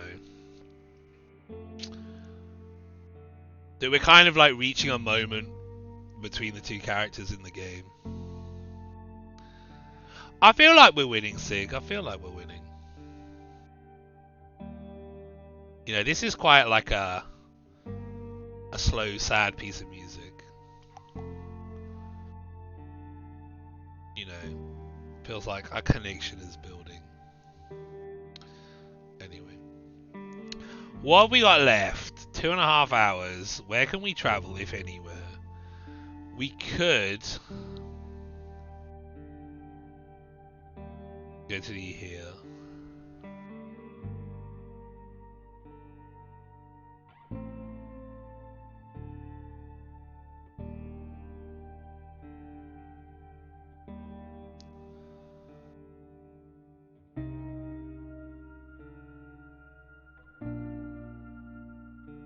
I mean, this has surely got to be a better place to stay than the Watchtower.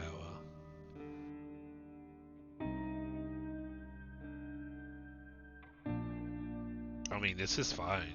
We could definitely do with a bath, though. There's a soft haystack on which you can lay down. The golems are ordered to scare off any intruders, and the walls will protect you from the wind. You can also use a wash tub and repair your equipment. Sweet. Do with a wash tub. It rains once again. Sorry, the rains once again hit the ground, interrupting your sleep. Another day of muddy roads. Brilliant. Not that I've ever actually compared the travel times between rain and not rain, but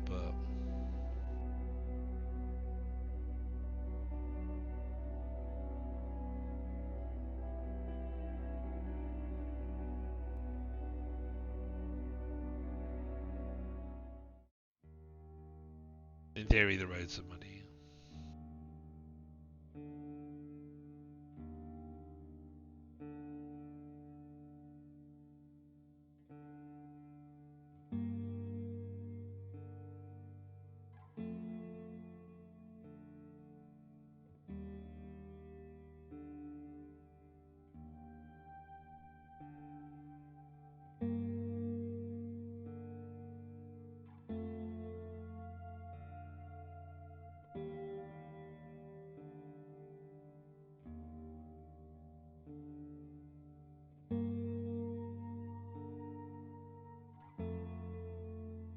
You let Ferdy drink outside, then close both of you in the shed. There isn't much fodder around. The dragons from the mountains wake you up with their roars, but the heavy steps of the sentinels ease your soul. The yard is carefully patrolled. Some of the hay gets under your clothes, but at least your back doesn't ache in the morning. You let Ferdy outside. No soul shows up to greet you. The door of the house is ajar. Ooh. You get to go inside? The chamber was meant to have only one dweller, but even in Hoverland it would be seen as outrageously tiny. The air carries the scent of sweet and dirty clothes, but more importantly, smoke. A couple of fish and other pieces of meat are hanging above the hearth, even though there's no fire left. Pinocchio is sitting on the floor with her back leaning against the wooden step, legs outstretched, feet resting on a wooden pillar. She's staring intensely at a sharp dagger that she spins in place. Do we greet her first or wait for her to say something? I think we should wait. She ignores you for a good minute, then glances towards you with a weak smile. The house is a mess. If it bothers you, complain to the broth I made. A long pause. Take a seat if you want.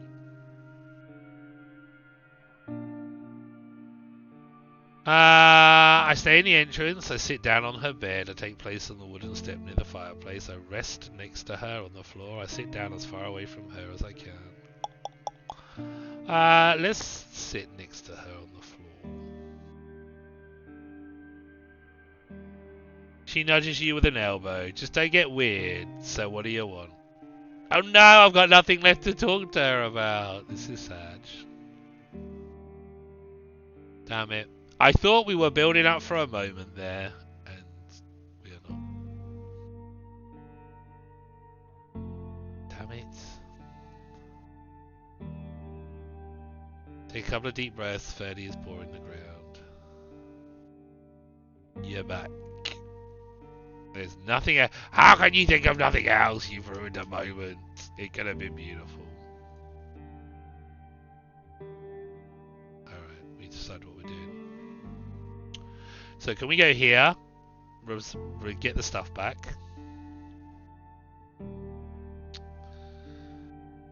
I think, hang on, oh, and the muddy roads slow us down, don't they?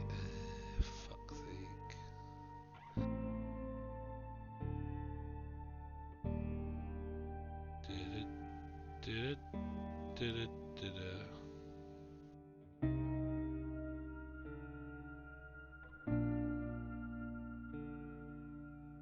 I guess we just go all the way back up here and then we'll fucking come all the way back down here again.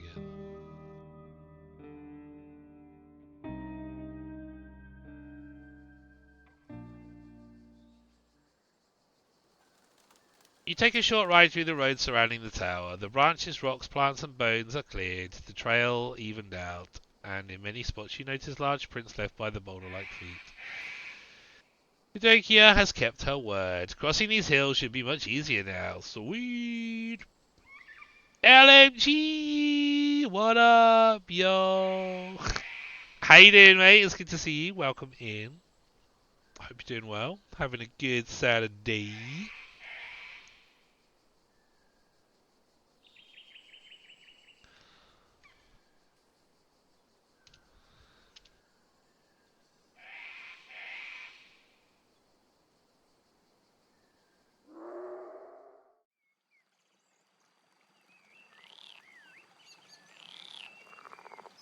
Any luck in the fish trap that we've left for 2 weeks? Sadly, you're too late. Your catch has already starved to death and is now eaten by dozens of little creatures. You open the lid and pour out the contents. Lovely. Let's take the fish trap back. And let's also wash ourselves in the river. And I wash my shell. And I put on my clothes. Second thoughts about this investigation. Do I have second thoughts? What did I think we were doing? You are most welcome. I hope you're having a good weekend so far. What happened here? Let's cut down and set up an ambush.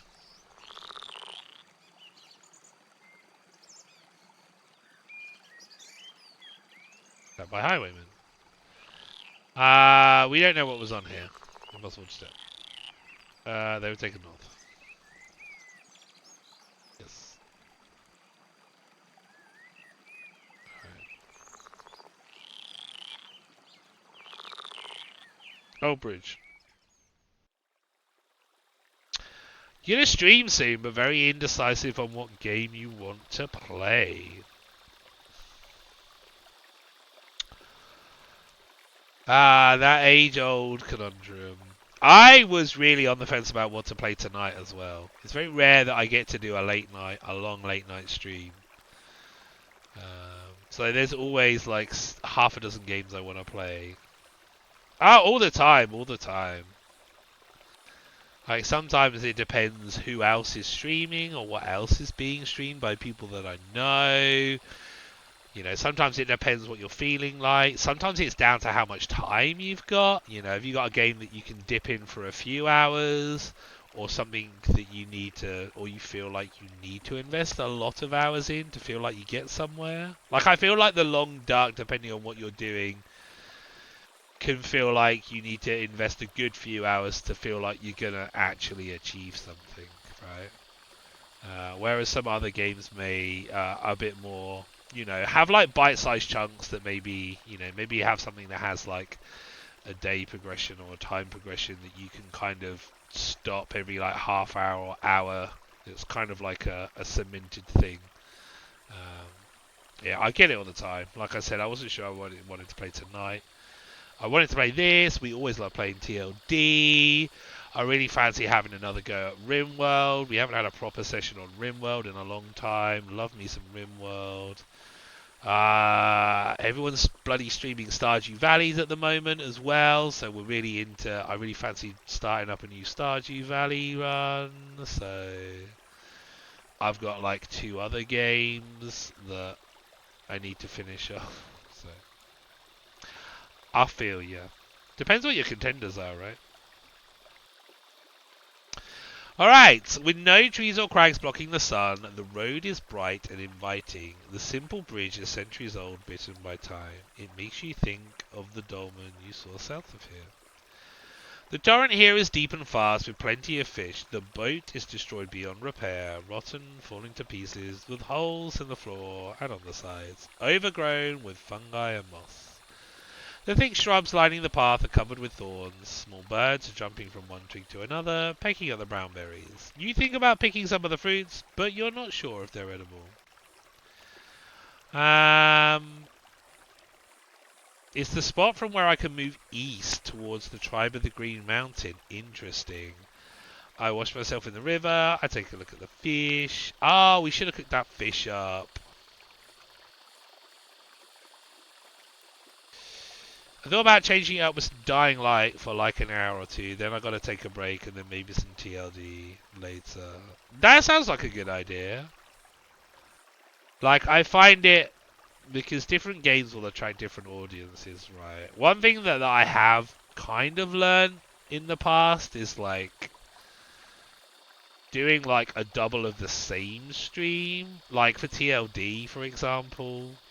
Like, we used to quite often on a Friday do like double Friday streams. Like, we'd do one in the afternoon, I'd break for a couple of hours for dinner, and then do one into the night. Like, I always found like doing TLD for both of those, like, was a bit. It didn't really work, if that makes sense. I mean, if it's the only game you ever play, then fine. But like, if you are a bit more variety based, or you've got other games that you want to play, then I think it's probably, you know, a bit more successful to, you know, kind of split the games, right? If that makes sense. So this is the spot where we can move east to the tribe of the Green Mountain. And we can look at the fish, and we get the purse. Let's look at the fish. You see dozens of red and grey shells. As you walk by, they stay close, following your steps. How lovely. I wash myself. Oh dear. You undress, keeping your axe in hand, and check the water. Oh, wait, hang on. Were they piranhas? Oh, shit. It's warm and clean. You step in, hearing your mount's fearful snort. You tell it to quench its thirst, but then a harsh bite reaches your calf. You look down, another wave of pain runs through your legs, and your blood flows downstream. In a panic, you climb back out, grabbing a clump of grass. A fish is still holding your thigh. You pull it, squeeze it with anger. Its mouth is filled with thin, inch-long teeth. You need a bandage. I'll throw it back in the water. Fernie peacefully chews the grass, enjoying the sun on his back, ready to take a nap. Brilliant! We hurt ourselves.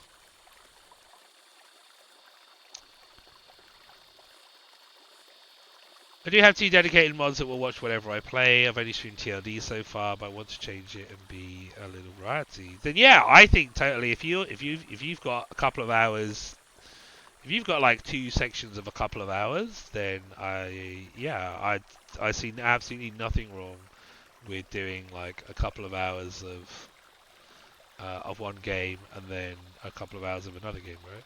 Some of those games you only feel like you want to give a couple of hours to, right? You know, some multiplayer games, for example, some fast-paced games that you really kind of only want to give a couple of hours to anyway, because they start to take their toll. Compared to other games, like, that time can just kind of like be slowly invested into.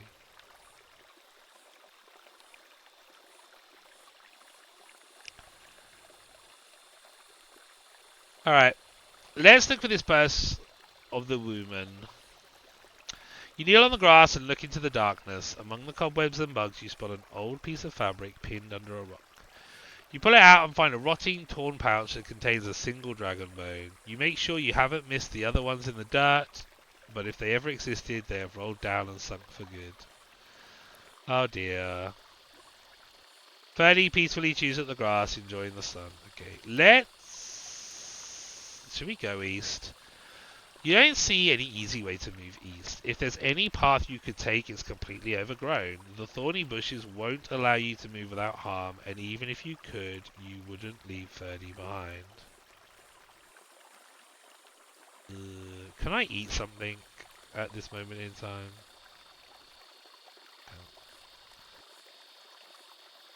Oh, well, there we go.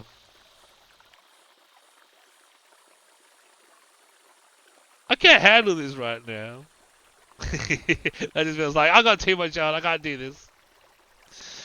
Okay, well, we can't enter the water because the fish will eat me. Nom nom nom. The withering dust will get me through the bushes. I mean, maybe that's what our withering dust is for. It'll take a couple of hours, but if I cut down the bushes with my axe, making a path for 30 and me, and I can't handle this. Well, we might as well use the dust, right? You put on your thick leather gloves, then spread the dust beneath the plants. You draw water from the river with a wooden bowl and sprinkle it over the poison. You don't need to wait long. The yellow smoke appears immediately, so you step away and cover your mouth and nose. The sizzling bush starts to shake, losing its twig and leaves. In less than a minute, you throw the plant into the stream. Then end the job with your axe. Oh, I still have some poison left as well. That was easy. I had the remaining poison in my bags. Ferdy peacefully chews the grass, enjoying the sun on his back. Of course he does. Alright, now we have choices of somewhere new to go. Can I eat something now? Can I eat these plants? I just want us on here. And we can't wash, which is not good. New lands! Wow, and there was me thinking this was the only new place that we could discover, but we've actually discovered a couple of places. Shit, how much time have I got? 8 hours.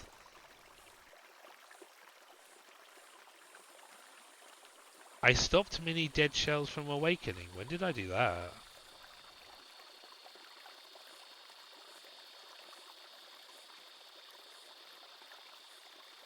Okay. Oh, let's go see the mountain dudes. And then potentially we can make it back to here. What's that? 3:45. Ooh, maybe we could do that. Stay there for the night. Oh, except they haven't got anywhere we stay. We'd have to stay at Foggy's. But Foggy's is closer, so that's not a problem, right?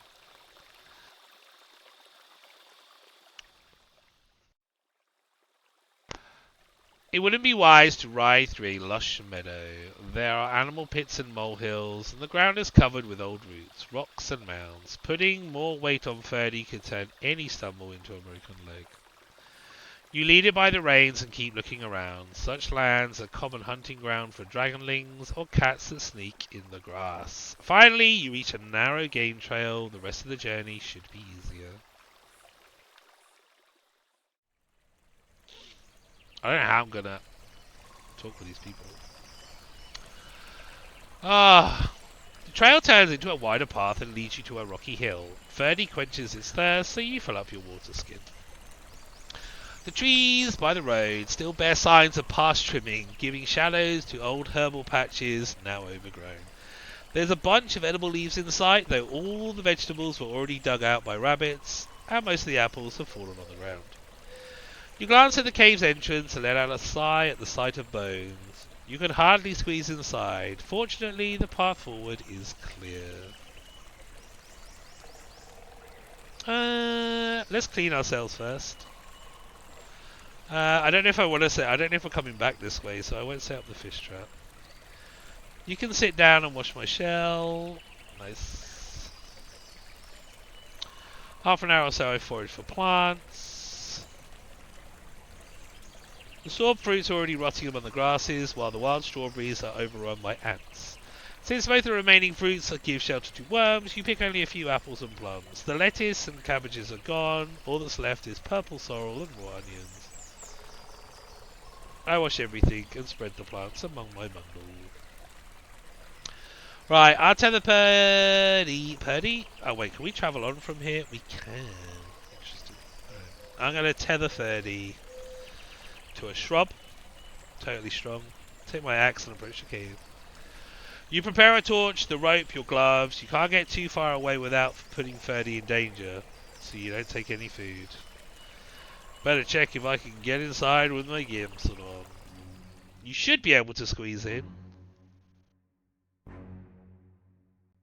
A ghastly screech cuts the air. You step back, dropping a part of your equipment. A creature is running at you. I grab my axe. The monster looks like a furless, grey, wrinkled human with stunningly long limbs. You see its bones as if the skin hardly contains the guts. In the blink of an eye, it squeezes through the entrance, bending in ways that seem impossible to you. You've disturbed the lair of a corpse eater. Well, shit. That's not good.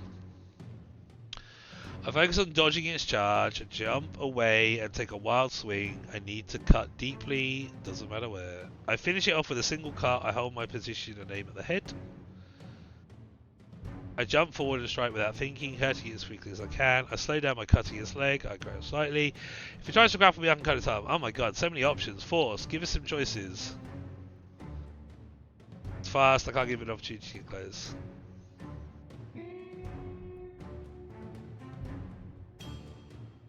I'll finish it off with a single cut. I hold my position and aim at the head.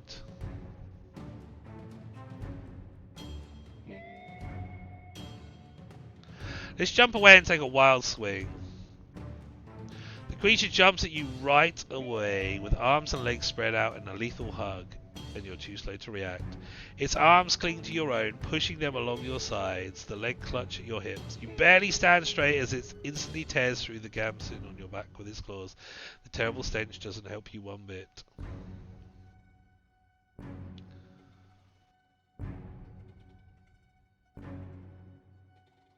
I run at the rocks to crush its shell. I hit it with my blade. Oh no! The monster's muscles are overwhelming you. The pain starts on your back, then raises to your neck, tearing it apart. You fall down, but don't remember the hit. Avi's soul has left its shell. Shit, that's the second time we've died in all of this run. Dear. I finish it off with a single cut. I hold my position and aim at the head. Creature jumps at you right away. I run at the rocks to crush its shell. You let out a scream and charge at the wall, making the monster's back hit it first. It lets out a terrified shriek. Its grasp weakens. You set yourself free. No more tricks. I take a new stance and raise my blade. I'm ready now. You barely take a breath and the creature is already dashing towards you. You jump aside, taking a swing at its back. But not only it ducks beneath your blade, its claws reach your abdomen. Pierces through your gamson, but doesn't reach your flesh. Gives you enough time to return the blow. You send it into the ground with a deep wound. And it lands with a thud, crying in pain. It crawls away, flailing its arms in dread. I finish it off.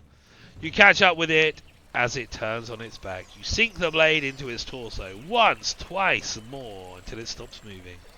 Its raised arms stay still for a moment, then rest on the grass. The dark nails, longer than the rest of your hands, lie still. Your breath slows down. The carcass smells of unwashed sweat and rotting flesh. My faith teaches that I should burn this monster without delay. Take a closer look at the corpse eater. Ferdy is afraid I should calm it down. I probably should do all of these things. Do you know what we should have done? We should have consulted our journal. Considering we spent all of that money on getting information on every different type of bloody beast, we maybe should have looked up what was a good way to battle corpse eaters instead of just going in and trying to smash. Let's calm Ferdy down. Your palfrey is walking in place and swishes its tail. You approach it slowly, avoiding its panic. You show it the open palms of your hands and speak out some gentle nonsense. After a few minutes, you step close enough to touch its side. You reach for your sack for the fresh plants and find an apple, which you cut in half. Your mount eats from your palm and lets out a relaxed snort. Let's take a closer look at the corpse eater. The grey wrinkled skin resembles that of an old human, but it's hairless and clings tautly to the bones, especially the ribs. The torso is short, rectangular. The large eyes and long limbs resemble no other monster you've seen, not even an ape.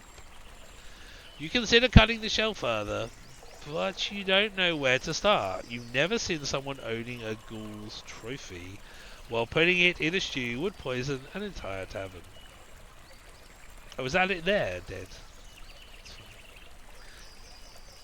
The red stained grass stinks like rotten eggs. You could collect some of the warm fluid. It's rare and may be valuable to an unusual soul. I want to collect it. It may be sinful, but I fill up a vial with the creature's blood. You put on the gloves, pick up a broad blade of grass, and carefully gather the poison. I better burn this monster. You spend some time gathering dry sticks and grass and throwing them at the carcass from as far away as it takes to avoid the stench of blood. You prepare the worst torch you have, set the oil on fire and add it to the small pile. Then head to the stream to wash your blade. You're now a part of the endless battle between rites churches and corpse eaters. Do I need another clean? I don't think I do. Let's return to the cave. The ceiling is short, but you can stand upright. The corridors lead to deeper parts of the flooded chamber, but unlike the corpse eater, you can't squeeze through them. You spot no human skulls or limbs amongst the bones, even though there are scraps of old, mouldering plants and tunics, as well as some odds and ends that belong to victims. A comb, an old wooden club, a hood, a leather belt. Thankfully, the corpse eater has cleaned up every scrap of flesh, so there's no stench of rotting meat. Let's search the area and look for anything of value. You return to Ferdy and unpack a candle in your tinderbox, then sit on the ground and prepare the flint and the linen jar. Oh, right, yeah. They do that. I don't know why they do that bit every time that we have to light a candle. Considering we didn't buy it, it comes with our pack. You put on your gloves and look underneath the remains, then into the corners. Your patience is rewarded once you spot a glitter in one of the pools. You pull it closer with a stick and find a knife with a broken blade made of steel. It carries no signs of rust yet. You consider throwing it away, but the handle is made of polished bone that was engraved with shapes of creepers and flowers. You think about your conversation with Aculia. This could have belonged to Admin and is still likely worth a coin or two. Oh, Admin, that's the third missing hunter, isn't it? I'll take it outside.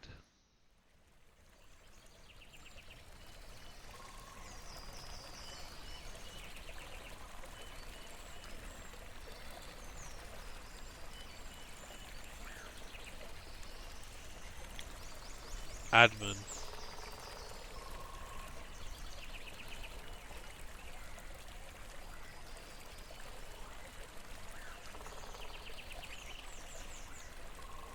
Oh, that's who Michelle was.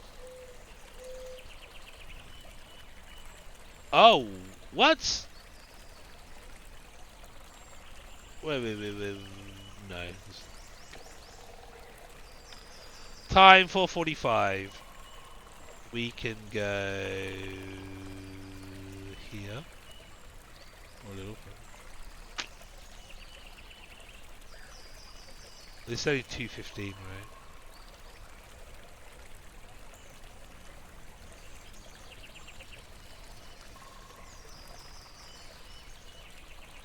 I wonder if I can fix my games then. Not right now. Let's carry on.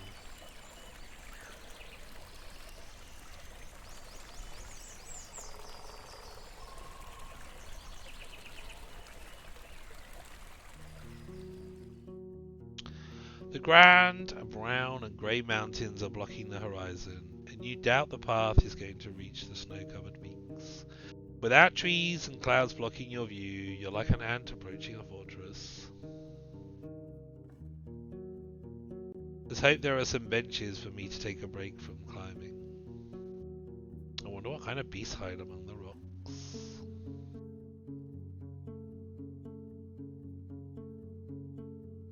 The unbodied keeper of the garden is standing still, with a dark cloak on their shoulders and an eyeless face observing the woodlands. Their club, more than 3 times as tall as you are, is made of a single piece of rock and could squash you by simply collapsing without anyone's will.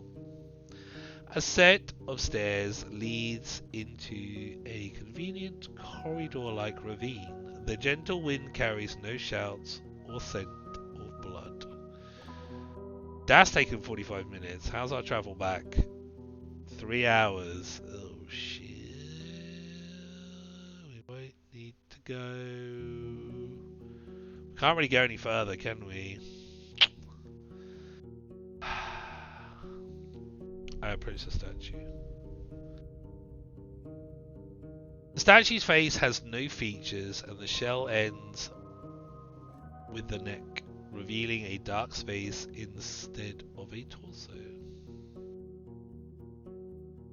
You lean closer and notice the coarseness of a black and grey gritstone, and how bitten by time it is. Both the figure and the social are Both the figure and the circle are stained with white guano. Still, it's extraordinary work. The weight of the giant doesn't rest on its club, but rather on the boots, which are cleverly attached to the cloak. Sooner or later, something will break, most likely the arms. Without them, the statue won't hold its stance. See if it reacts to my actions. Alright, the example is talk. We'll try talk. You introduce yourself and try to have a chat with the statue. It remains the same. I step away. I return to Fanny. So can we travel past this? We can. What did I say? We had 4 hours.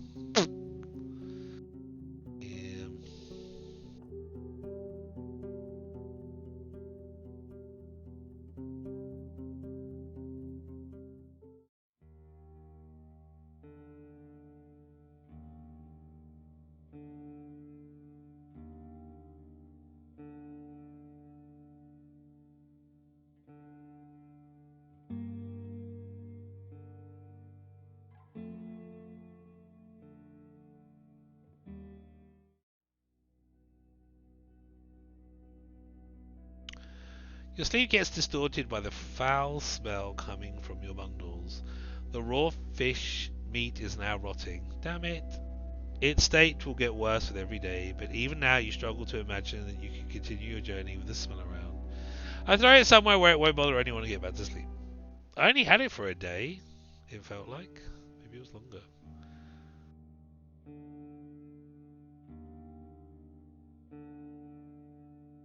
She still let me in the house this time. Need to eat. Eat!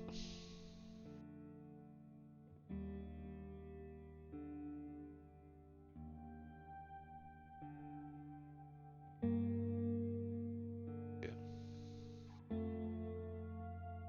Wonder where we can flog that to.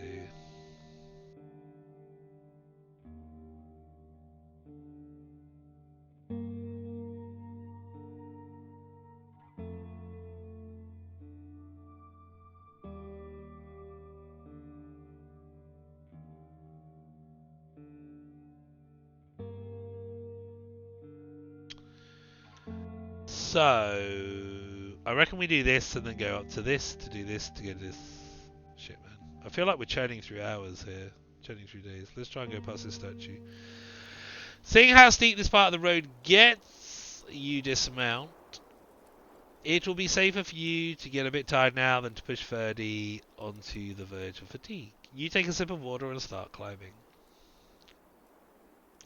The road is winding and narrow, but it would fit a single wagon if it wasn't for sporadic rocks and boulders blocking the path. Some of the larger ones are resting just in the middle. As if you look above, you struggle to recognize where they came from. And as you look above, you struggle to see where they came from. They were placed here on purpose. Ew.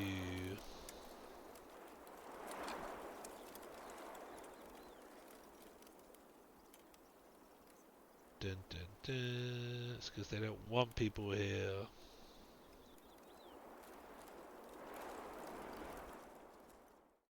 The strong winds, the wooden bridge connecting the rock ledges, the unusual terrain. You can't pay attention to any of that now.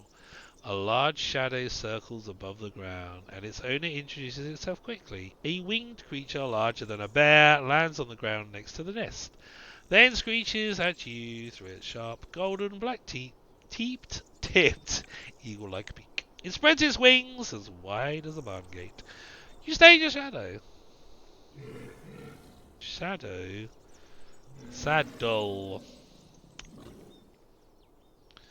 Where did we get that? Where did we find... What is this? I examine the beast. Uh-oh. Its movements are deliberate and confident. It makes a tiger-like leap, then stands still like a statue, while the brown, white, and yellow feathers covering the front half of its shell are still dancing with the wind. The wings hinder your sight, so you spot only glimpses of the cat-like claws and the clay-like fur. Its large chest rises and falls slowly. The noble griffon's yellow eyes speak only of violence. Its curved beak is longer than your forearm, and the talons on its front paws are like sickles. You don't doubt that its cruel promises may not only be fulfilled, but are a certainty. A single human with but a simple blade and crossbow would never survive clashing with a monstrosity of this size. You don't have more time to mull it over. The beast leaps towards the rock face. After it flaps its wings, the gust of wind brushes your hair. I guess we're going. We go up? Apparently we can just go past it. The winds, cold sweat, and altitude make you want to simultaneously take off your cloak and put on some heavier clothes. Oh. Simultaneously take off your cloak and put on some heavier clothes. At least Ferdy doesn't seem to care. You take deeper breaths. The path ahead seems gentler. There are no more trees, and you're surrounded by grasses, pebbles, sporadic bushes. You look down at the herds gathering around the stream, the rustling leaves, and the birds, large and small, flying above the forest of the peninsula.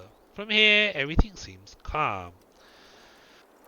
Too bad most people will never catch such a view. It's just an illusion. These trees hide blood, blades, and claws. There's nothing peaceful about them. I wish I could see all of this from the peak of a mountain. At least getting down won't be as difficult. There's a practical answer. But we'll admire the view. Oh.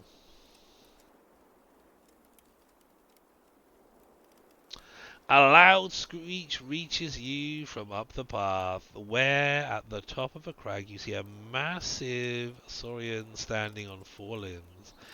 It's displaying proudly its dark green skin with a bit brighter stomach and orange stripes on its legs and elbows. Eyebrows? Hang on. Orange stripes on its legs and eyebrows, as well as the tail, which is swinging left and right. Off to bed, Sig! Thank you so much, man. It's always good to see you. Thank you so much for hanging out this evening. I appreciate you, mate. You have a wonderful sleep. Enjoy your Sunday. Take care of yourself. And I look forward to seeing you soon. The size of the monster makes you stop, but before you turn around you realise there's a short woman sitting on its back. Dressed in a red Gibson and iron helmet with green pants that blend in with her mount. You can't see the details of her hair, but she's not attacking you just yet, resting the blunt edge of her spear on the ground. Her other hand holds the reins attached to a bridle put on the monster's head, cramping its wide mouth. She raises her weapon in a greeting and speaks in a language that you've only heard used amongst the elders raised in distant villages. The old speech is almost forgotten outside of the most remote pagan tribes. All I have left is city tongue. I can't understand you. She stays still for a few breaths, then uses sounds that she's clearly not used to saying out loud. You lost? During the following minutes, you both try to get used to each other's speech, though sometimes you can't find any common ground depending on the combination of city tongue and gestures. You explain that you're heading to the village at the end of this path, and she asks if you have a message for the chief or the shaman. Say it to me. I need to speak with them myself. I'm the local Roadwarden. Even though she doesn't give any clear command to her mount, it takes a few steps forward, moving without needing to speed up quickly. After a confident leap, the beast lands on the crag right above you, allowing the warrior to look at you closely. Roadwarden, she says in city tongue, like Asterian, city folk. You nod. What do Roadwardens do, really? I protect travellers and help settlements stay in touch with each other. It's just a fancy way of calling a rider for hire, like a messenger, and an adventurer in one. I share my blade. It's meant to patrol my roads, but that involves a lot of bloodshed. Ooh. The city of Hollivan pays me for making the roads safer. Looking back at my last few days, I think I meant to do pretty much everything. Yeah, we'll just go with protect travellers. You hear a monstrous roar coming from the mountains. The woman looks around with a raised spear, and when her eyes return to you again, her voice is strict. You'll find no ting for you here, as we seek no travels, no in touch. She pulls the reins and makes the Saurian turn around, then leaps away, up the pass, staying on top of the crags. Something's happening here, she shouts from a distance. Road's not safe. Come, we speak in the village. I tell Ferdy to keep up with the beast. Run, Ferdy, run! You ride through the corridor of rock faces, led by the jumping Saurian. The woman in a helmet blows a large horn, longer and thinner than a ram's, with enough power to cause an avalanche, and once you reach the massive wooden gate blocking the path, it's already open. The few people you've seen so far are well equipped, wearing heavy jackets, shields, and steel weapons, though some of them seem a bit old. Your surroundings get more spacious with small garden patches and stone sheds spread on both sides of the path. Riding by the onlookers, you enter a trot, then a walk. The locals pay as much attention to you as to your mount, commenting on your appearance in the old speech. Unlike the guards, workers are carrying rather simple tools, many of them made from bones or rock.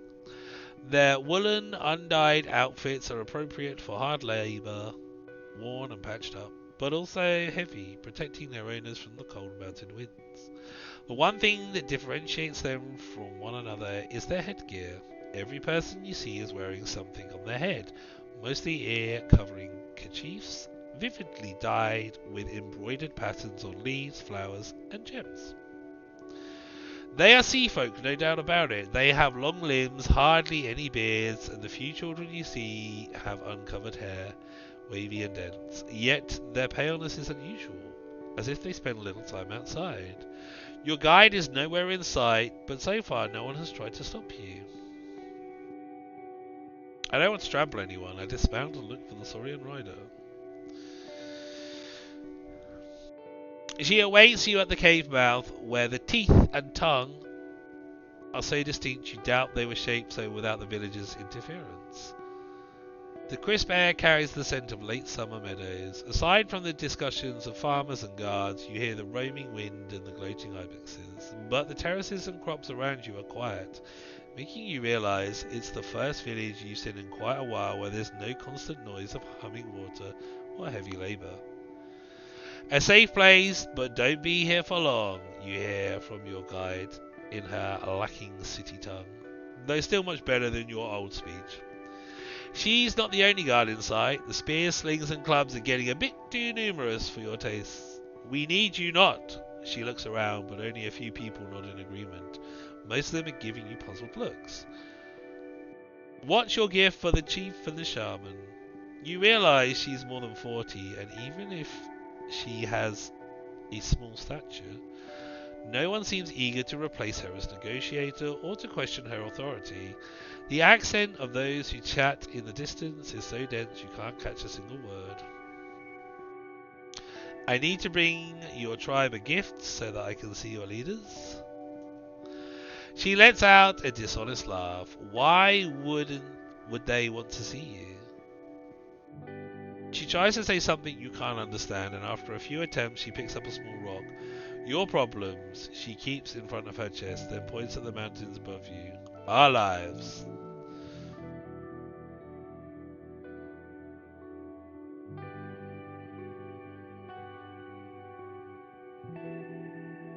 Is there something I could do for you instead?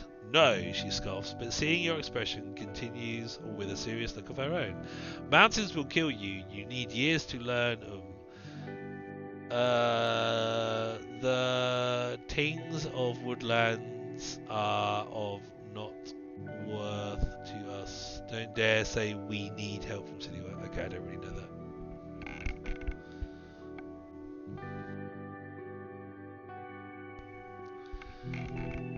I bring news of great importance, matters of life and death.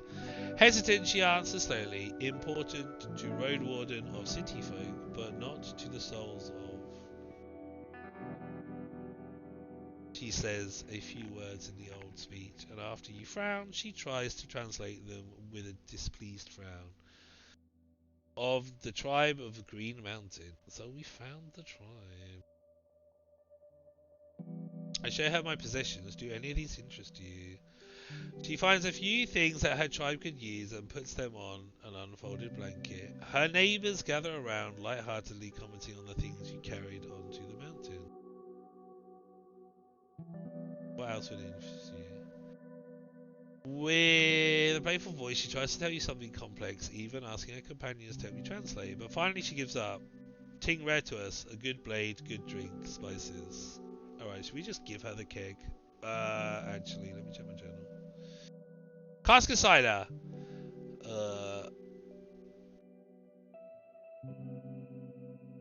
Refuses to accept it. Maybe someone else would do so, or I could just bring it back to Foggy. Okay, yeah, we can do what we want. And Foggy knows about them. I think Foggy, didn't they say that Foggy has been trading and talking with them, or used to anyway? So I'm sure if we said, hey, we gave your cask of cider to the mountain people, she would be fine with that. You try to explain what the cask contents are, but since the word cider seems to mean nothing to the locals, you call it a sweet apple beer, pointing at the tree behind you. A few of the locals are greatly interested in taking a whiff, but you try to explain that it's not possible since it may spoil soon. After a short debate, the Saurian rider admits, we drink water and milk, not beers. 'Tis gift. This gift is fine. Very well, take it. She gives you a few minutes to pack up your belongings. Let your beast stay on the grass. She pats its side. It's safe here. After you tether 30 to a tree, keeping it away from most garden patches, you head to the cave mouth. The corridor goes down, getting darker after only a few steps. But seeing how often the locals go through it without any source of light, you doubt there's going to be many treacherous steps ahead of you. Still, your guide leaves the shed with a lantern made of old brass, with windows engraved with winged dragons circling around an erupting volcano. That's quite pretty. I grab my own crude lantern. The tongue sticking out of the entrance doesn't go on for long. For some time you descend gently and then encounter a set of spiral stairs. Once you reach the bottom, you find yourself in a labyrinth of tunnels and chambers, some of them sunk in darkness, others lit by campfires, with smoke leaving through holes in the ceilings. Spread amongst them are dozens of children and elders, but also workbenches and other spots worked by adults, some of them too busy to even spare you a look. There are woodworkers, water carriers, potters, flour millers, cooks. You hardly notice how stuffy the air is down here. Seeing the constantly spacious corridors, conveniently wide enough for even an obese shell to squeeze through them, you can't tell how many, if any, of these passages were not made by human hands. The entire walk takes you only a few minutes, but the sheer amount of rooms you walk by makes you lose your way many times before you reach the short path leading to a bright, warm chamber, to which the Saurian rider invites you with a gesture. You smell smoke and humidity as much as you listen. The humming of a stream reaches you from below. You smell smoke and humidity, and as you listen, the humming of a stream reaches you from below. Much louder are the cries of an infant, amplified by an echo. I put away my lantern and enter the chamber. Reach the tribe of the Green Mountain. Alright. The simple huts are short enough for you to see their hide-covered roofs from above, and you look at the ceiling. There's no water dripping on them. They don't offer much privacy either, even if the entrances were covered with the curtain, the gaps between the bones lets you peek inside. It's as if they one day collapsed here from the surface, losing their purpose, but remaining as a relic of the old ways of living. While the huts are only filled with furs and a few pieces of clothing, the chamber is far from empty. A few women, some of them very young, some of them in their 30s or 40s, are sitting around the campfire, feeding infants or playing with toddlers. There's a man stretching a piece of leather on a tanning rack, and you hear splashes of water coming from the corner. When your eyes land on two people sitting in a circle of wooden stumps, their gaze makes your destination clear. I step closer.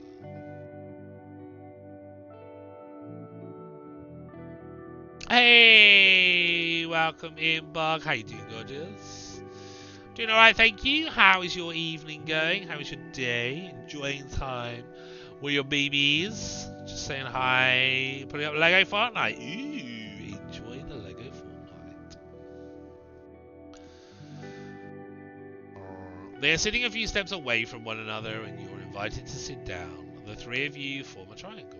The air is heavy, but you smell no sweat or dirt, and aside from the crying child and echoes of distant playing conversations, the dancing lights and cracking wood are no less cozy than an inn in the evening.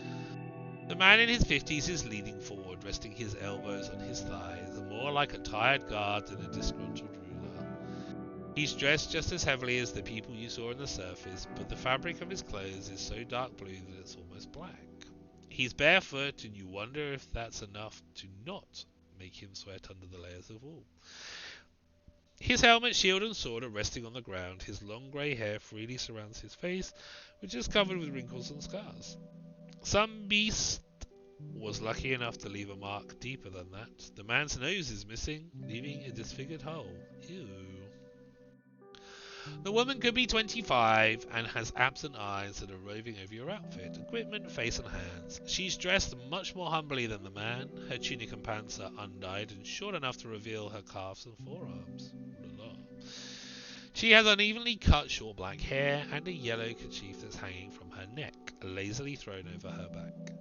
Her legs are stretched out in front of her, resting on the heels of her sandals and swaying left and right, spread just above an unfolded sack, covered with gemstones, pebbles, and animal bones. She keeps her hands on the nearest trunk, desperate for something to support her back.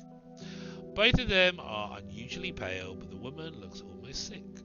I introduce myself. We've heard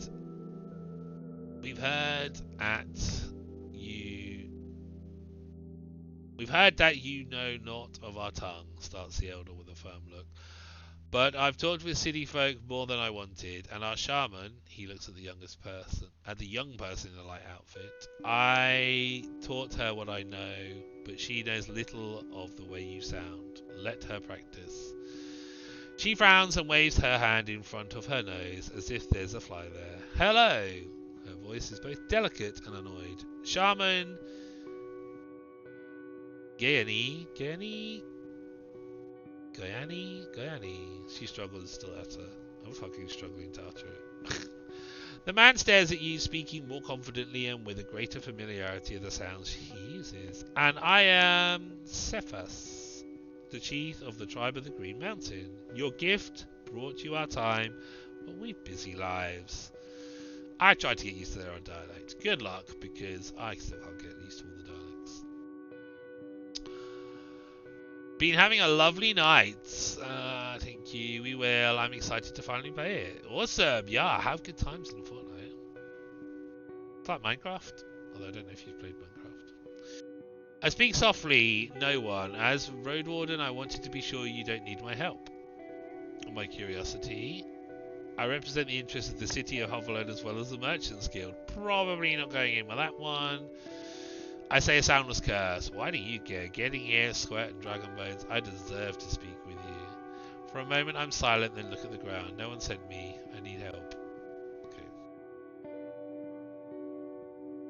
Obviously we're going nice. Tim's voice grows colder. Do we look as if we need one's help? Do you see cracks in our walls that can't be sealed without your blood or monsters you can sing to sleep? Miss Gayani reaches for 2 green gems and puts them on the edge of the fabric side by side. Don't get angry. Her voice is close to a whisper and seems to ease the ire in the chief's gaze right away. When she looks at you, she keeps her hands in front of her, palms up. Does your soul speak of pride or care? Can't see it, but we're good as is, and I ask you to trust our mouths to ask for us if we need them to. Let's try that again. Does your soul speak of pride or of care? Can't see it, but we're good as is, and ask you to trust our mouths to ask for us if we need them to. Okay.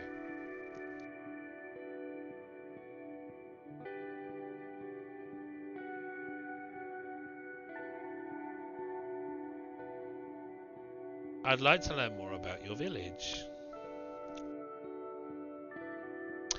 The shaman leans forward, smiling. The fire plays with her shadow. And how? In your tongue?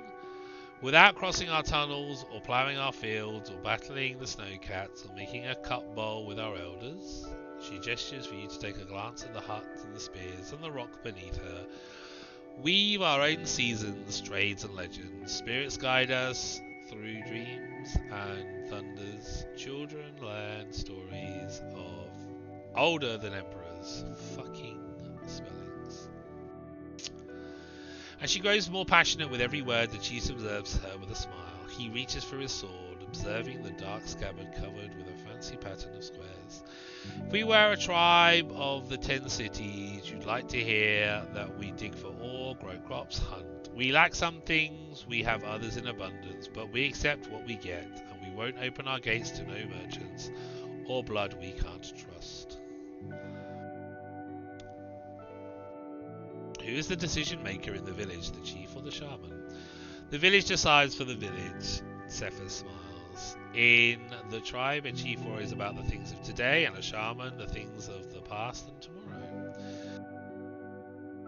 Gani looks at him with respect.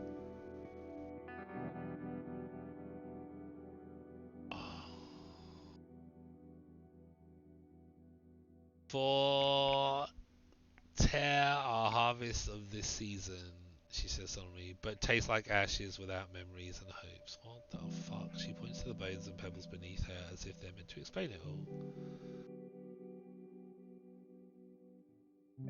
A quiet tune plays from the opposite end of the chamber in an attempt to calm the crying child. I expected this mountain to be a bit more green. We are of it, but not on it. Cephas glances at the flames. The Green Mountain is on High Island.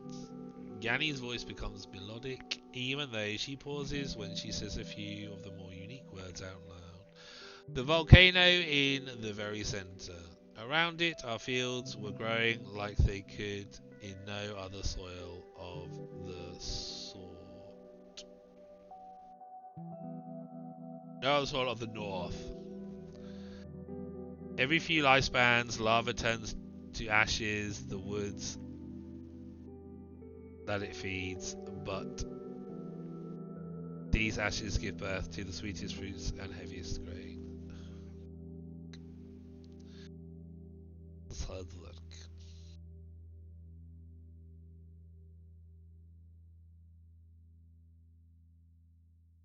What do you think of Homeland? We don't! Cephas' voice is cold, and when Gani chips in, she hands you a soft, though heavy pouch. Inside you find a collection of dozens of red crystals, each one smaller than a game die. The city's corsairs pillaged our homeland for years, saying they would stop once we agreed to pay them a yearly tribute. They murdered us and torched our harbours and crops, for we held this island before them and prayed to different spirits. You return the pouch and ask what's the meaning behind it. The shamans of old made a tomb with one rock for every soul lost to the 10 cities. They brought them here to help us remember. I'm trying to find Asterion. He was here a few times. With every word, Cephas' voice gets quieter, as if he's not He's not sure how to continue. We helped him, for he gave us grand promise and sign of his trustworthiness, but back the soul to be lost in the woods. Brought back a soul thought to be lost in the woods, but it's been almost a season since we saw him. Okay, I got you. Right. I apologise. I need to pop to the toilet, and this looks like it's going to take a while. So I'm just going to take a couple of minutes. I'm going to grab some drinks while I'm up as well. So I will be back shortly.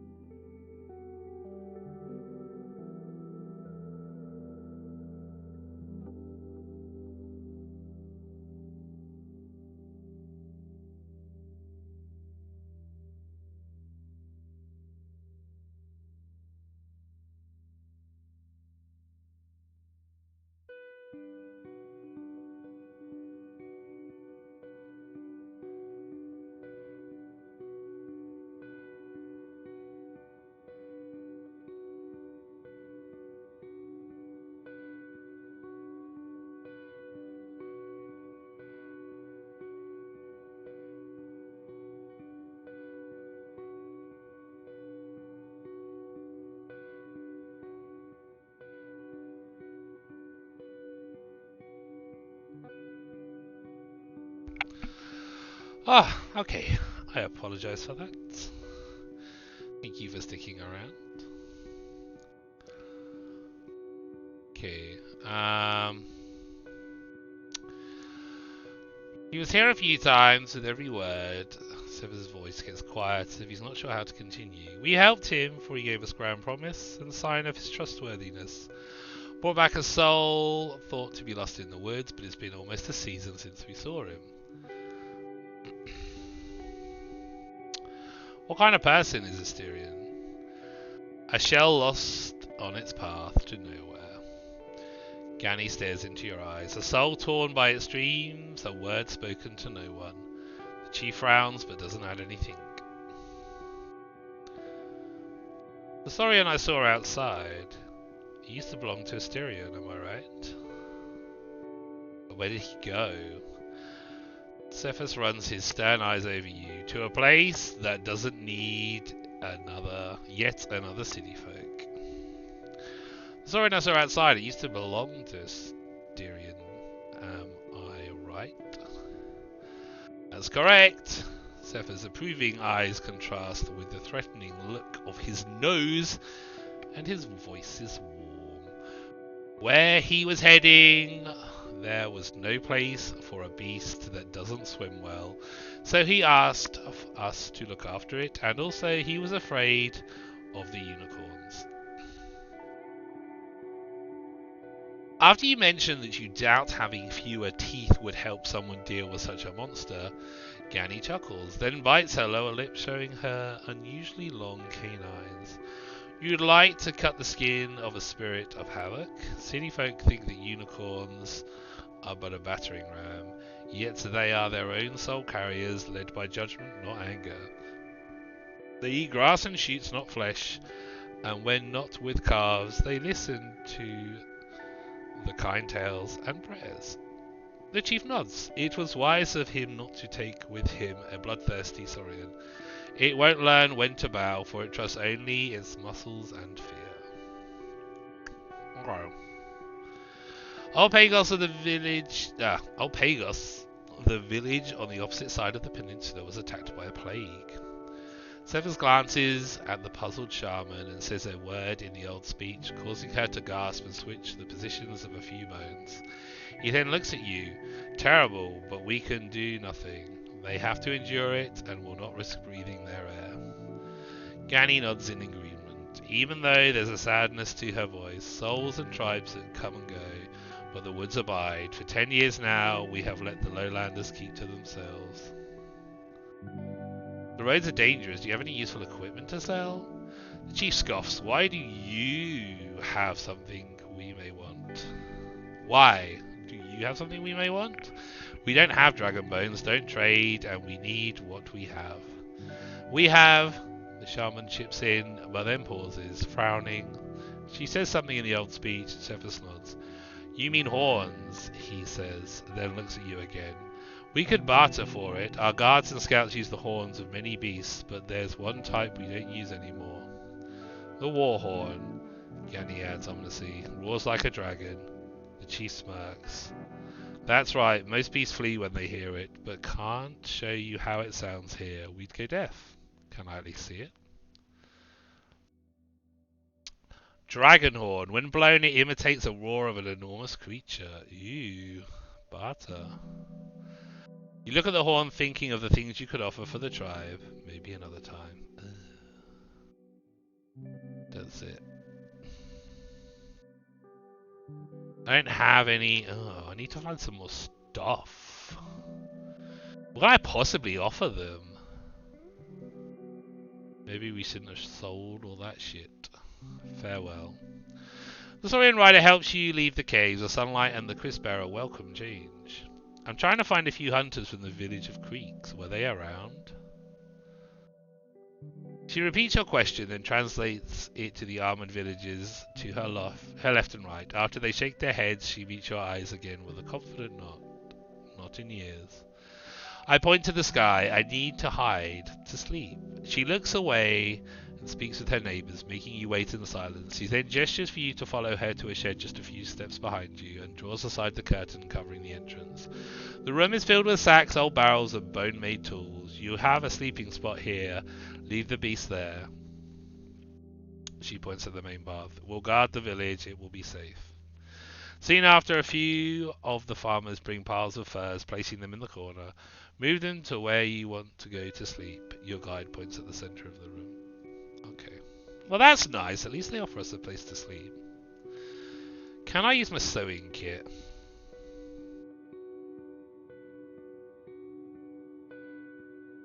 No.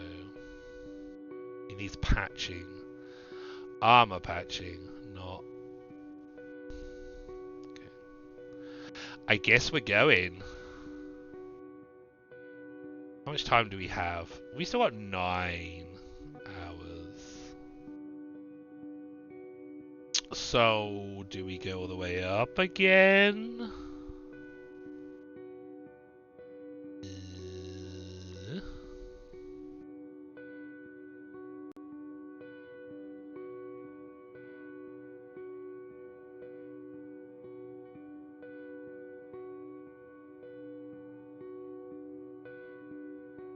What do I need to do?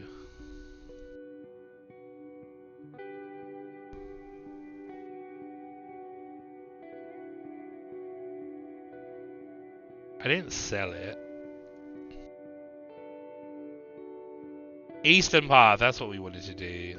Let's do that. Up here. Let's check for our thingy-majiggy fishy-mabob. Which is... not here. Yeah.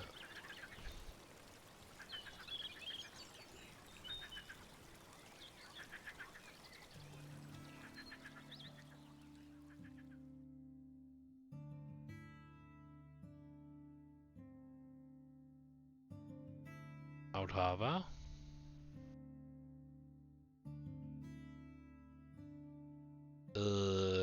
Do I want Ephron? Oh, I do. I want about the hunters. Do you recognize this knife? He reaches for it without thinking twice, then brings it close to his face, studying the tiny details of the bone. I do, he whispers. It belonged to Admon's mother. He lowers it but holds it tightly. But she's not around anymore. Where was it? This time he listens patiently, knowing you are saying as much as you can. So there's no shell, only a ghoul. Everyone knows what that means. He'll wake up soon. He shakes his head as if to drop the thought. It may be so. Well, we had a deal and you did your part. Thanks, I think. He puts an open palm on his forehead and closes his eyes. Once he notices that the wolf's head obstructs his fingers, he takes it off. Michelle liked this head. His voice is empty. He told me he'd get an even larger one. He looks at you. There are tears in his eyes, yet his voice is absent. Yes, we had a deal. I'll join you on your own venture when the time comes, but I need to first close this ordeal. You ask him what he needs, but he puts on the hood and quirks his lips in a shadow of a smile. Nothing from you, friend. I already spoke with the others. The wood is ready for a pyre, with meat to roast. You did a lot for our little tribe, and we'd love to see you at our table. There may be some tears among us, but there will be laughter, songs, and enough of Foggy's casks to forget a thing or two. I can't promise anything, but... You suddenly realize the opportunity at hand. A group of vulnerable, dazed souls may open their ears to your requests if you're on their good side and know enough about them. It'll be a perfect moment to offer them a covenant with Hoverland. I'm sure I can spare an evening. I assume it's Ela who's preparing it. I'll speak with him when I'm ready. I just don't keep us waiting too long. I may be in your debt, but I want to put all of this behind me. Focus on what's to come. Okay.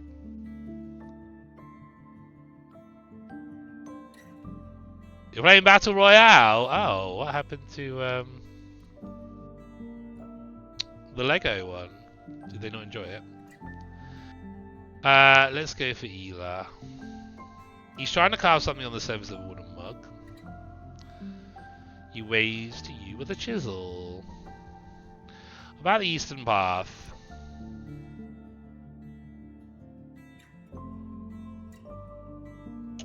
I cleared the bushes leading east of the old stone bridge. His eyes widen and he looks left and right, then whispers, "Why would you do such a thing? Someone may now think there's a path there."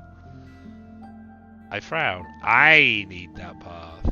He observes you in silence and gives up. Well, I trust the Roadwarden's judgment. Wait here for a bit, if you may. He puts away his tools and heads to a distant building. Once he returns, he's holding a wooden plank. Take this and leave it somewhere on the trail at the bridge, will you? Maybe tie it to a tree? He hands you an old sign covered with dark reddish paint. A blood there, you think. Then you ask him if it's not too dark. It's the only paint we can squeeze out of the plants in our meadows, he admits, and gets back to his work. Very well. The watchtower is clear and ready for new guards. That's a relief. He reaches for the case so quickly that he misestimates the distance. It falls on the ground with a clatter like a fistful of dice, and instead of collecting everything right away, he picks up 2 of the dragon bones that are rolling towards him. I need to make another one anyway, he says to himself, and pays you, asking about the place. You mention the bugs, the rotten barrels, the moisture. The man nods with enthusiasm. So we can hide there at any point. We'll need to discuss it with our friends at Gale Rocks. And it was quite an expensive bomb, you know, the one for the bugs. I give him a meaningful look. He nods without even listening, but once he notices your eyes, he sighs and reaches for another coin. I smile. How naughty. We started sending the foragers and hunters to further parts of the peninsula. The monsters are still there, but the fewer surprises there are ahead of us, the easier it is to adapt. I made a deal with Edukia. Her sentinels are going to look after the roads that surround the watchtower. The description of the golems make him tighten his shoulder cloak. When he grabs the casket, he holds it tightly. And you're sure they aren't going to attack anyone? Seeing your unconvinced smile, he counts down 3 bones without looking at them, lost in thoughts. One day he'll be grateful for what I've done. Believe it. I managed to make the Eastern Pass safer. Huzzah. We've done it. Because we've got an achievement that tells us so. Believe it or not, my tribesfolk say the roads truly are getting safer. Beasts are learning this road is not just theirs anymore. I'll let you know. Oh, I still have to place the sign, for fuck's sake. Maybe we'll do the funeral rites tonight. I don't think I can get back. No kills, no damage, and leveled up. Just loot everything. Open all the chests and the containers. Get your XP that way.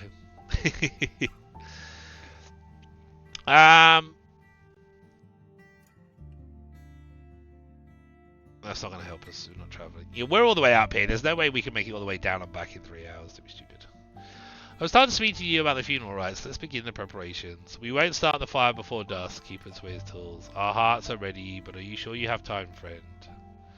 I am. Come and I'll help with the food. He stands up with a smile and leads you to the House of Gatherings. We talk about this and that.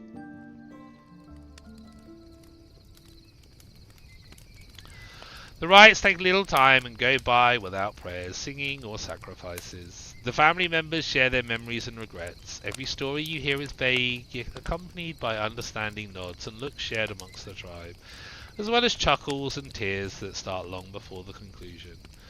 After the years you spent in Hoverland, it's hard for you to imagine how familiar and intimate all of the people around you are. Even Foggy and her staff are paying a visit. This evening, the tavern is closed. You now sit at a table, and the first few meals are brought in. The bowls are mostly filled with meat, but it's the humble loaves of bread, slices of cheese, herb sauces, smoked fish, and the wild fruits that disappear first. The warmth of the bonfire is reaching your hands and face, comforting you whenever a cold gust of wind hits the square. The bone earring instantly vanishes amongst the logs. The belt buckle is disappearing in a glowing pile of ashes. The bones you collected are cracking hauntingly from the heat, but that doesn't stop the cooks from piercing chunks of game meat with long sticks and holding them in the flame. There may be no priest, but I share the solemnity of the moment. The wood cracks beneath the flames. You've never seen the village of Creeks as quiet as it is now, but the way the locals face their mourning is anything but lonely. Pats on the back or hands are common, as well as long embraces and whispered condolences. As time goes on, more and more people rest on the stools and chairs, though there are a few exceptions. An old man with no legs is lying on a blanket, served by a girl who seems to be his great-granddaughter. One of the hunters steps away to get back on the watchtower, keeping an eye out for any being that might be lured by the noise. Shoshi is sitting in front of a building, singing about the forest of the past and the gardens of tomorrow. The cooks are bustling about, bringing supplies from the house of gatherings and taking care of the roasting meat. Most of the children are only half awake. As the cups get filled with mead, ale and cider brought here by Foggy, Efren is the first person to sit down next to you, and loudly, though he's still observing the flame. His wolf cloak is nowhere in sight, though from time to time he reaches towards his head, as if he's not used to the wind brushing back his black hair, now shining in the dancing light. Judging by the way he sways and how absent his eyes are, he opened one of the casks a few hours back. How are you holding up? I'm using my privilege of being still alive to heal. He starts with confidence, but then his voice cracks. Folks say I did nothing wrong, but, I could have, said no, stop them. And I've seen how. What's her face? Dahlia's little sis looks at me. She's only 10 and now alone. I'm as useful as a spirit. Once you figure out what he's talking about, you try to respond, but he interrupts you by pointing at you with his mug. I'm now in your debt, eh? We going on a journey? His eyes shift into anger. I was losing my wits waiting for this evening. You kept me for so long. Waiting. Can't you see those were my friends? As he rambles, his thoughts wander off somewhere else, and before he gets back to you, Ella gives him a pat on the back and places a full mug in front of you. I smell the contents before I drink anything. I better chug it. You catch the sweetness and distinctive aromas of roasted malts. A single sip makes you think of a cookie coated with caramelized sugar. Something you smelled a few times among the city stalls, though you never brought more than one at a time. The beverage is much stronger than most beers and ales you've tasted, but far from being dull, so you decide to enjoy it slowly.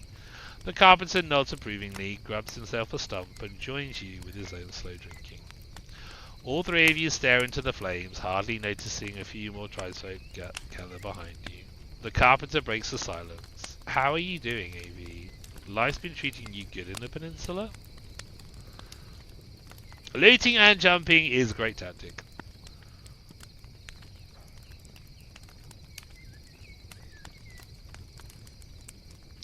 I've had some good days. I'm making progress. Every day is a struggle. I feel stuck. It's a savage place, see that? I'm just trying to survive. Don't even think about it. I'll start living once I'm done with what I need to do. We've had some good days. Wonderful. He strokes his stomach and meets your eyes. Just don't disappear like a Styrian. He'd rather chase after something his whole life than walk away with little. Not unlike me, but also, he tilts his mug, pointing the mouth of it at the flames, not unlike them. After a few moments, you realize that almost all of the adults are gathered behind you, observing you keenly. As the tension rises, you think about your blade, now resting by your saddlebags. It's Ela who asks you the question. Oh. We owe you a lot, AV. Why do you really help us? Hovland wants to reach this land. For your own sake, you should join it. Taxes for their protection, loyalty, and the renewed trading realm. Ugh. Old Halver was right, says one of the farmers. So that's why they sent the second one, adds a woodcutter. The fuss stops as quickly as it started, cut by the loud voice of the drunk Efren. Let the Roadwarden make a case for it. You glance at the eyes of the locals. Some of them are distrustful, others are curious, and a few are excited. Even though you already recognize many of these faces, the dancing flames make them look like a strange crowd awaiting a prophecy.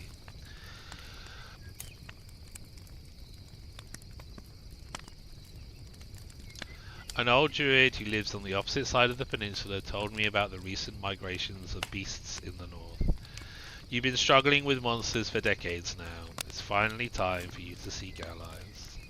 I've seen your tools, weapons, houses. You need iron. You need copper. Hovland will help you gain steel, bronze, and brass. That's not a good answer. I know you don't have as many supplies as you need. Depending on animals you keep alive to butcher is not a safe way to deal with winters. You don't really believe this wall will keep you safe, do you? Without a forest garden, you'll lack wood and you can't afford stone. You need proper guards to protect your homes and lumberjacks. Your blood is growing thick. You can seek new settlers among city folk or use the safer roads to find willing people at other villages. You want to grow crops, but you have no experience. With the city's help, you may hire a specialist to teach you everything you need to know and invest in the best seeds. You know how dangerous this land is. I brought you evidence that I found 3 of your finest hunters fallen by the beast. You can't afford more losses, and you can see that the city folk can get things done. It's risky, but you know me well. I have your trust. I wouldn't try to trick you. There's a gamble response. Maybe I shouldn't try it, but Foggy, won't you vouch for me? You know I'm a valuable ally, and the tribe depends on your tavern. The city will bring many more people to help you. See, I like both of these answers, but they're both gambles.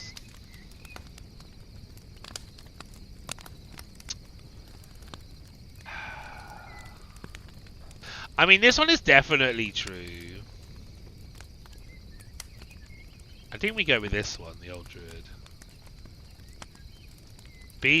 Is this one of those we get to do all the options? Okay. Bees don't enter our valleys is one of the hunters, but it's quickly shushed. Yet. Adds a one-handed farmer harshly, while a herbalist with wavy hair points at the bonfire, and even if it's turning into a prison. Some of the locals nod in agreement, but old Halver's tone is far from docile. Better to have a troll in the yard than a dragon in the bed. Let's go with supplies. Some of them don't meet your eyes, as if avoiding admitting to the days of hunger. Ephraim lets out a sigh. At the beginning of summer, I'd say. He pauses to break through the clouds of drink. We had more hunters than ever, but...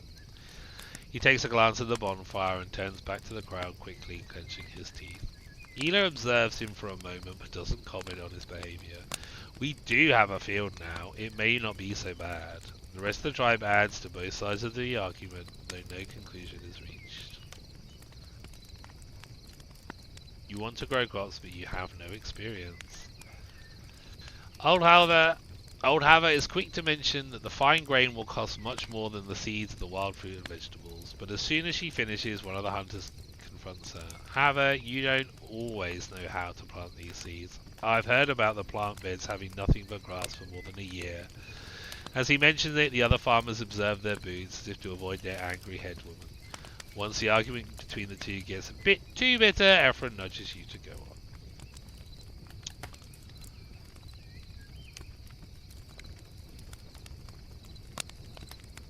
Afford more losses. Hi friend, you've proven your bravery, adds one of Dahlia's sisters, though her voice is weak. You mention the city soldiers, artisans, pathfinders and scholars, but one of the younger foragers chips in. And priests, she whispers, and the crowd exchanges worried looks. Tools, I guess? A dark-skinned builder crosses her arms. We've got no smiths either, no furnaces, no place to learn. You mention that there are always artisans looking for work. Apprentices, maybe, Foggy corrects you. At least you may be sure that you will have enough arms to assist your labour, and enough years left to stay with you for a long time. Then forget about the smiths. You can buy the tools and blades instead of alloys.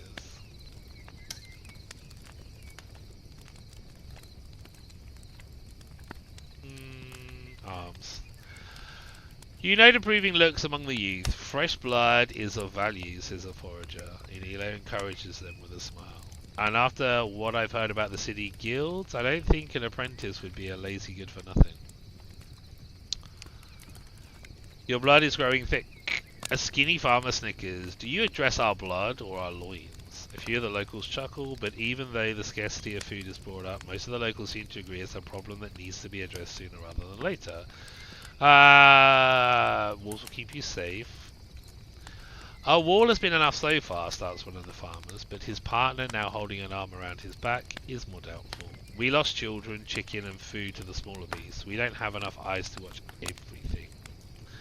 Hilo chips in with enthusiasm. If we hope to grow our families or invite new folks, we'll need more homes, more ground, a new wall. I'd rather have it be a strong one.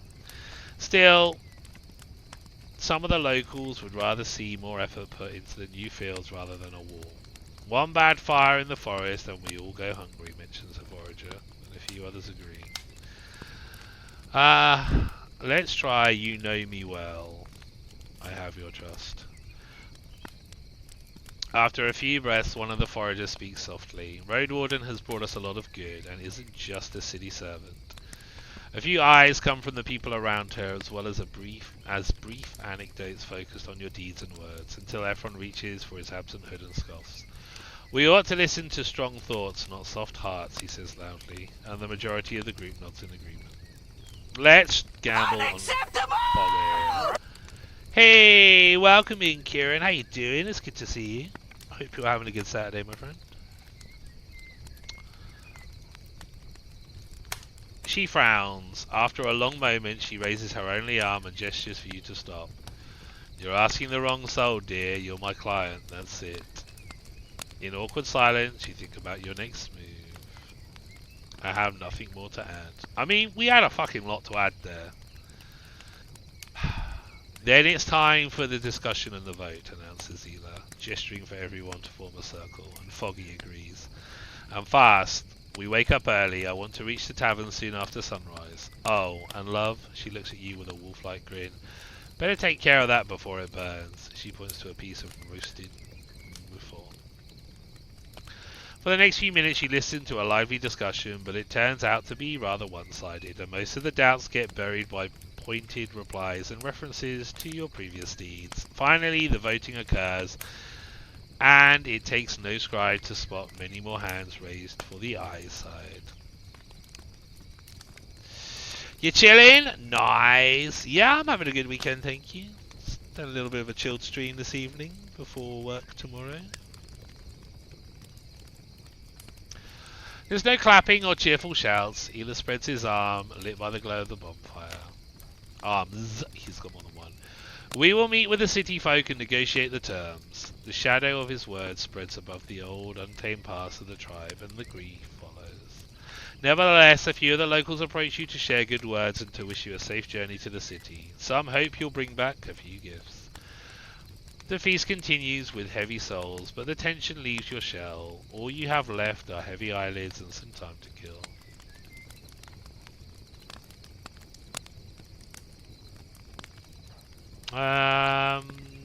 Let's go and see our gambling friends.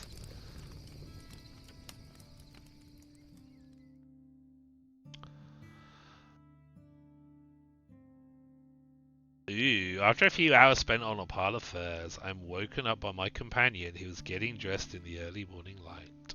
I'm by myself, thinking about the feast and the time I spent with a group of young people. Let's have a little night of ooh-la-la.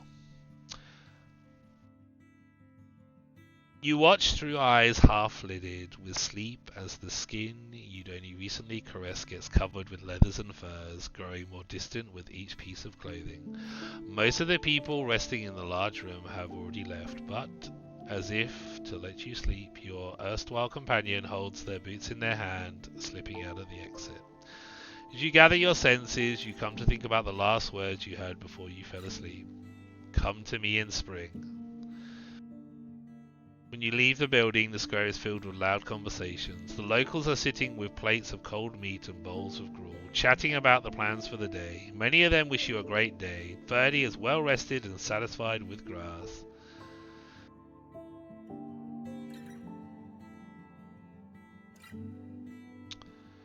Can I have a wash?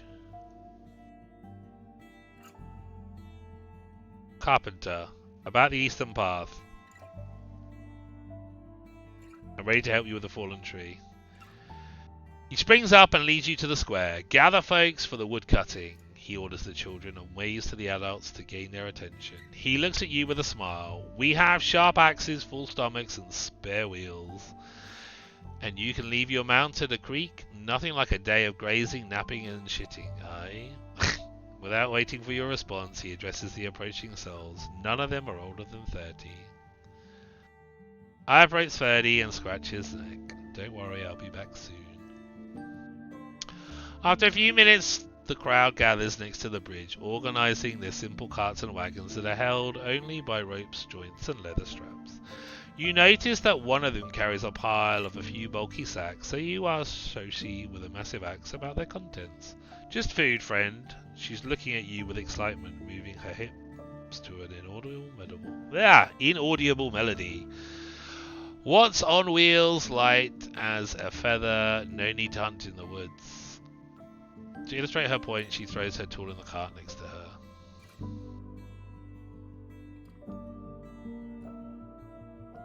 I pile my belongings in the wagon's corner, covering them with my heavy cloak. Just in case, I'll keep my axe. It doesn't take long for the sound of wheels and boots to cut through the songs of birds and insects. Oh.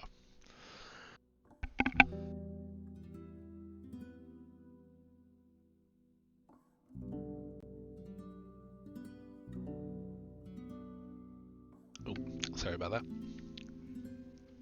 It doesn't take long for the sound of wheels and boots to cut through the songs of birds and insects. Your loud journey is accompanied not just by the sounds of trampled and kicked rocks, but also the conversations of the woodcutters, who are spread around without many worries.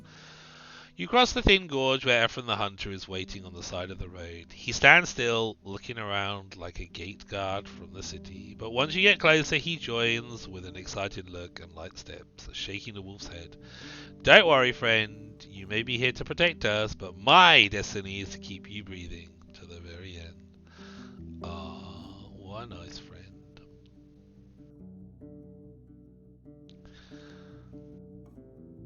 You seem happy to leave the village. Oh, I've been around. He reaches for his Sidium clubs and swings it left and right, trying to both move forward and demonstrate a few defensive stances. But there's always more to see on a land as wild as this one changes with every season. You move past the tavern and head south, where you encounter Yen and Savvy, the foragers. They move through the meadows with long sticks in hand and baskets on their back, seeking food in the meadows while they're also scaring away any potential snakes.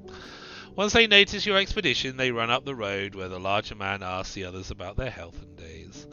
After a few minutes, they reach you and Ephron. You look both like a flock of vagabonds and a squad of guards with all these axes and spears, says Ian. Weird to see you all in one place without the walls to hide you, crude as they are.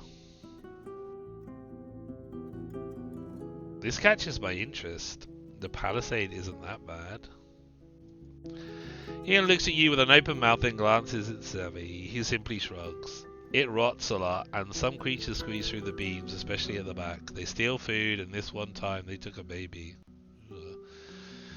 Ephraim's voice is unusually tired. My brother often says he'd like to make a wall of stone, but who knows when we'll have enough to buy it. After that, the foragers speak briefly about the plans your group has for the rest of the journey, then announce it's time for them to get back home. I sigh and turn to Ephraim. A hostile path is ahead of us. Be sure to observe the bushes. Actually, I think this path is pretty safe. I wish them a safe walk.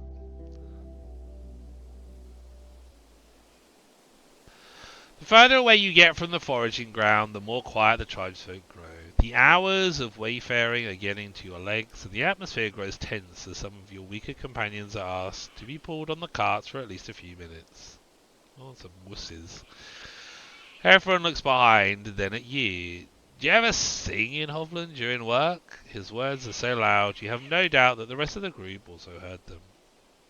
We sing the songs of the sea. Sailors bring them to fishers and dockhands, and it spreads from taverns to homes. We still remember the tunes from before the war. The city folk find strength when they hear tales of the 10 cities. Our songs are a bit more tame than the ones from the villages. Some themes sound too awkward when the priests are around. No, it would slow down the labourers. Let's do before war tunes. It will be easier to show us than describe it. You recognise Shoshi's voice. Having little breath to spare, you can't be sure your voice reaches the last row of the expedition, but you do your best to portray the Emperor, Adir, and the fresh pork and bread he brought to the tribes. It balances between solemnity and playfulness, and portrays a realm that has had its worst days behind it.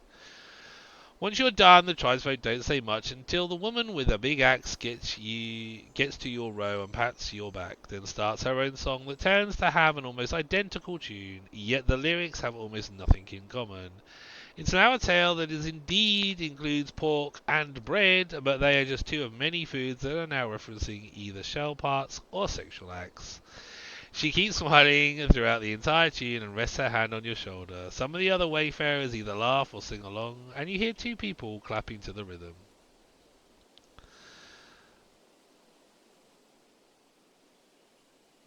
For a bit, we move forward with our arms around each other's backs. Jesus. They're like a hippie community, aren't they? Without getting too awkward, I wait a moment and move away. I will do this one.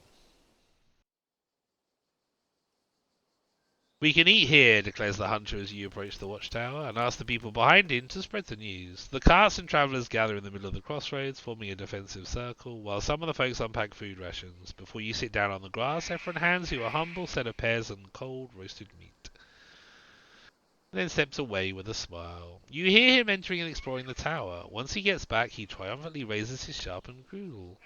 If there's one spot on the eastern path we need the most, it's this one, you understand. The wolf's head drops on his back, so he adjusts it, and with your help, the tower is ours. I consider his words. The locals may not be too eager to give the tower back to the city soldiers. That's right. Some of the tribesfolk wander a bit further away, searching the tall grasses for food, as if their habits are stronger than fear. But after the hunter orders them to regroup, they stay disciplined. After a short break, the expedition starts to restore its previous shape, while you and the hunter leave them behind, scouting ahead. The overgrown path twists between the hills and the bushes. This route has issues much larger than a fallen tree. Your companion's voice is tired and quiet. 2, maybe 3 more years and it will be safer to block it completely. Both of you reach for your blades when a sudden cry comes from down the road. It resembles an ape, a young troll, or a human tormented by visions. It lasts for a few breaths and ends as abruptly as it started, but isn't followed by any attack or even footsteps. Stay here! I crawl my way up a hill and observe the area through the shrubs. You push away the leaves and once again hear the cry. It comes from one of the goblins gathered at the side of the road, none of which look in your direction. Their thick furs in shades of brown and black make you realize that you've encountered the very same pack in this area before. Most of them stand still and in silence, either on all fours or using their crude sticks and clubs to remain upright. 2, however, are hitting the ground with their fists and shaking the empty shell of yet another goblin, an elder covered with grey fur, whose upper half is leaning against a tree, while the bottom half is a few feet away in a puddle of blood. The guts spilling out of its stomach don't suggest a promising diagnosis. You get back to Ephron, who's too focused on his cudgel to adjust the tilted wolf's head. So, goblins, more than a dozen, they're mourning their dead leader. So it's been wailing. I didn't know they cared. I mean, they get caught by beasts as often as we do. He then frowns, as if his words make him unsure. But after he shakes his head and adjusts his hat, his confident self returns. Well, there's more of them among the trees, keeping watch. Let's gather a fair group of fighters and strike them first.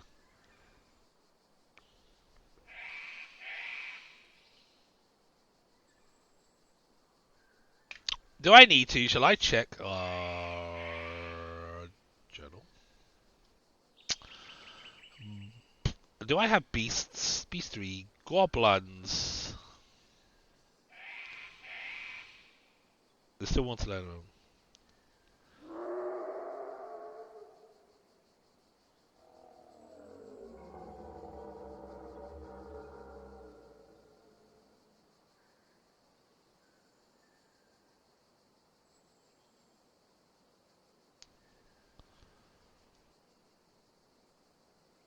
I feel like we should just leave them. Why would you care? His whisper gets louder, and you catch a hint of disgust. The more of these vile creatures we take down, the more merciful the woods become for us. Fine, let's do it your way. Pointless risk. Leaving blood and corpses will teach predators that there's free food to pick here. Let's not waste our strength before the actual work. We don't know how many of them there are. They may seek revenge once we reach the river. Beasts need goblin for food. Getting rid of them puts humans in danger. Having this pack around sustains the road, even if only slightly. Um, um, um, um, um, um. Blood and corpses.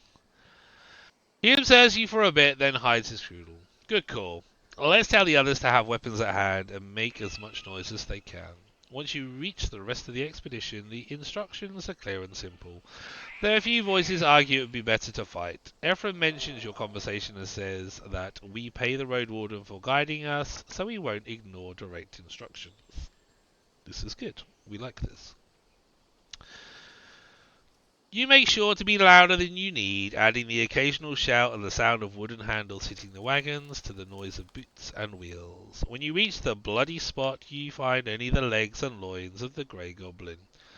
While one of the woodcutters mentions it's too bad there will be no goblin tusk for necklace, he's quickly told to use his wit. Roadwarden says the blood lures beasts, says the forager. It's better for us this way.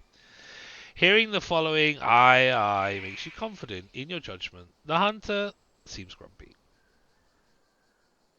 Don't worry, Ephraim, you have many journeys ahead of you. That took fucking forever to get to a tree.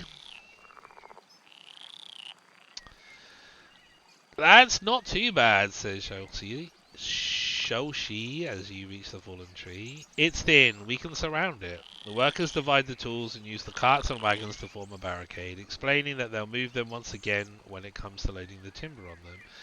You prepare your own belongings when you notice that the tribe awaits your command. You can start whenever you're ready. I'll keep an eye out for the surroundings. The broken wagon is the first task that the workers take care of. A few dozen souls that arrived here would be enough to simply push the tree to one side, and what would be an exhausting task for lesser numbers will take them little time. You use the crags to observe the area, moving around without haste. The distracting noises of your group scare away many creatures. The eyes that observe you are mostly spread amongst tree crowns and the highest points of the hills. You spot a few ibexes, monkeys, and many birds, but no cats, runners, draglings, or wolves. I miss sitting in a saddle.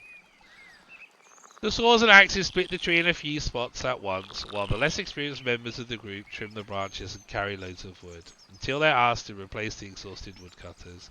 Then the work slows down, but never stops, and while the constant noise finally lures the presence of a small dragon that's walking on 4 legs, each one as large as a human, seeing your large group makes it turn back, even though you would most likely be unable to pierce through its skin.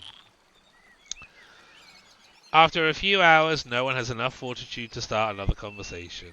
Once the carts and wagons are ready, the crew demands half an hour break. Can't really avoid it.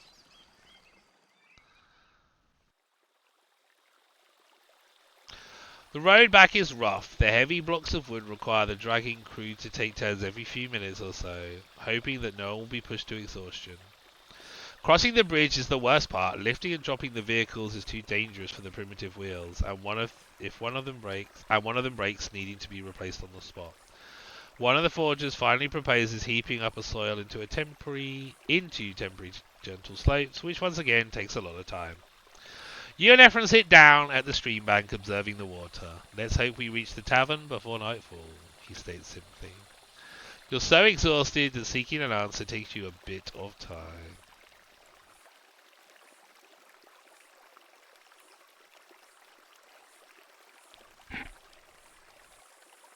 He'll ask me to put this painted plank somewhere around here, I mutter, and get up. The convenient remains of a shrub help you tie the plank above the ground. After a few minutes, you step away and take a look at the new sign. It may say someone's life. I'd rather see people building new paths, not hide them. I wonder if the days of iron nails are ever coming back. What soul would enter a path that looks like this anyway? Well, that was easy. Maybe it saved someone's life. Foggy and her crew welcome you at the gate with their few tables, benches and chairs moved outside of the palisade, inviting everyone to sit down and eat, though more than half of the crew has to sit down on the wagons. 2 of the foragers refuse the meal, instead laying on the soft grass. You all get a bowl of warm stew, heavy and fat, with snake's eggs placed on top of a piece of pheasant meat. Ooh. The vegetables are properly seasoned and juicy, though you'd love to have an extra pinch of salt. The worst part of the road is behind you, and while people remain quiet, they eat with enthusiasm. The tavern keeper approaches you and Ephron. It may be dark, but you feel as if she's covering you with a devouring shadow. Well, loves, how's the road? Worth the effort? I tried to keep the conversation going. While the hunter sighs, too tired to say a word, you indulge her appetite for gossip. You describe what you've seen, and she scratches her large chin. She seems unsure what to say. So the real gloom is behind the tower, but even before it, we'd need more work. You chit-chat until everyone starts to wake up the napping workers with his boot. I smile at her. No time to waste, I guess. Saved! A woman with a big axe crosses the gorge with laughter, and the expedition leaves the carts and wagons in front of the bridge. Seeing how dark it is, you're not surprised to learn the unloading will occur after dawn. Not like anyone's gonna steal it, says one of the foragers, though everyone makes sure to take the remaining food rations. We were lucky, but let's not tempt the beast, says a hunter. The rest of the tribe welcomes your group from the open gate, and relieved laughter fills the little village. They seem surprised to learn that no one got seriously wounded. Eli and Ephron share a brief embrace, but the carpenter doesn't hesitate to mention the hunter's smell. You realize you also need a long bath. They betray me now, I'll kill them all. Long. Time to collect my reward. The carpenter reaches for a lit torch and asks you to follow him. 5 dragons is a lot, but I'd pay 4 times as much for keeping everyone safe. You did a good job, friend. He opens a wooden cask and counts down the pieces of bone. Tell me, AV, what do you think? How's the road? You now know how a merchant may feel on it. Could be worse. It's shit. You need a year-long Roadwarden or a group of soldiers. It's empty but beautiful, even the old abandoned structures. You realize I've seen many roads. There's nothing unique about this one. Protect it and it will be safer. Neglect it and it will be lost. I liked it. I think they are quite beautiful. Although it's shit is always good. That's a good answer. He gives you a surprised look. Not an answer I was expecting. He pushes the coins towards you with a single, confident gesture. The few times I travelled to Gale Rocks, I mostly saw rocks to crush, trees to chop, meadows to forage out. Though I'd expect you'd need to feel some pleasure from travelling, or you'd go insane. I wait patiently. The carpenter pauses for a long while, then starts to draw an invisible map on the workbench with his fingers, muttering to himself. Yes, he says slowly. You've already done more on the road than I've expected, friend. I dare say more than any outsider in this generation. The tribe can take it from here. He reaches for something resting on a log beneath the table, then turns towards you. You already received your pay, but maybe you'd like to take a hair pelt as a gift. Foggy doesn't need it, but you'll get a dragon or 2 from it for another village. You take a look at the fine fur and roll it into a more mobile shape. Seeing how Ela observes you, you tell him just to ask. I can't figure out what pushed you to be this much of a help to us, friend. I know some of the things you've seen were just on your path, but others took true risk. Oh, I do have my reasons. Creeks is a lovely place, I hope it succeeds. Your pay will be fair. Your pay was fair and I needed it. It's just what a Roadwarden ought to do. I mean, this seems like a nice answer, doesn't it? I mean, is it a nice place now?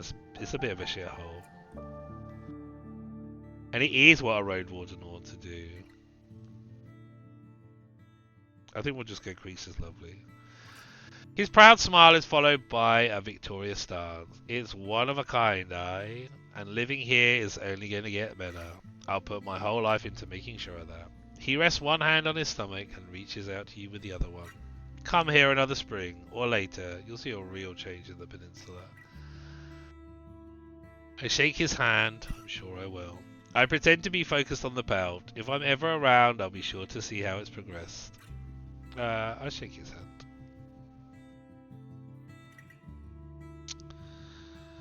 His large hand is calloused, and even the brief touch is enough to notice the cuts and chopped off skin. Ugh, signs of his amateurish labour. I doubt you'll find much more to do on this route, but if I turn out to be wrong, let me know. He then sits down on the stool and looks at his tools with a big smile. I have made some additional progress with the eastern path. I place the sign just like you asked. He exhales and nods gently. Thanks, friend. I was thinking about it, and it may be a good opportunity for us to visit that mountain after all. There's a lot to talk about, and there will be even more in spring. Here. He hands you 2 dragon bones that he had already held in a pocket of his pants. I'm glad to see you got your senses back. I'm surprised you keep finding something to do. This land really is a mess. I'll let you know if there's anything else. How is there anything else to do in the eastern path? Okay. I definitely need a wash. Cha-ching.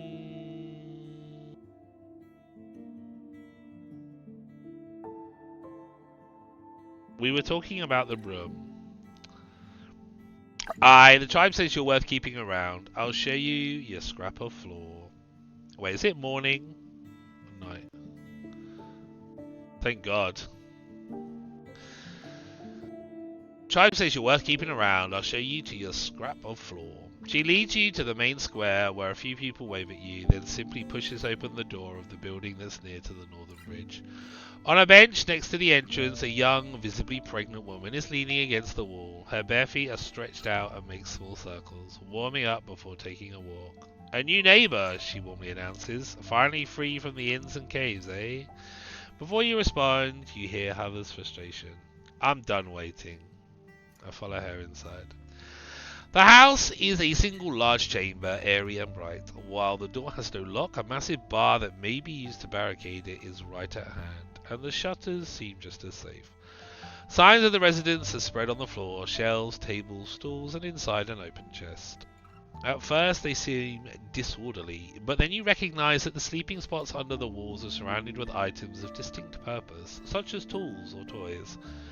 While there's not much privacy to be found here, there's still some sense of ownership and attachment to the objects and spaces. As you have already seen, the lives of the locals takes place outside. You recognize but one shape sleeping in a corner, a guard you've seen before, resting after a night shift. Your guide is standing above another corner, next to an open window. It's the only spot that's free of clothes and other odds and ends. You are the 8th dweller, so be quiet during the night time. And be clean at all times. That's it. She turns around and leaves you with a large pile of furs on which you spot no dust or dirt. It's always good to have more options, but that's about it. I leave the house. I'm no one's neighbour. I look at my empty corner, my new home, and sit down for a bit. I pace around a few small things of mine as a mark of ownership. Verdi snorts as a group of kids are trying to pull its tail. You tell them to run to their grandpa.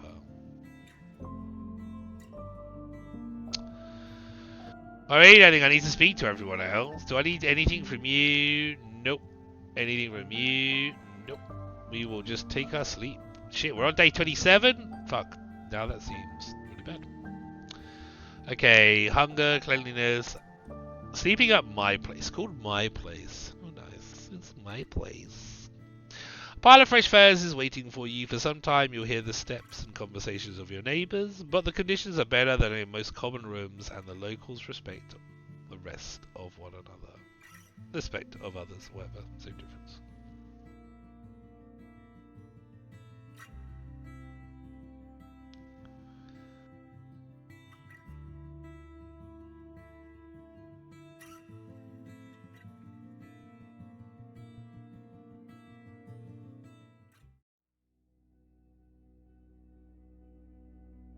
Someone wakes you up, warning of the fog that covers the square so densely you can't see further than 4 steps away from the door.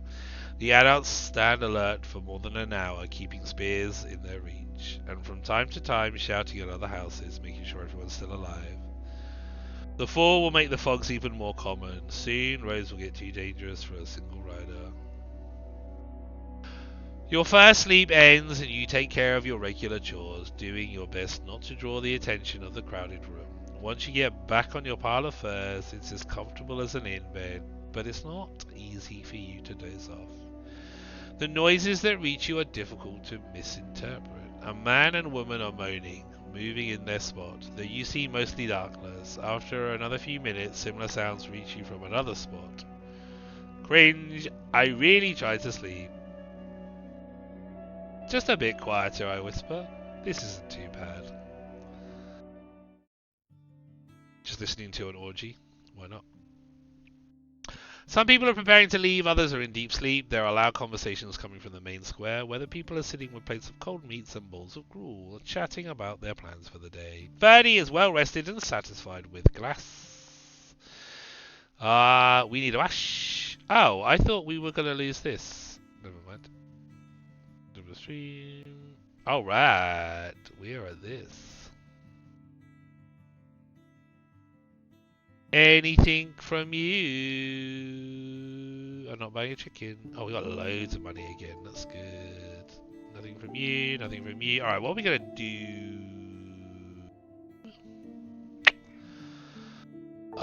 We kind of really need to go find the bandits, don't we? What are we looking like on our questy log? I feel like we've made some good inroads. That is a much shorter list.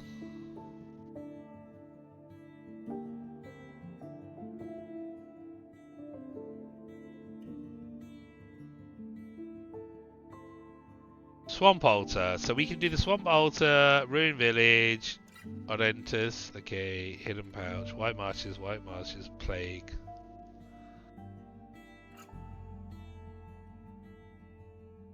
Band, Cider, oops, Roadwarden, New Life. There really isn't actually that many quests for us to do, so we definitely need to go and see the band. Do I want to do that? It's 5:30.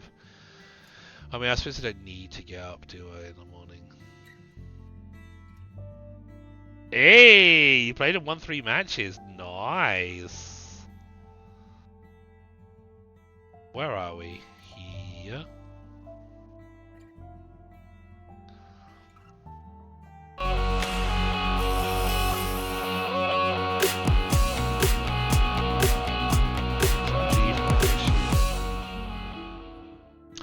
Hey, Niels Clark. Prof. Niels coming in with a raid. Welcome in, good sir. Welcome in, raiders. How are you doing, my friend? It is lovely to see you. Thank you so much for the raid. I appreciate it, buddy. How was your stream? What were we up to? Played the B game. Oh, Timberborn. That's on sale at the moment, isn't it? Yeah, I've looked at Timberborn. It does look interesting. I don't think I put it on my wish list. How was it? You enjoy it? I imagine you probably did enjoy it. Made a Timberwolf emote. It was fighting me like a pack of Timberwolves. Oh wow, that's awesome, man. I love it. That's great. Yeah, it looks a really interesting game. It's come up on my recommended a few times, and I keep seeing it pop up during the sales. I'm just like, you know how it is. It's really hard to not look at the shinies, you know. It's not quite Banished, but similar. Yeah, similar vein, isn't it? Sweet. Oh, did I? No, I didn't. Okay. Playing it without the tutorial is pretty fun. If you're on Keymailer, you might be able to just grab it. I don't know what Keymailer is. Did you just give it the old YOLO and it's like, we're not going to do the tutorial, let's just go in and try and work it out? I love that. I don't think I could do the YOLO life.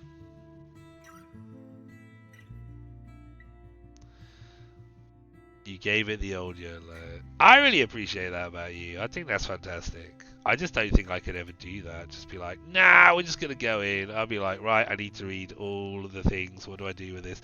A lot of those things are fairly self-explanatory anyway. Like, there's a series of progression anyway. There's only so much you can do until you have certain things, and you'll kind of like work it out that way. It just takes slightly longer maybe. It's like, this is the first building I can build. I probably can't build anything until I've built this. Oh, it needs this. Well, I don't have this, so there must be a way that I can get this. So you're there with a little help from chat. Yeah, it's a lot of trial. It's just a little bit of trial and error, really, isn't it?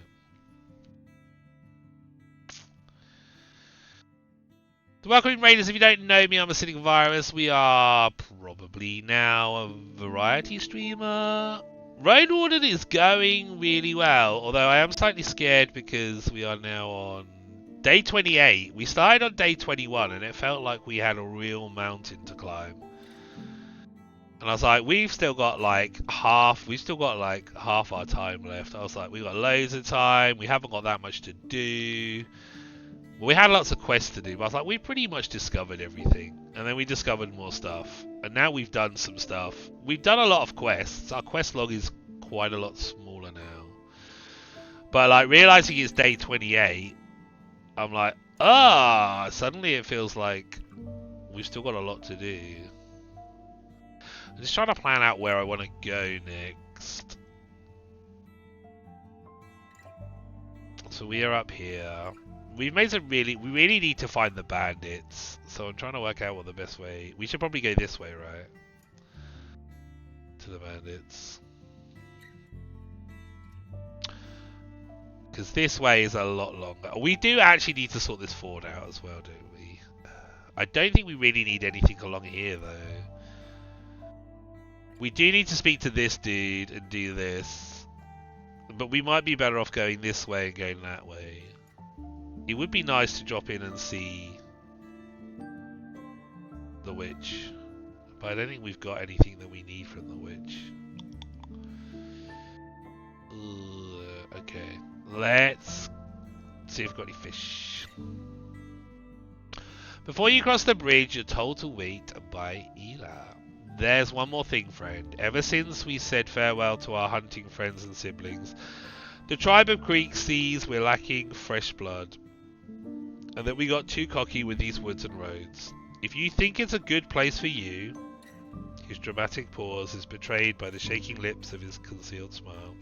You can stay with us for however long you'd like.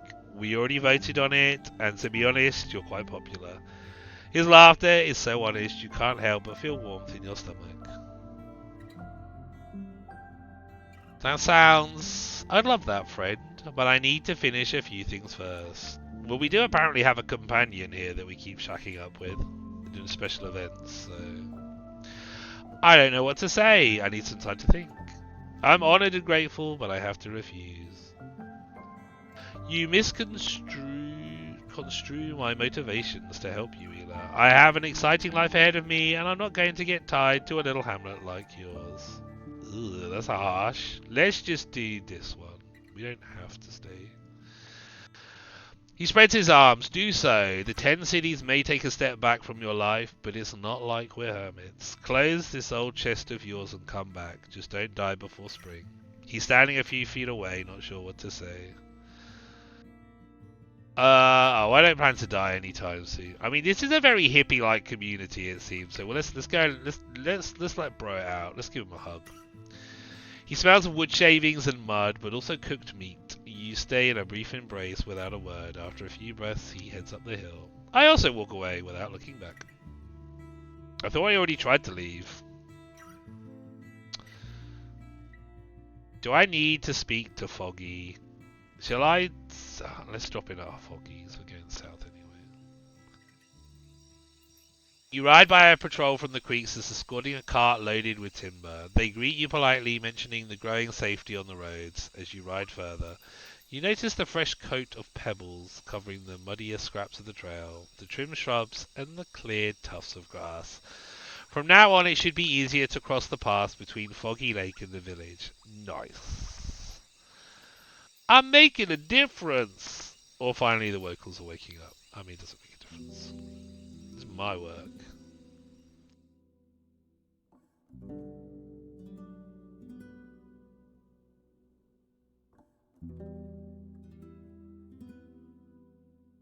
Do I need to eat? Let's eat while we're here, actually. We've got free food.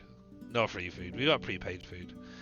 Stuff to part with. You're not having my troll piss. Can I buy something from you? Fresh meals. I don't need more fresh meals. I've got 2 left. I took care of the cask with cider. I don't think she's gonna be annoyed with us because we gave it to the Green Mountain people. Oh. She pats your back with her huge hand and leads you towards the 3 coins lying on the table. And what happened to it, dear? I left it with her. We had to lie. I thought we could be honest with her. Oops. You share a story of what it took for you to deliver the cask, causing her a hearty chuckle. You could have just brought it back here, she says with a smirk, but I see you speak with deeds. You've done a lot for me, and I want you to feel welcome at Foggy Lake. She nods towards the cauldron in the middle of the room. From now on, you don't have to pay for the first meal you'll eat at this place every day, and I'll always have something for you on the side. Aww. Thanks, Foggy. I feel really bad now that she now has reached that point that she trusts us. But the tipping factor was the lie about helping her out. I really don't think she would be annoyed though, because she used to trade with the people of the Green Mountains, so anyway. Thank you! I think I've done enough to earn your trust. Tell me more about the stuff Asterion brought you. She observes you with patience of a statue, then sends the one-handed man outside with a nod. After a minute, she brings from the basement a simple package covered with wax, tied together with a couple of cords. She removes them in silence. The scent of honey fills the air. She raises a dark cloak, green like trees covered by shadows. This is the special cloak that the witch made. The shapes of leaves are embroidered on the surface with silver-like thread, from the hood to the very bottom. They are the size of your hand, spread sparsely, elegant, for each one is different. It's heavy, most likely rainproof, but the inner layer is downy, made from lamb's wool. Every scrap of this garment was touched by a master. There's magic in it. Foggy's voice is solemn. Keeps you warm at night without a fireplace. Makes rocks feel like fur. Why did he sell it to you? He needed dragon bones. He was planning to travel somewhere. Needed coins for a boat. Oh, that's gonna break her heart if we tell her about that. She folds the cloak and packs it again, tying the cords with her thoughts. I told him to look for it in Gale Rocks. Huh? Oh, he needed coins for a boat. Oh, Gale Rocks? Oh. She doesn't trust us enough though, does she? She must do soon. You wait for her to go on, but she changes the topic. I wanted to sell it for 50 dragons, but if you're interested, we'll see. I won't ask a fortune from a friend. Where was he heading, Foggy? I told you everything I know, love. She holds the package with her elbow. Take it from here on your own.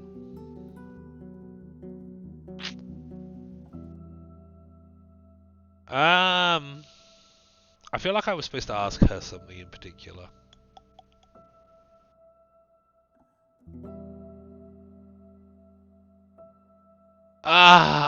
Wait, who are we working for again? Maybe we are. How much is she selling it for? 14 instead of 40.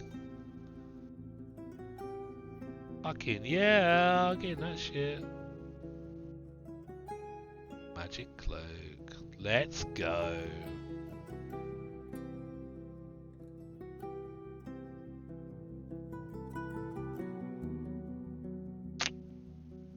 Shit, I could do with a couple more corals actually, couldn't I? We do need to go down via the south at some point. But we really need to make some headway in the middle bit. Where is my journal? What do I want?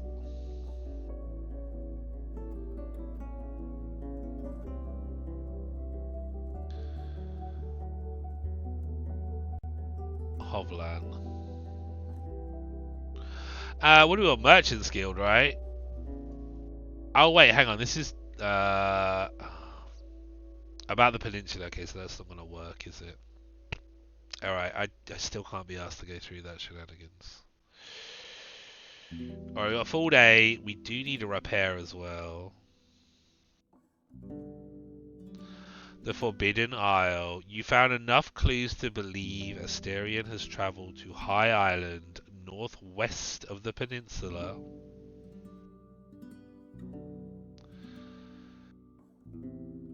And hasn't been seen ever since. So far, you know almost nothing about this place. I need to ask locals about it.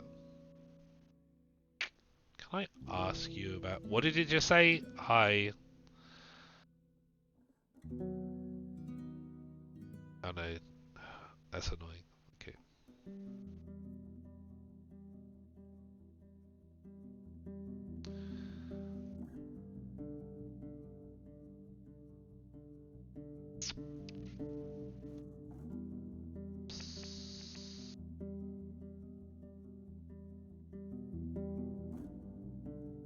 Can I ask her about High Island? Maybe she knows. Let's try.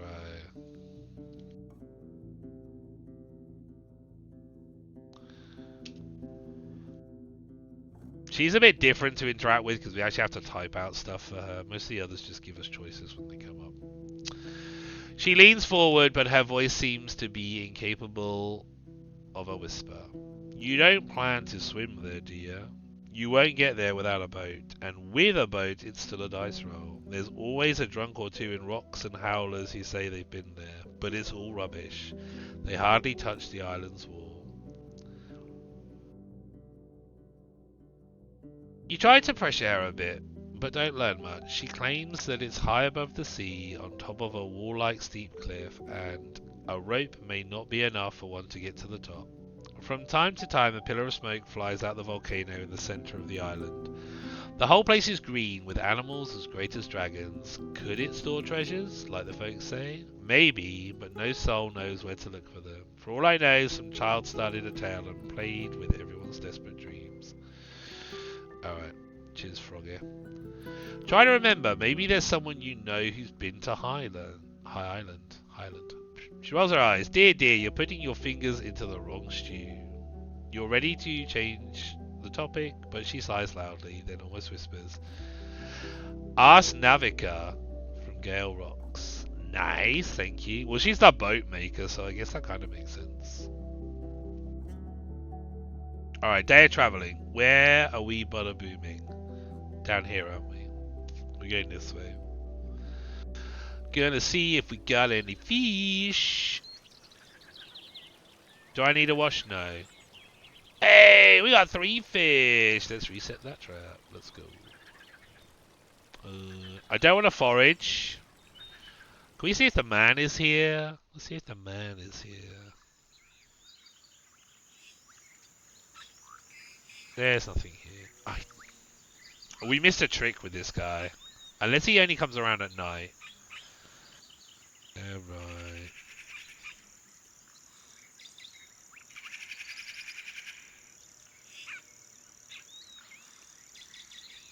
I can't speak to her because it's only morning or evening, which is sad.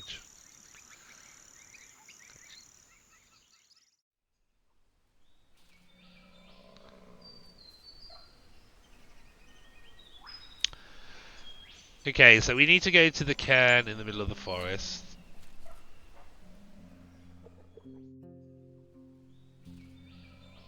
The rocky hills give way to meadows and tree roots. The saplings wake up beneath the remains of the burnt forest, competing with young grasses and ivies. At first, the nearby howls make you think of humans, not beasts, but the numerous throats make you reach for your axe. The creatures, not even waist high, come out from the taller grasses and the sparse bushes, surrounding you quickly. Despite their wolf-like heads, their front paws would fit a monkey. Their furs are mostly brown and short, but carry scars left by all sorts of cuts and scratches. Cuts, not colts. Almost every gnoll lacks a part of its shell, a limb, an ear, a nose, an eye. Ugh. Some of them move on all fours and sit down on their rears, while others walk around on their hind legs alone. though with varying levels of confidence. A few have the grace of a determined robber. Many more resemble the harbour drunkards. I consider my options. What are we praying with? Knowles, did it say?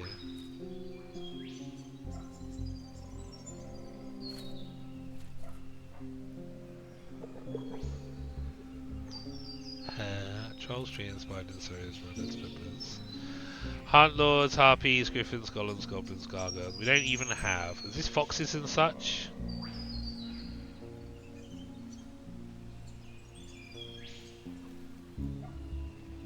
What did it say about corpse eaters?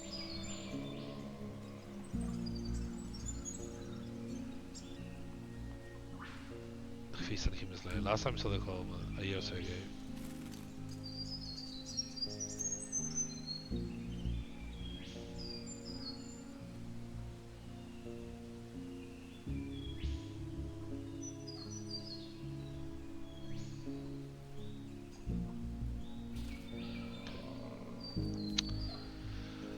While you may be able to take a few of them down, they will surely bite into Ferdy's legs. You won't keep both of you alive. You could follow one of the old tales, according to which the beast folk can be bribed with gifts of food. For now, the beasts are keeping their distance, baring their teeth between their grunts. Sitting in the saddle, you are 4 times taller than them. We could throw the 3 fish. We could throw them a coin. They won't catch a palfrey. I pretend to turn back and then ride through them.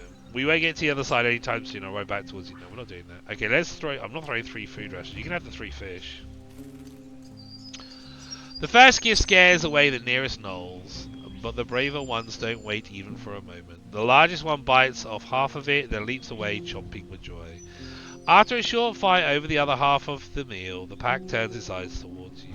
Another 2 fish land among them, and the beasts that manage to catch them flee towards the hills. Their companions chase after them, without sparing you a glance. If the stories are true, the gnoll should now spend some time away from human eyes. I pat 30's side and tried to calm his nerves with an encouraging tone.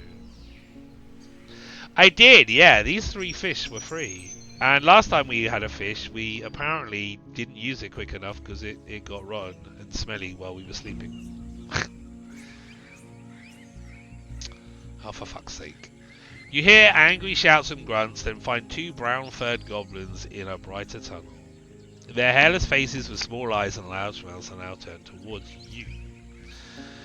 They are a few steps apart, aiming at each other with 1 long stick and 1 club. Between them is a pair of deer antlers. I scare them away and grab the antlers. You get a bit closer, with your mount towering over the beast. They exchange looks, let out a gurgle, and then crawl away, giving you hateful glances. After they start to flee through the bushes, you jump on the ground and reach for your prize. Cool. I wonder what we can do with these. A useful resource used in all sorts of crafts, but since the deer-like creatures shed and grow a new pair of antlers every year, they are less valuable than roost trophies. Okay. Where did I get furs and skins from? Oh, is that what the rabbit belt was? Maybe. Welcome in, raiders! Hey, hey, LD! Welcome in, my friend. Jax, lovely to see you. David, always a pleasure. How are you doing, sir? Thank you so much for that raid. I appreciate it, LD. What was we up to? Were we doing some... Long Dark? Playing some Long Dark. What were you up to in Long Dark, my friend? And Jext, always a pleasure. How are you doing, darling?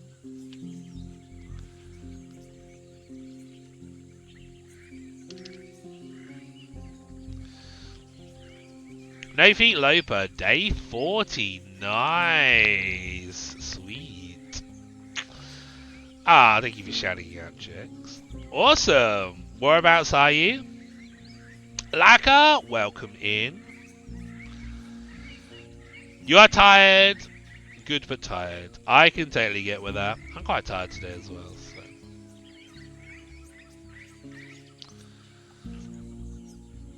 So welcome in, Raiders. If you don't know me, I'm Acidic Virus. We are... I'd say we're pretty much a variety streamer these days, but we do have a heavy love and focus on the Long Dark. Today we are playing a game called Roadwarden. We're carrying on a game of Roadwarden. It is very much not like the Long Dark. It is a story-rich, text-based sort of RPG. Where we are a road warden, which is kind of a little bit like a Witcher, I suppose, where we have to keep the roads safe from creatures, help out communities. We've got like a little side mission. We've got like a main mission to help out the communities up here and keep the roads safe, and a little secondary mission of like planning out and scouting out the whole of this north area. And opening up some possible trade links with a merchants guild from down south where we're from. We have 40 days to do all of this, so we are finally getting there. We are seeing some light. We're on day 28, so we got 12 days to finish. I feel like we're approaching towards the end, so this is good. But yeah, it's a good fun game. I really enjoyed it. Lots of reading, but that's fine. I'm doing well, thank you. I'm doing good. Yeah, enjoying a rare late night stream for me, or a rare long stream, I should say.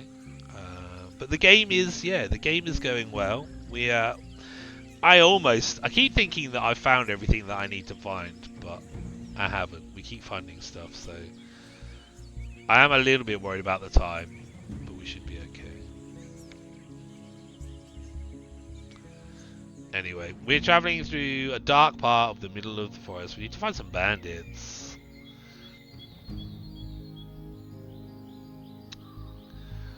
So, do I want to go to the meadow in the south and check the plants? I still don't know what I need to do. Oh, okay. Let's look for this lumberjack hamlet. You follow the familiar trail and reach the deeper woods easily. You get back in the saddle and ride uphill, following a convenient rocky trail covered in sunlight, cleared of plants.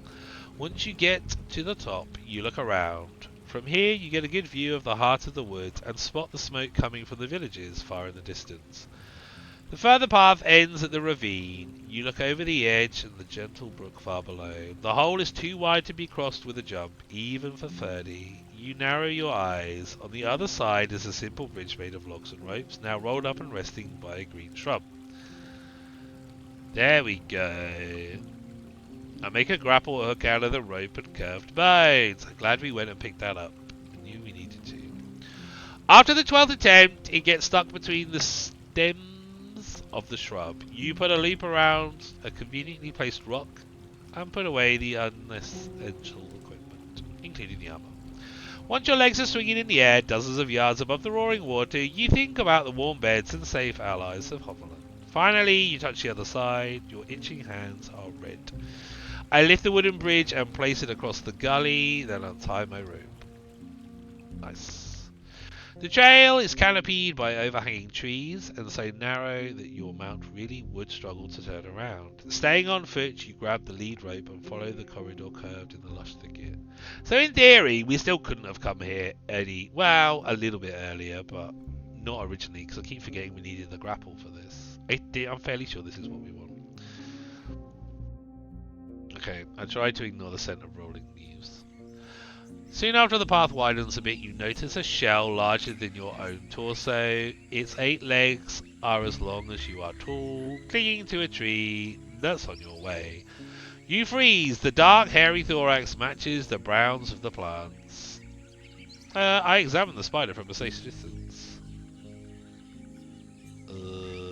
What are you looking for? I don't know. What am I looking for? It's large enough to hunt for humans. Its 8 legs are long and dark as you are tall. In your way. Hey, welcome in, Harry Narwhale. Hope you're doing well today. Having a good Saturday. What is this game about? So we are Roadwarden, which is a little bit like a Witcher, I suppose. If you know from the Witcher series. Basically, we have been sent north to kind of patrol the roads. and not keep tabs, but make friends with the communities and the people that are living here in the north. We're supposed to try and, keep hazards at bay as best as possible, scare off monsters, and then help the different communities in whatever way we can. We also have a secondary objective from a merchant's guild from down south where we were sent to try and open up communication with these sort of little villages up here in the north about trading with the south. But that entails getting a lot of trust with the people in these communities, and we generally do that by helping them out with different tasks and the like. That's what it is in a nutshell. Oh, and we have 40 days to get it done. We are on day 28, I believe. So we're getting there. We're making good progress. We've already got agreements from a couple of towns, actually. We've kind of like maxed out all the quests that we need to do on certain towns, but there's lots of little side quests and some big side quests and some secrets to unveil. It's quite an interesting game. It almost feels like playing D&D, like sort of tabletop D&D, but it's also a little bit like a choose your own adventure, right? There is, depending on your equipment, your stats and decisions that you make. I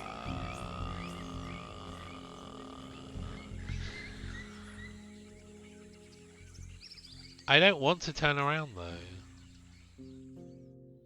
I don't understand what I'm supposed to look for.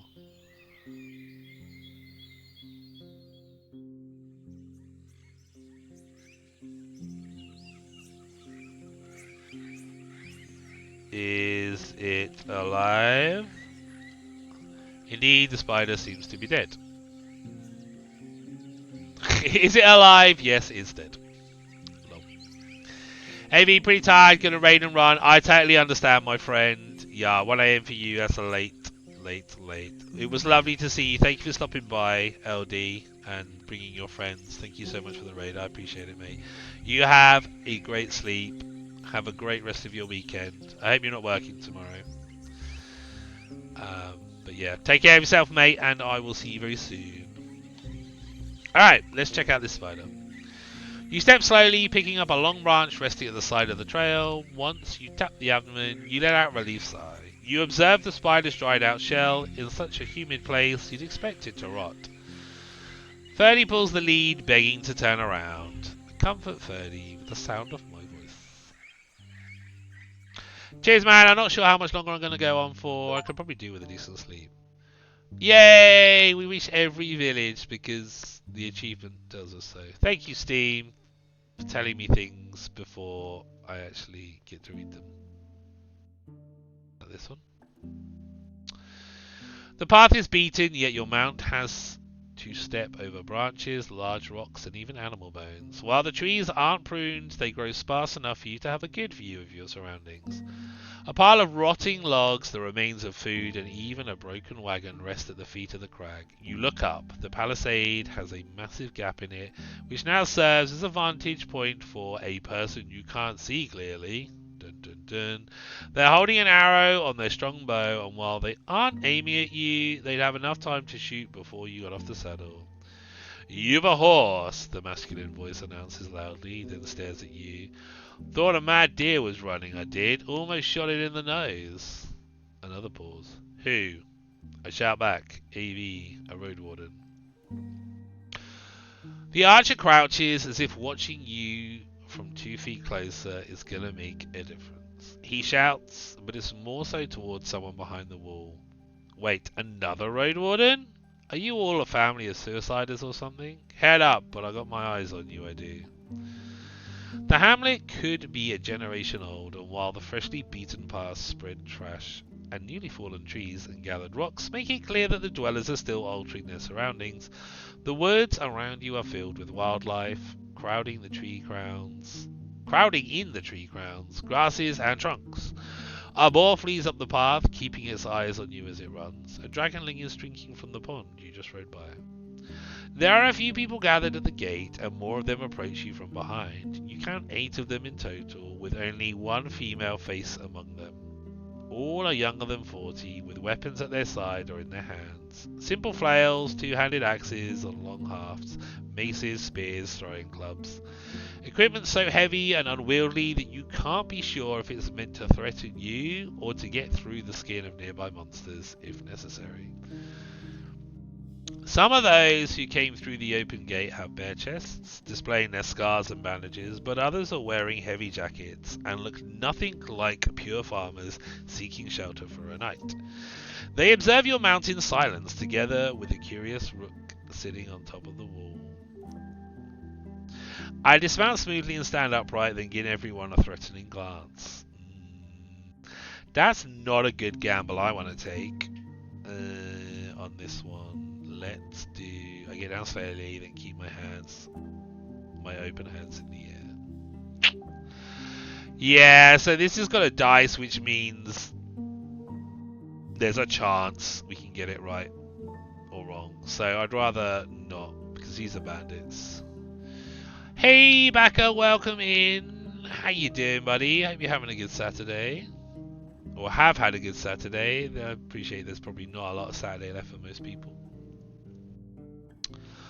One of the strangers nods in approval, while another gestures for you to step away from your mount, making sure you're not hiding anything. Alright, leave every blade, tie the beast somewhere. Leave here every blade, tie the beast somewhere.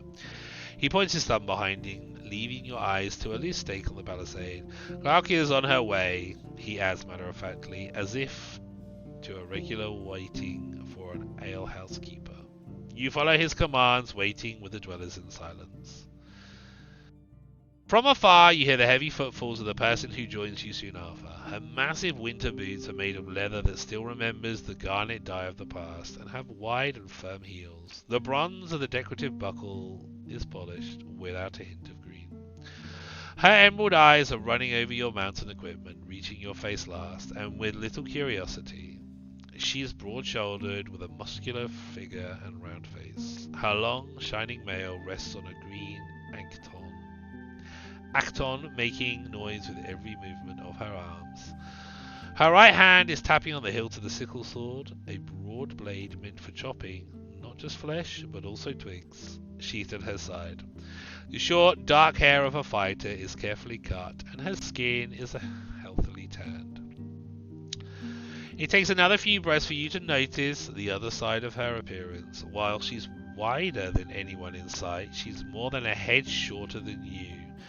You spot the grey strands of her hair and the wrinkles cut by the scars on her cheeks and lips. Her hand is missing a thumb, explaining why the blade is on her right side, and an old bruise surrounding her left eye hinders her from fully opening it. So it's difficult for you to match her gaze. I could bitch about the Packers, but I know you don't want to hear it. I mean, it's old news, Packers. They're a horrendous team. What do you expect? You can bitch away, my friend, if you want to moan that they're rubbish. You can moan that they're rubbish.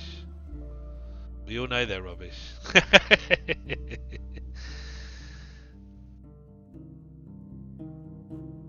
I meant, how are you doing with the things in life that you can control?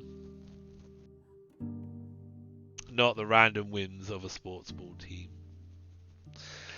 They are not trash. No, there are probably technically worse teams, but they're not really very good, are they, Paco?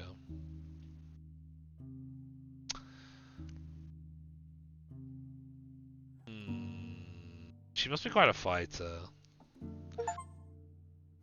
Found the bandits' camp. There's another achievement.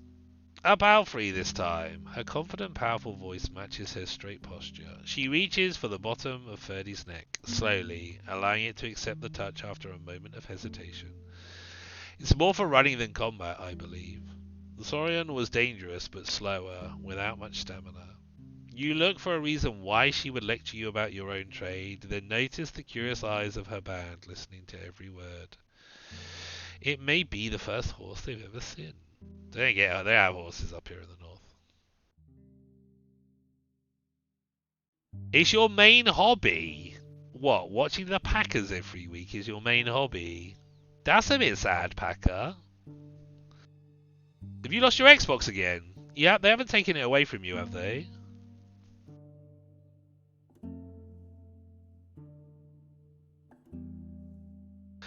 Stranger. She looks at you again and steps back. Well, what? You just don't play on it? You spend all of those months without the Xbox and you get it back and you no longer want to play on it. That's... Are you into those girls or something, Packer? Have you discovered that beer yet? Or are you out driving around every night instead? We know you don't Twitch anymore. Stranger, she looks at you again and steps back. I heard about your arrival to the peninsula, but didn't expect we'd see you at our doorstep. We don't have much to discuss. Tell me you ain't stupid enough to provoke my hand. You wish? For what? The women? The driving? I need a troller, mate. You're not wrong. I probably do need. We are a massive troll. Do I have anything on how I'm supposed... I don't think I'm supposed to joke with her.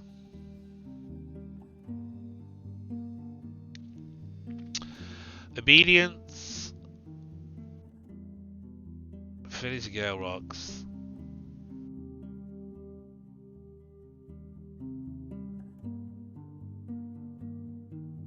Okay, only listens to force and looks for ways to display her own superiority. She doesn't feel threatened. Don't show fear.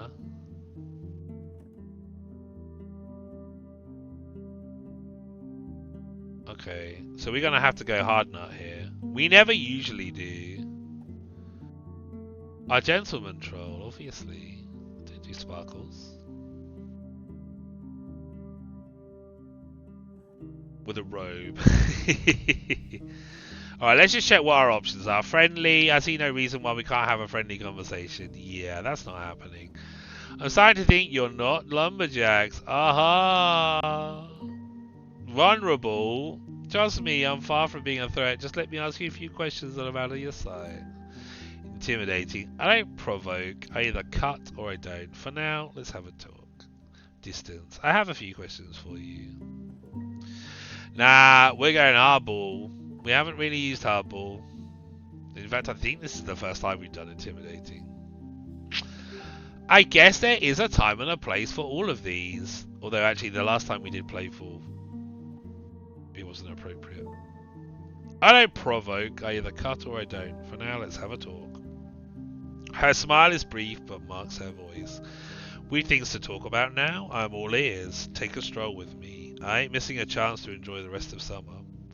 The tension of the group around you isn't as thick, and you follow the woman north. The others keep their distance. I guess I'll go north then. The neglected path leads to a pond, through the rocks sticking out of the ground. Fallen branches and the rotten deck cover a wide puddle. There are some signs of repairs made on the bridge for fishers, but there are also some broken logs and a boat with a large hole in its hull. Glaucia and two of her guards walk with you in silence, surrounded by the screeching beasts and around and above you.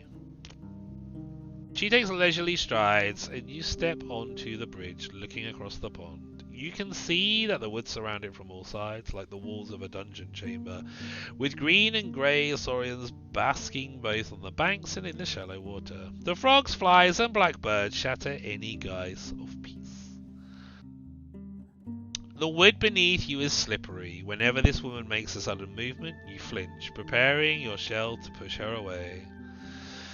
Don't have any doubts, she speaks calmly, looking in the distance. I have little trust to offer you, and even less patience. It's better that we meet this way instead of on the road.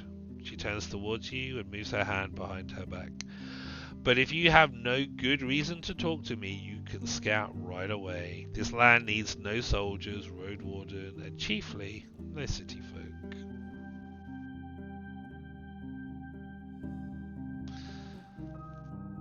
Ooh, that's a cool fire. A Tina Bug roast. But Tina Bug doesn't know how to roast. I could use your knowledge to help people. I'm sure you know these words well. You've been heard. Let's be hard. We're playing this hardball, right? You've been heard. We'll see about that. I'll judge your deeds, not words. Without another word, she leads you back, then through the gate. The old rotten roof of the only building is starting to bend under its own weight, but its condition is only slightly worse than that of the area around it. The broken tools, soggy planks and logs, the broken fence of an animal pen, and the waist-high nettle leaves growing on every scrap of ground that's not been beaten down by boots. The hamlet smells of putridity.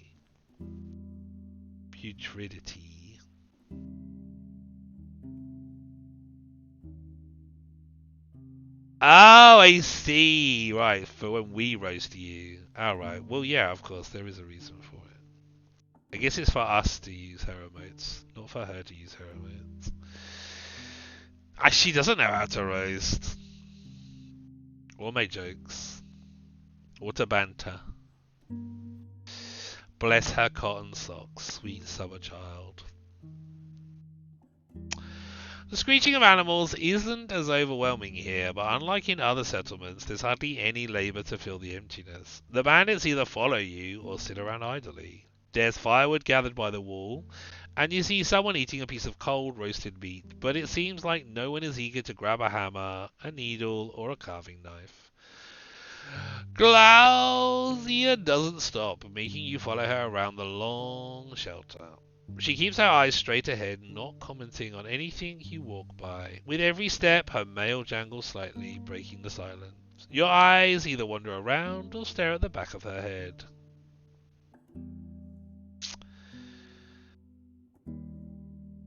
Okay, we got a lot of options here.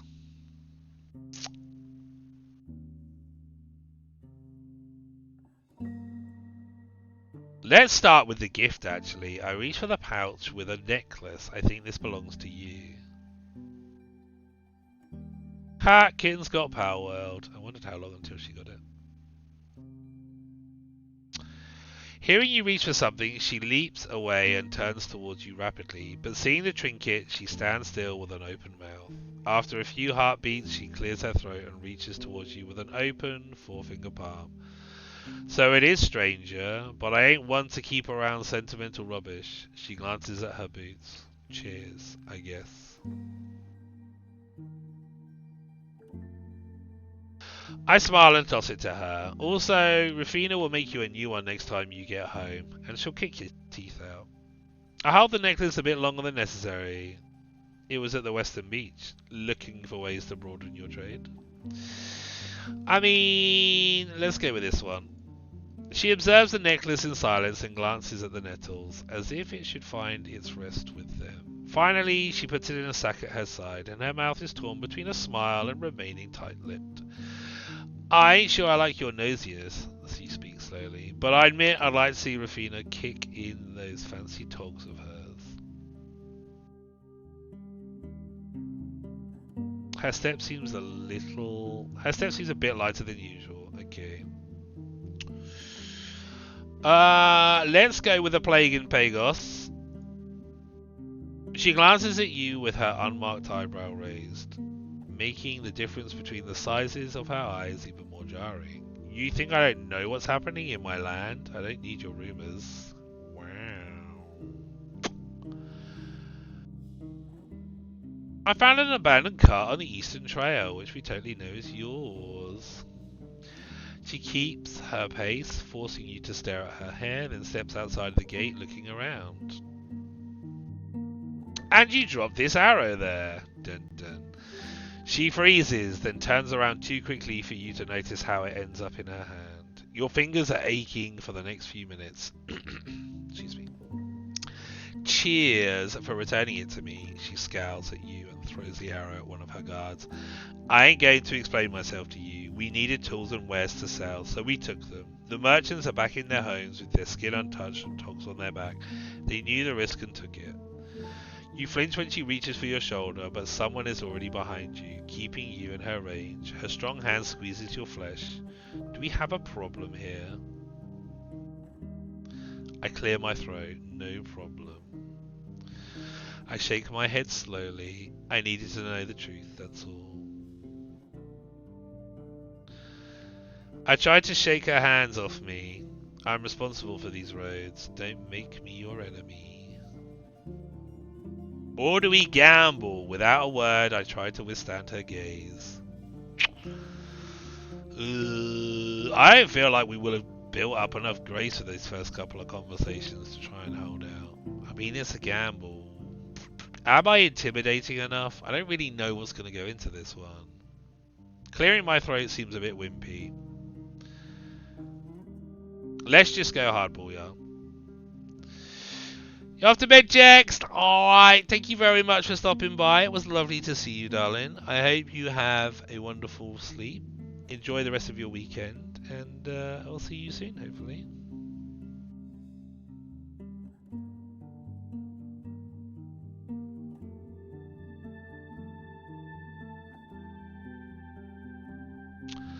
I tried to shake her hand off me. I'm responsible for these roads. Don't make me your enemy. You can choke on your responsibilities for all I care. You sigh with relief when she releases your shoulder, but then her strong fingers start to pat the front of your neck. My enemy?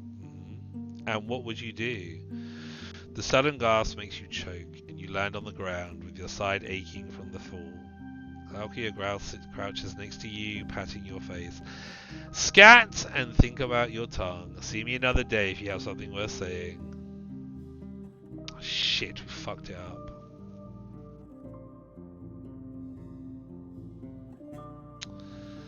She stands up and crosses the gate. Her steps are heavier than usual. I get back on my feet and travel to the cairn. Balls. Can I go back?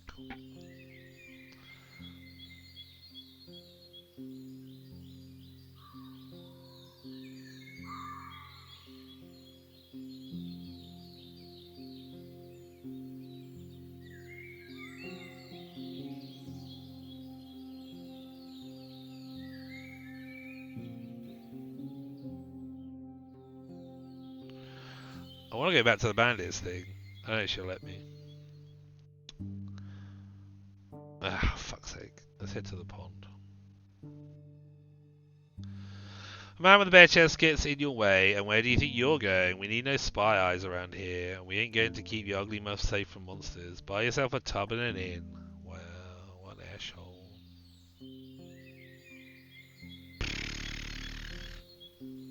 Alright, where are we going to go? Do we go west to the gate? I don't need to go back to the painted. Let's go west to the gate. What did this guy want? Money, wasn't it? The distant roar gets louder as you ride forward, and is quickly followed by the obnoxious screeching of runners. You notice the sound of breaking branches and a powerful paws trampling the soil. The shouts of anger and fear. I follow the sounds. This is not a good idea. Not my problem. I head forward. Also don't know if I've got time for it. You hear breaking wood and roaring creatures in the east. Quintus is nowhere to be seen. You wait for a minute or two, and he finally opens the gate from the other side. Salutations, Warden. What are ye, a lord of the wilds, or aught? Have you heard about High Island? I heard alright. You can see its volcano from Alpagos. The monk said it's a weird place, but it's also a tale for the worthy. You ask him if he knows this tale, and he glances in the direction of his home. No. Open the gate. Wait, I don't want to enter the forest. Can I travel from this side now? I think I can, right? Yeah, I can. That's weird. About your duty.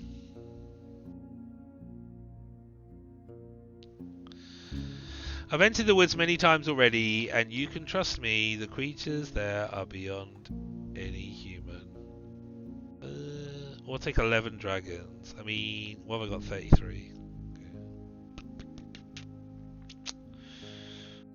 Okay. Let's just move. Right, where do we want to go? Oh, fuck, hang on. How much time have I got? 4 hours, 45 minutes. What do I need to do on this side? Do I need to speak to these guys? I feel like we need to go all the way down here. Actually, this is really quite quick, isn't it?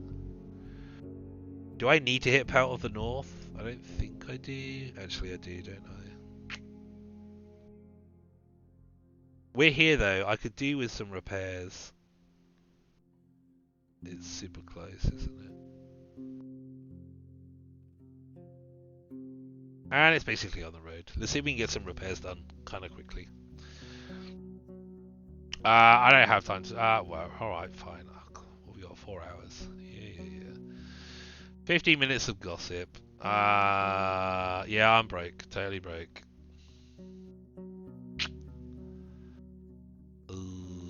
I need your services.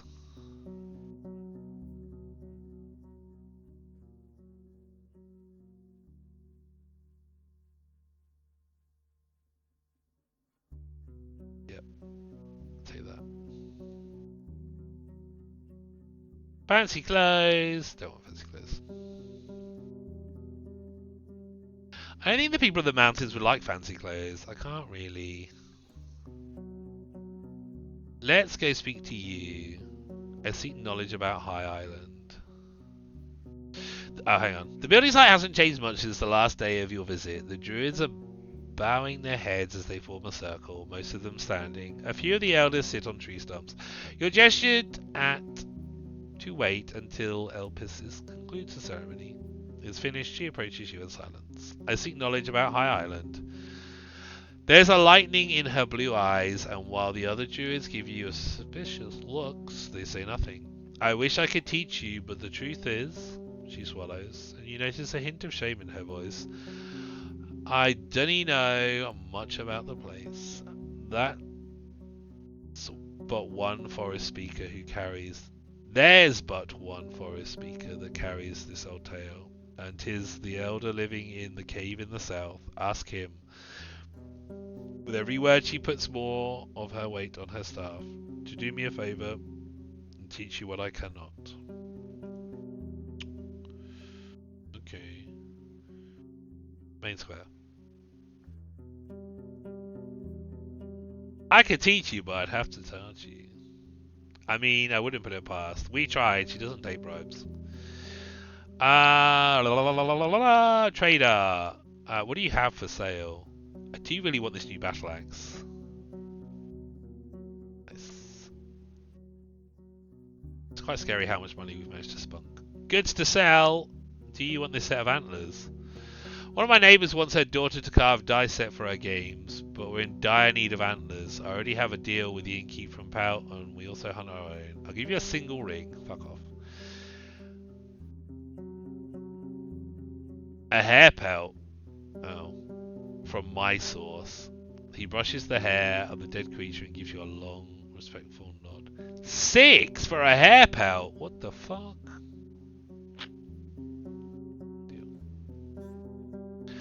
Trollbone tablet. He makes a satisfied grunt. Nice work, and you even got the stylus. I'd make for a nice gift if I were to charge the wax for the green one. 3 rings? No, fuck off.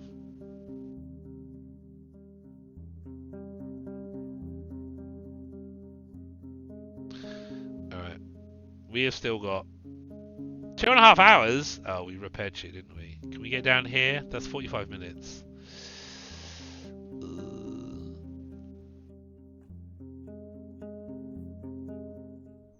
Let's quickly bung one of these stones on the altar.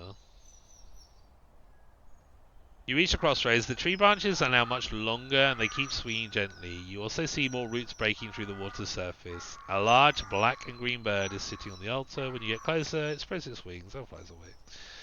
Make an offering. Stone.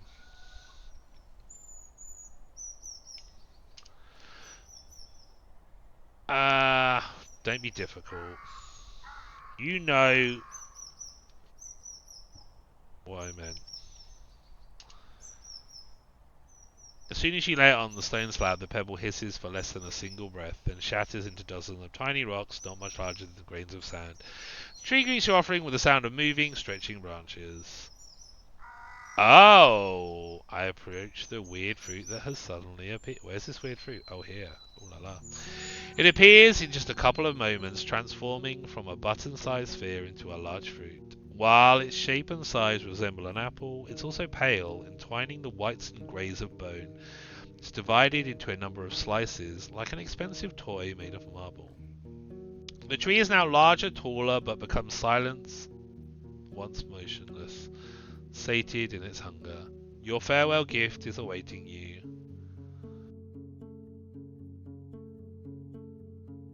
I undress and enter the water. Is that a good idea?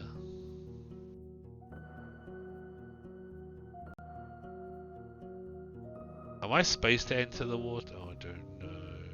Let's check my journal. What's this called again? La, la, la, la, la, la, la. Nope. Nope. Oh.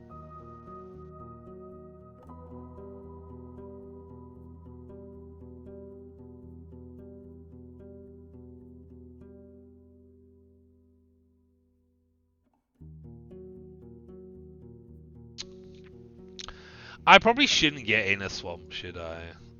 Fuck's sake, we'll take an hour. You look for 2 long branches in the required shapes.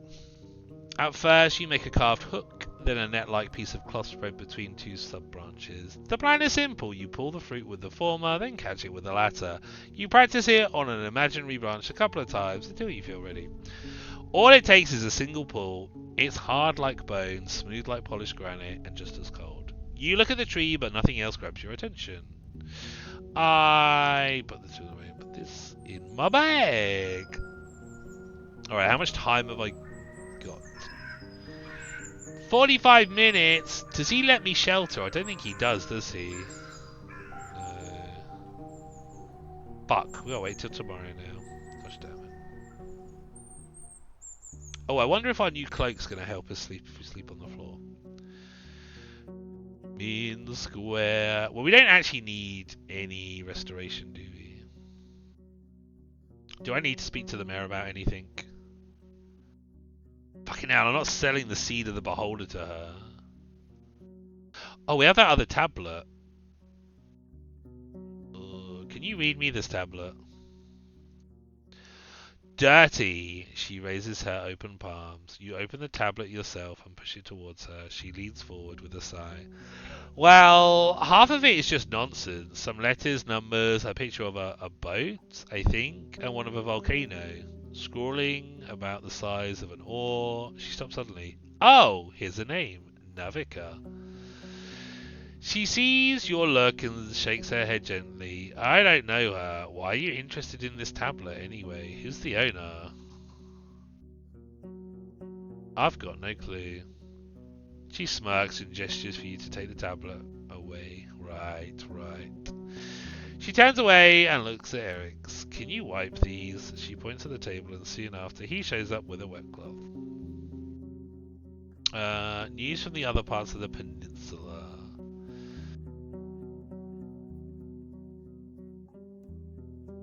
I don't know if I want to tell her that. I'm not telling her that.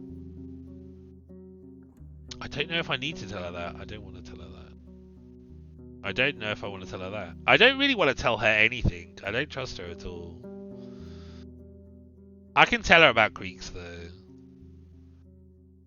She struggles to hide her smile. Who were they exactly? Your story is brief and she admits she's never heard of them, and she's holding her buckle. Her voice suddenly grows solemn. I hope their families will find comfort in what you've learned.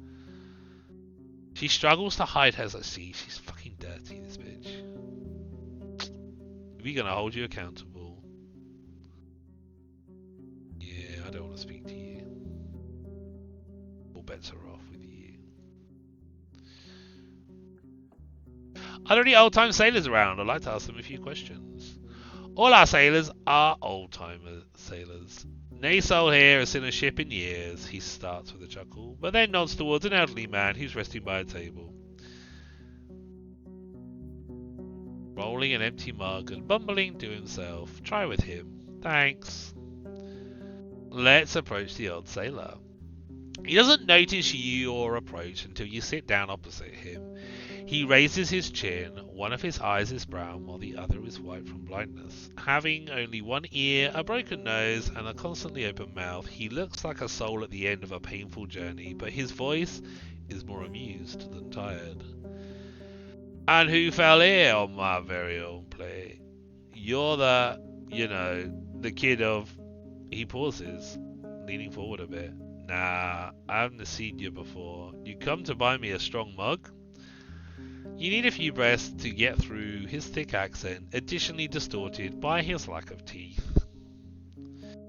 You mean ale? Sure, I'll pay the innkeeper to serve you. You glance at Eric's, and while he fills up a mug, you reach for your pouch. One dragon should be enough for a few rounds. A kind traveller, hard to find such souls since the wartime. You find it difficult to tell if you see a smile or a grimace of pain. It used to be a sign of decency to help each other out, both on the land and at sea. With a gasp, he tries to straighten up and reach for his new drink. Can you tell me anything about High Island? He wipes his drooling mouth with his sleeve. His clothes are simple but clean and tidy. Do you not know? 'Tis not allowed to land there, a dangerous place, and a hurtful memory. Why hurtful? Long before any of us were born, 'twas home to an old tribe, one who lived close to the land and spirits, but was chased and trapped like hunted boar. And through no fault of their own, they were strong but alone, could not stop the emperors and their brigands. He tilts his head and narrows his living eye. You know what? You sound like city folk. Lie, I alter my accent slightly. I'm a traveller. I've got no home. And you think you'll find it on High Island? His weak wheeze carries a hint of amusement. You're looking for treasures? For ghosts? That place eats all souls who touch it. You better travel away from it. He takes a sip and helps himself close his mouth with the lip of the mug. How's Hovland tied to all this? Have you not heard of the tribe of the Green Mountain? Once as strong as our very own howlers, got squashed by the city corsairs, pushed all the way to the distant east. Someone younger surely knows the way. He looks around as if an ancient pagan village could be hiding just behind the corner. But you will not be let in without a fine gift. Something they lack, no wonder. A sharp blade, a bag of spices. I don't have either. Maybe I could give them my old axe. He notices an angry look from the innkeeper. Aye, do not talk about the Green Mountain. In this screech you recognize Thace's discipline. I don't care, he raises his voice, but then has to clear his throat. Still, I need to get on their island. It's important. You really have nothing better to do. No lovers to bed with, no bread to smell, no meat to drink. He puts his arm on the table, then his cheek on top of it. His voice is getting tired, so you lean forward to hear him. Start with this. Reach the island after dusk from the east. You will not miss it. The volcano has been smoking for decades now, and many say it hides the treasures of the old tribes. The island's walls are so tall that you cannot climb them, but when the night's high tide, you'll reach an old port hidden behind a waterfall. Do all this, he pauses and wipes his wrinkled lips, or just pay for a ship in the city. They're as tall as a fortress, that's all you need. Have you ever landed on the island? He raises his head just enough to take another sip of ale. The storm shoved us into the rocks, but we knew the stories, so we reached the port and its tunnel. Building the raft took us 2 days, and all the logs and vines we had to cut. There were 5 of us at first. 2 lived long enough to hit the sea again, and only I reached the coast. My wife bled out in my arms. The beast took us one by one. His voice gets even weaker. No spirit would hear our pleas in that cursed land. You think about a response while the sailor lowers his head again and closes his eyes. The dead one remains half open. Want my advice? He can't see you nod. The moon and stars cannot reach the island. You want to see anything? Take lights with you. Now, ask me nothing more. Apologies for opening the old wound, and thank you for your help. What else was I going to do? Did I need to do something else? It's night time. I'm going to bed, aren't I? Sleep. What's the time? I should go to bed soon as well. One more day. I want to see. We've got this. We've got that fruit, man. Let's take the juicy fruit down.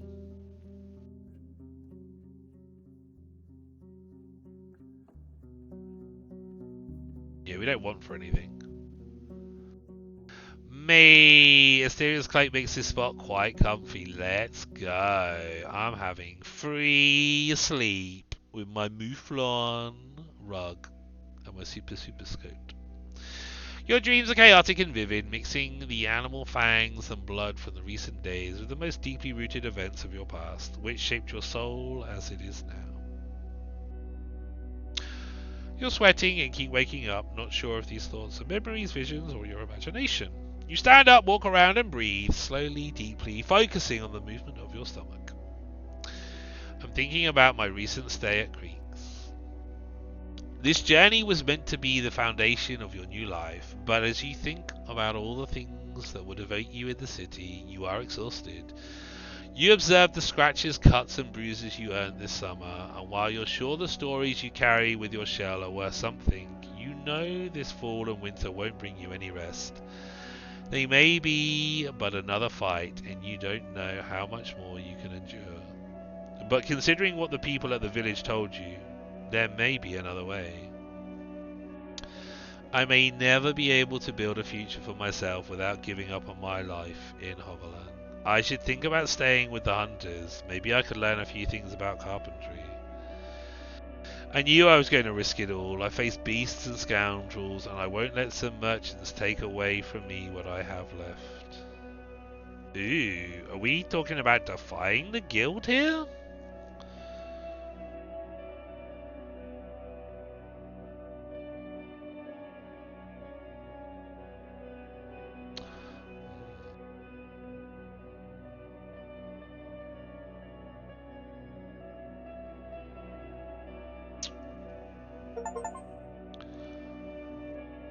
Become prepared for combat as one can be. My maximum vitality goes from 4 to 5, and we got 2 achievements there. One of them was choosing a new path for us. This thought is not easy for you, but once you fully shape it into words, a sudden wave of tiredness hits your shell. Some sort of tension has left your soul. You don't have to stay on your path, you hear, or maybe say. Okay, so what did that come up with?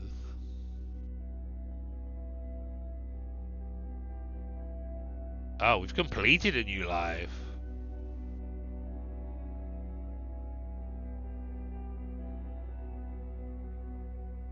I was hoping to build a new life for myself, but it seems another opportunity has found me instead. Is that not building a new life for yourself by settling somewhere new?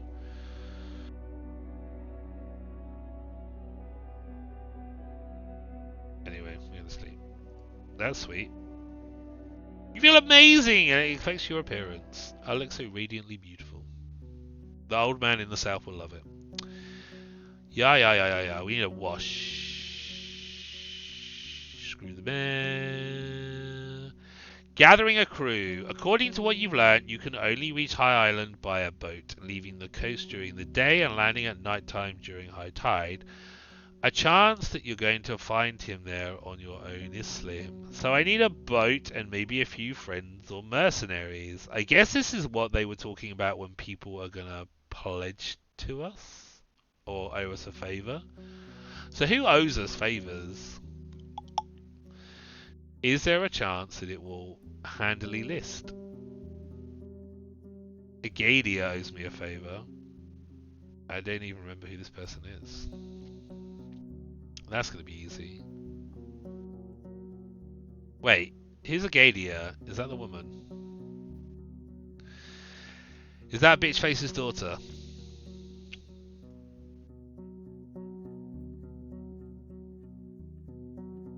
Yes. Well, adopted. Well, she's got a boat. Well, that's handy, and she's on the East Coast. Alright, anyway. We're going to travel. We are going to log pretty soon. Oh, we can leave for High Island this way. Or...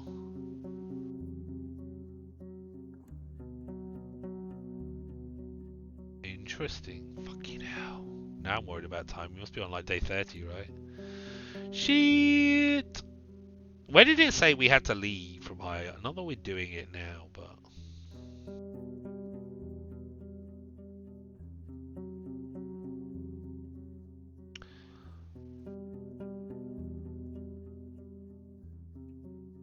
Nighttime.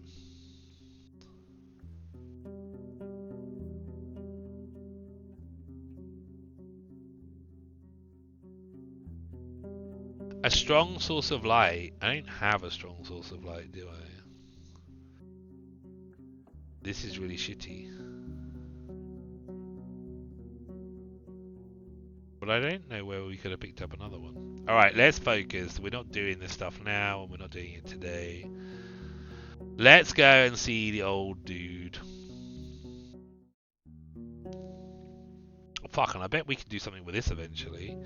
You hear the chilling roar of a dragon from the mountains. At least there's no avalanche. The old man shuts the door with a resonant thud. What do you need, Trevor?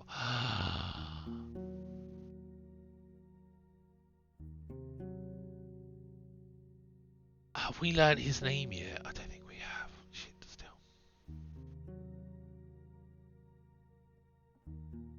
Can you help me wake up the giant from the far... What is the giant from the Far East?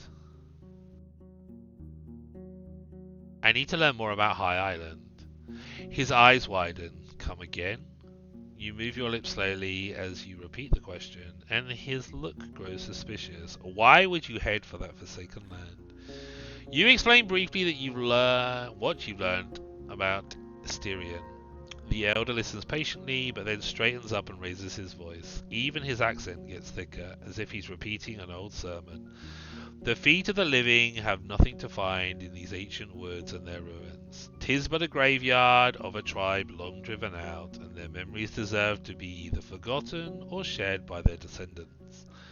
He remains in the same position for another few breaths, then lowers his shoulders and scowls at you. City spies ought to forget it even more than most.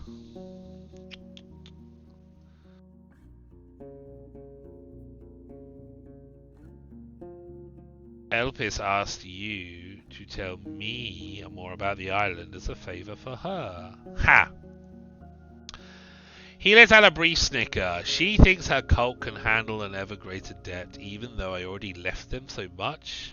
Despite his words, there's a sudden sadness hidden in his sky blue eyes. I'd expect no stranger would ever find help at her side. Are you that much of a negotiator, or that much of a tool? It's a bit rude. He looks at the spring, not giving you time to answer. I'll think about her request. Look at my lips. I need to learn more about High Islands. He looks you in the eyes, then nods slowly and enters the path leading down the hill, and gestures for you to follow him on his stroll. During his speech, he never glances at your lips and doesn't ask if you have any questions. Centuries ago, a great tribe used to live on High Island. Hunting, farming, mining, fishing. He observes the pond as it gets continuously more muddy. Prospering, the volcano, the Green Mountain, is naked since its last eruption a few years back, but wait another generation and the wilderness will cover it again. There's a sudden movement coming from the grasses on your right, but as you look in that direction you notice that a deer is just observing you, though at an unusually close distance. 'Tis not my place to paint their suffering, but what is not a secret is how they've been treated by Hovelan. Join us or the sea will be taken away from you, they've heard. Corsairs had surrounded the island and attacked anyone on sight, waiting for the tribe to surrender.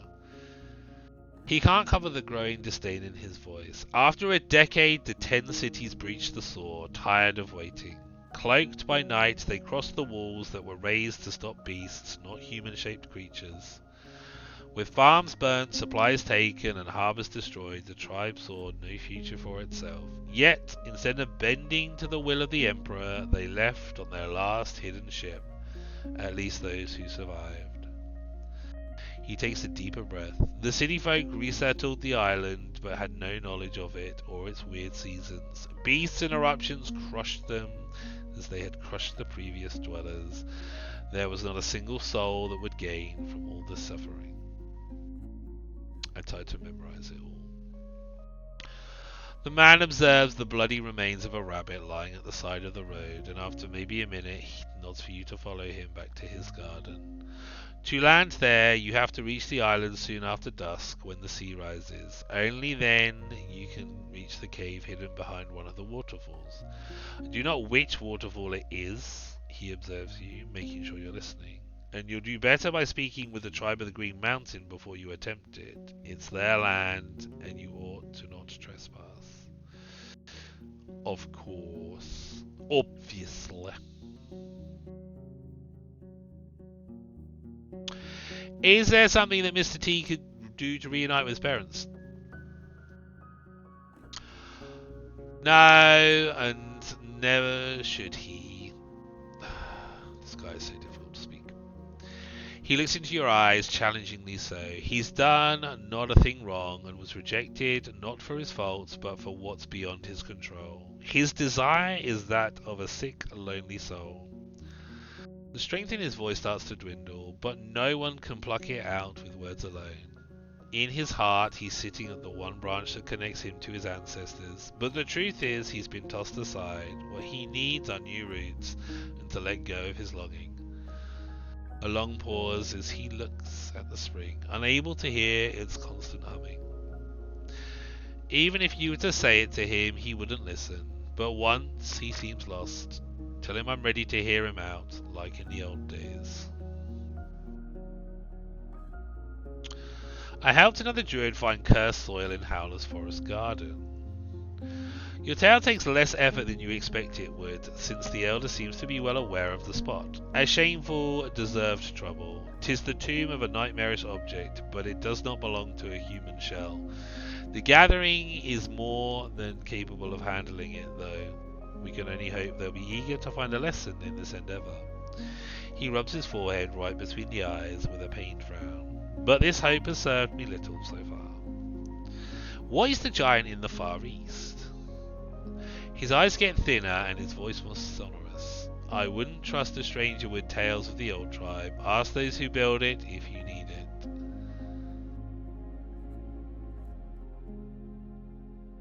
I have the fruit that you told me about.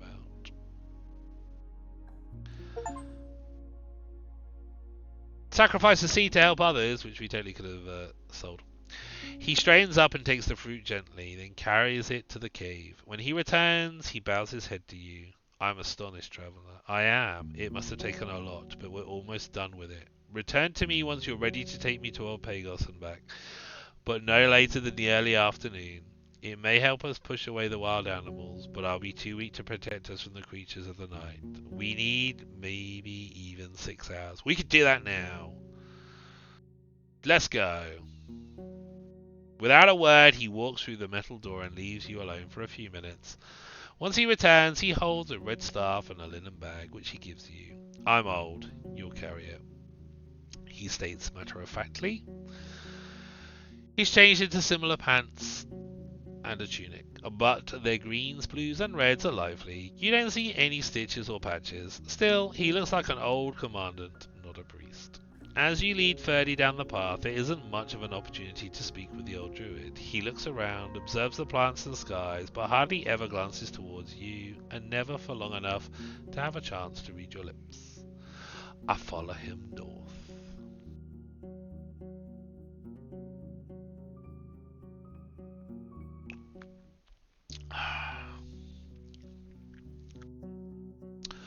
The locals drop their tools and head to the road, observing your approach anxiously and bowing to the elder. The commotion spreads to the other side of the wall as villagers call their friends and families to gather around. Behind the open gates, you're welcomed by a tunnel of onlookers. Thank you, Bug. I have literally just taken a drink. I appreciate the hydrate and the bum wiggle. The druid raises his hand and waves to no one in particular. He moves forward silently, not interested in what he sees. Once you get to the fruit-bearing trees, you turn right. Crossing the bridge is not easy for an old man, but he doesn't ask anyone to hold him, instead putting his weight on the staff and taking slow steps forward. The welcoming committee awaits you on the islet. The druids are gathered on one side while a group of elders are on the other.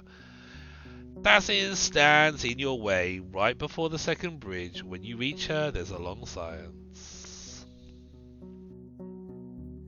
I let them play out their games.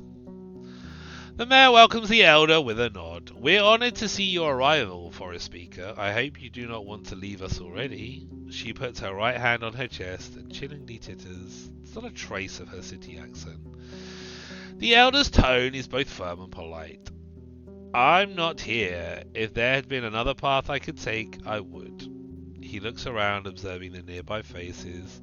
I'm glad to see you all in good health. This place does not need me, and thanks to this stranger, I can reach the people in great misfortune. Good day. Ha!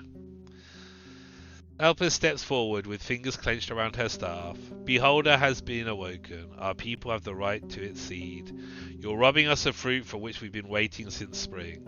Her cadence is indistinguishable from your companions, and you notice their staffs have an identical length. I made the sacrifice, it belongs to me, and I get to decide. And this stranger has chosen what none of you is brave enough to do.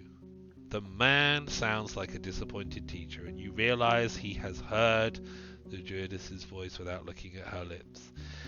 Even you, Elpis, he points to the pale druidess with his staff. His hand is shaking. To think you would dare to claim our holy totem as your belonging. Your soul is marked with corruption. He looks around. You who believed you deserved the seed do not understand who you are, how lost you are. He moves his staff around, pointing at various faces. He wants to move forward, but the mare puts hands on her sides. In her eyes, you see an unfamiliar glimpse of fear. You've already eaten the seed once, so speaker. Do not make us use force. There's no need for violence. Don't push us into it. The elder scoffs. I would sooner turn myself into a pike and swim down the stream to drop the seed into the swamps than let you rob the one who has followed our traditions. The Roadwarden did so in the name of what's right, and I believe it with my whole soul. His voice raises.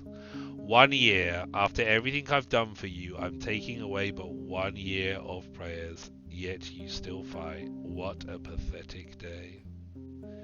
He doesn't wait any longer. He steps forward, and the mare gets out of your way, observing the two of you with shame and fury. You cross the bridge, then open the gate. The man returns to silence, but his back is bowed, shoulders drooping. Eat that, bitch face.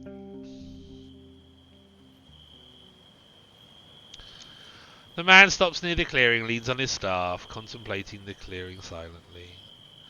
When I was but a brat, not a bough was trimmed without a greater purpose. Not only for humans, both for the trees and land. Pinching the spirits was a misdeed. Pinching the spirits was a misdeed. Okay. He turns to you, observing your lips. I've heard tales of great sages from before the days of the emperors who restored such lands with a single spell, brought them back to life, helped us find forgiveness, the right path. And where are these sages now? Those are just stories. He glances at the dead trees, made up by those who dream of salvation, but do not know what they need to be saved from, who think there's a balm for what will cure a soul, the fate itself. He resumes his walk, and I doth follow him. The hills are bright and colourful, the tall grasses and flower dance with the wind, unaware of the countless grasshoppers, butterflies, and mice that romp and prey among them. Dark green birds are circling above the walls and cliffs, arguing in tones unknown to the humans. With every breath you take in the summer, in its dusk, the dying ground and the promise of rainfalls, as well as the pinching smoke coming from the funeral pyre set in the centre of the village, cutting the horizon like a column weaved from shadows. As time goes on, the old man's walking pace slows down, observing the lands around you with great interest. His keen eyes stop on trees, bushes, and flowers, though it's the crops on the plateau that make him stop for a bit. After a minute or two he speaks. The plants want to fall. They need no more than 2 rains. The farmers need to come out right after dawn. He doesn't look at your lips, just turns around and approaches the second ascent, once again slowing down to climb it without your help. I tether Ferdy to the fence so it can graze on the meadow. The man awaits at the gate and reaches out to you. You give him the bag that he gave you back at his shelter. You do not have to stay away, but it will not be pleasant, he sighs. I'll come out soon and we'll leave this place right away. The village may be cured, but that does not mean the plague is cleansed. We can still be infected. He raises his red staff and uses it to knock on the gate. You don't wait long for the dark-eyed woman to open the peephole. This time, there are not that many people around her. Let me in, says the druid. The peephole closes right away. After a few loud minutes of moving the wooden bars, the gate opens slightly. You have a couple of moments to look around. The few buildings you notice are unlike anything you've seen in this province, made of materials that resemble the rock faces seen on this very hill, with tiled roofs and stone walls. The gate closes gently.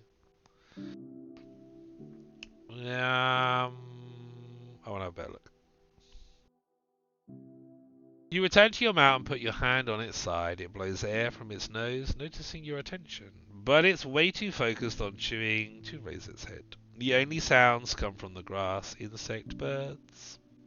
Suddenly, you notice a beam of green light coming from the village, as well as a strong gust of wind that ends in complete silence.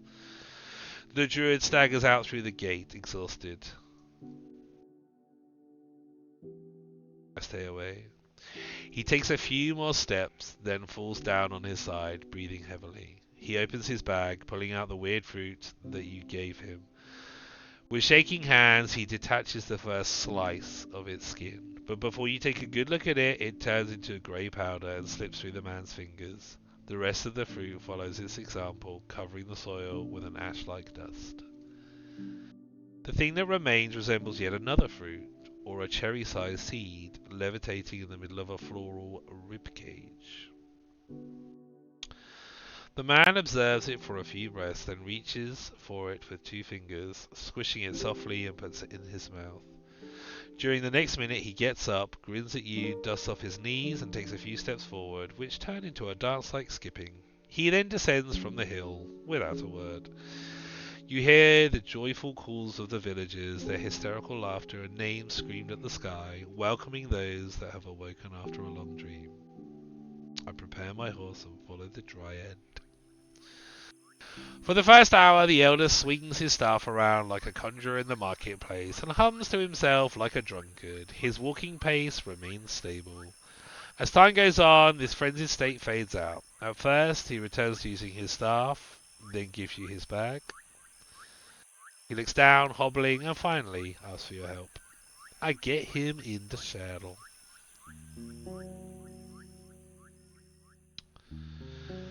You help the man dismount, realizing how light he actually is. Holding your shoulder, he points at the bench near the spring. You help him sit down and place his staff and bag nearby. He's smiling, covered by sunbeams, stretching out his legs, leaning back to rest on the warm rocks. We've done a good job, he says quietly, but clearly. Now all we can do is hope they'll start cutting down the trees before the wild creatures push them into the sea. After a moment, he opens his eyes and looks at your lips. Thank you for your assistance. And I thank you. 'Tis one of those strange things that makes us different from so many creatures. We may not belong to a single pack, yet we've joined our strength, pursued the same goals. He looks at his small garden, saved the lives of others just because we could. Our souls do make me wonder. He sighs. I want to get some sleep. If you need anything before you leave, now is the time. I don't. What sort of weather do we expect tomorrow? It will remain warm.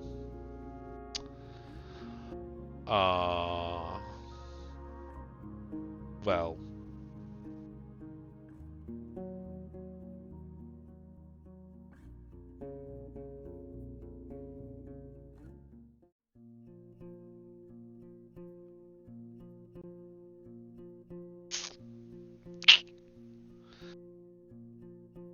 Seems a little bit anticlimactic, that end. But we've done a good deed.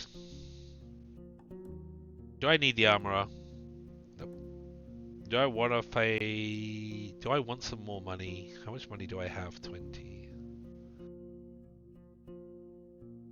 Oh yeah. We did the knowledge on wild creatures, didn't we? Do you know anything about High Island? She looks at the other guards, but is met with silence. 'Tis just an island, says one of them. No soul swims there no more. It's too green, too many beasts. Unicorns, I've heard. I spoke with this strong lumberjack. Your short tale is met with her wide smile. But I do remember Shoshi. She made quite the impression last time she was here, so she's bored in creeks, you're saying.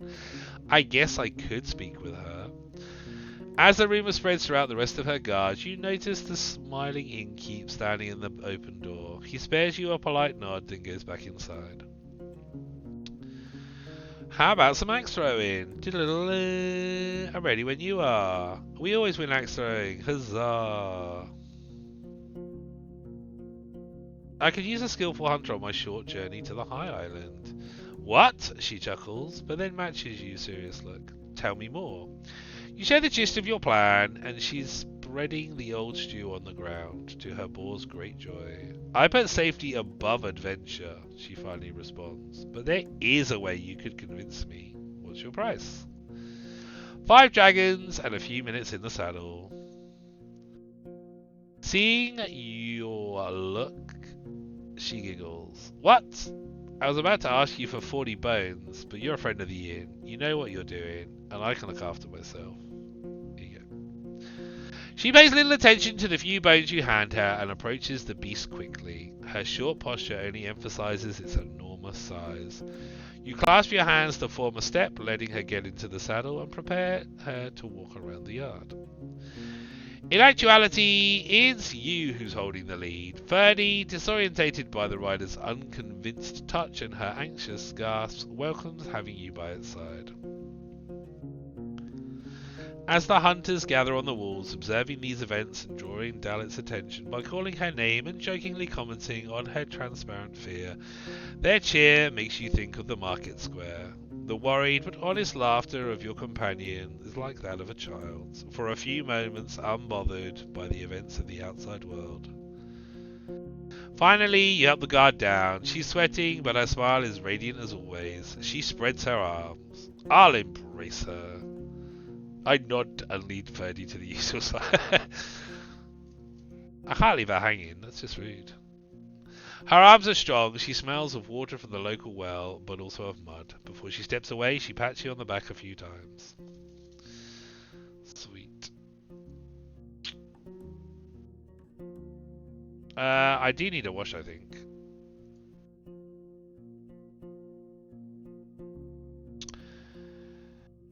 Oh, that's who's Tulia. Wait, who's the man without a name?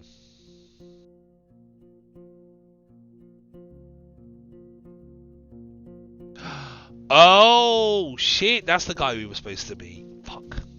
God damn it. And I thought we were just going to come here and just stop the stream. Of course there's new stuff. You wanted to talk with me? This is the guy that was supposed to be in the cabin. Interesting. Right, you helped me find this place, and I want to be even with you. He takes a look at the innkeep, but then he shrugs. You're going to look for the camp of the bandit, stranger. If not now, then another day. You're just one of those. His look is absent, wandering to different places. So listen carefully. Head to the middle of the shortcut to a pile of stones, then turn north. There's no path in sight, but don't worry, you'll find it soon, you will. Already fucking been there. He pauses. It's not a safe road, but it's not as scary as people say. You'll need a hook with a rope to get through, and... He hesitates. Don't meet with Glaucia as a weakling. You're someone who fights wolves merely because. Stay upright. Are you planning on staying here for long? I may. I was asking the people here how much coin would buy me in Hovelan. Oh, I was asking the people here how much a coin would buy me in Hovelan, and they said it wouldn't be much. They did. I need a heavier pouch, and that means work, either here or on the other side of Hag Hills. His eyes get warmer. Let me know when you have something for a fighter. I know how to move through the woods and how to keep myself in the shadows. I have some questions about the peninsula. He shrugs. I don't care. I've no reason to amuse you, and I've made a pledge to keep things to myself. Well, fair enough. Pyros! Apparently I don't need anything from you. Tulia!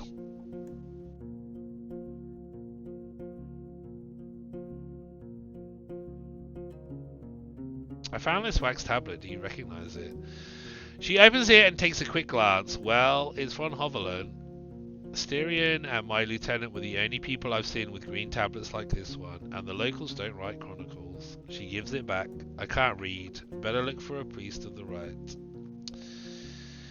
I tell her about High Island and want to join my expedition. She gives you a long look. I mostly forgot about Styrian, and I've had my share of beasts already.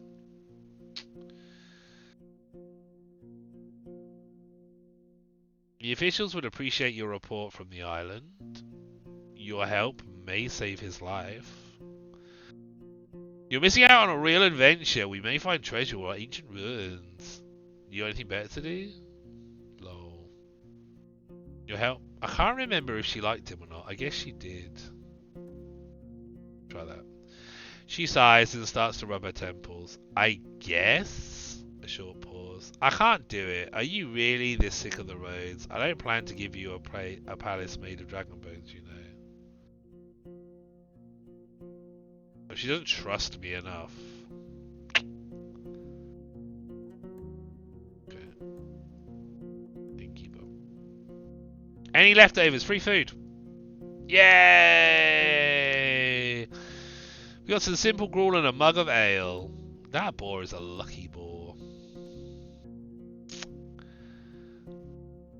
I'd like to ask about someone. Oh, it's one of these. Sure.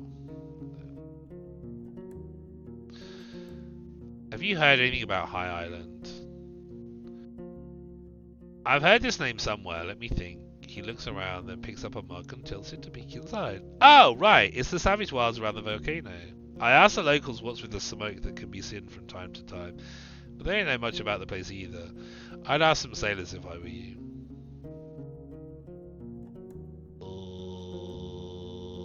About Glaucia's band. I've already found her though. I guess I didn't finish talking to her though, did I? Because she kicked me out. Do I have anything you'd like to buy? I'm not too crazy about antlers. We've enough of them already. He rubs one of the tines with his thumb. I don't expect to see a trader chasing after such a cheap trophy for their wool. I'll give you a single meal for it.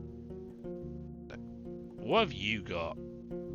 Oh, we want more rations because you give me 3. And I want another 5 of these. There we go. Oh, we can't get any more from you. Oh, better be careful then. Well, I imagine there can't be too many more encounters, right? Time of day is 3 hours 30. Is there anything else that I need to do here, or do we just take a sleep? Where can we travel to?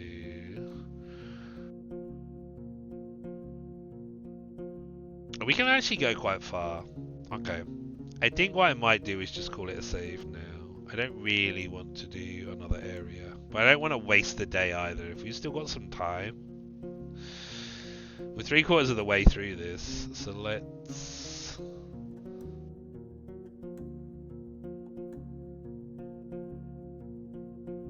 save this. Almost at the exact same time as last time you saved it. Sweet. Alright. Doing good, doing good. Finally getting there. Ruined village. We're still trying to find more stuff out.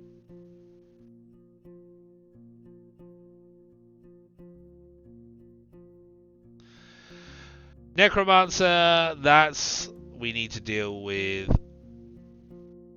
That's the same place. Band we need to go back for. Roadwarden is the same as crew and Peninsula. We have done a lot of fucking quests today. Look at all of this shit. And there was me thinking after the first couple of hours we were getting absolutely nowhere. We are definitely dotting our I's and crossing our T's.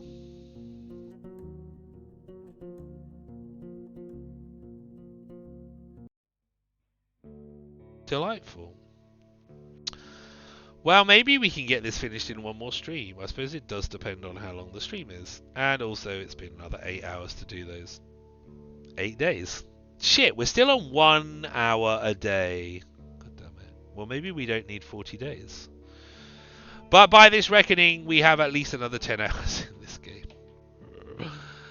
Ay, caramba.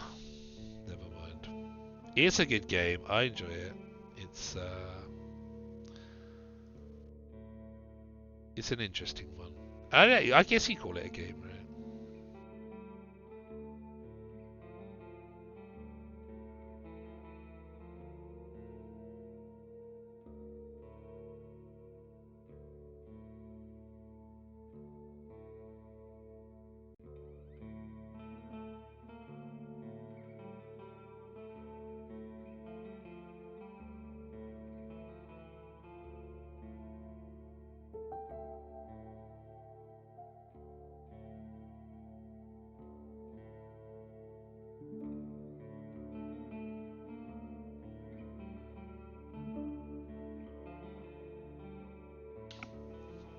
He is on.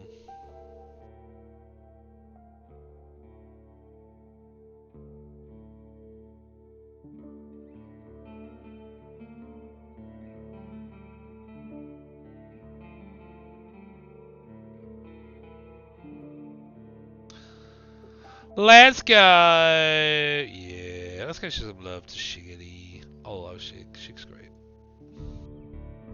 I've got Scooby. What he's playing?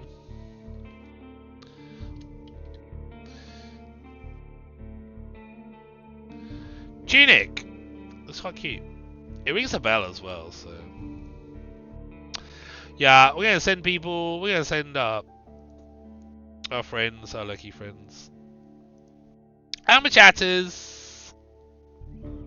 No, we have not finished it. No, we've still got a while to go, Bug.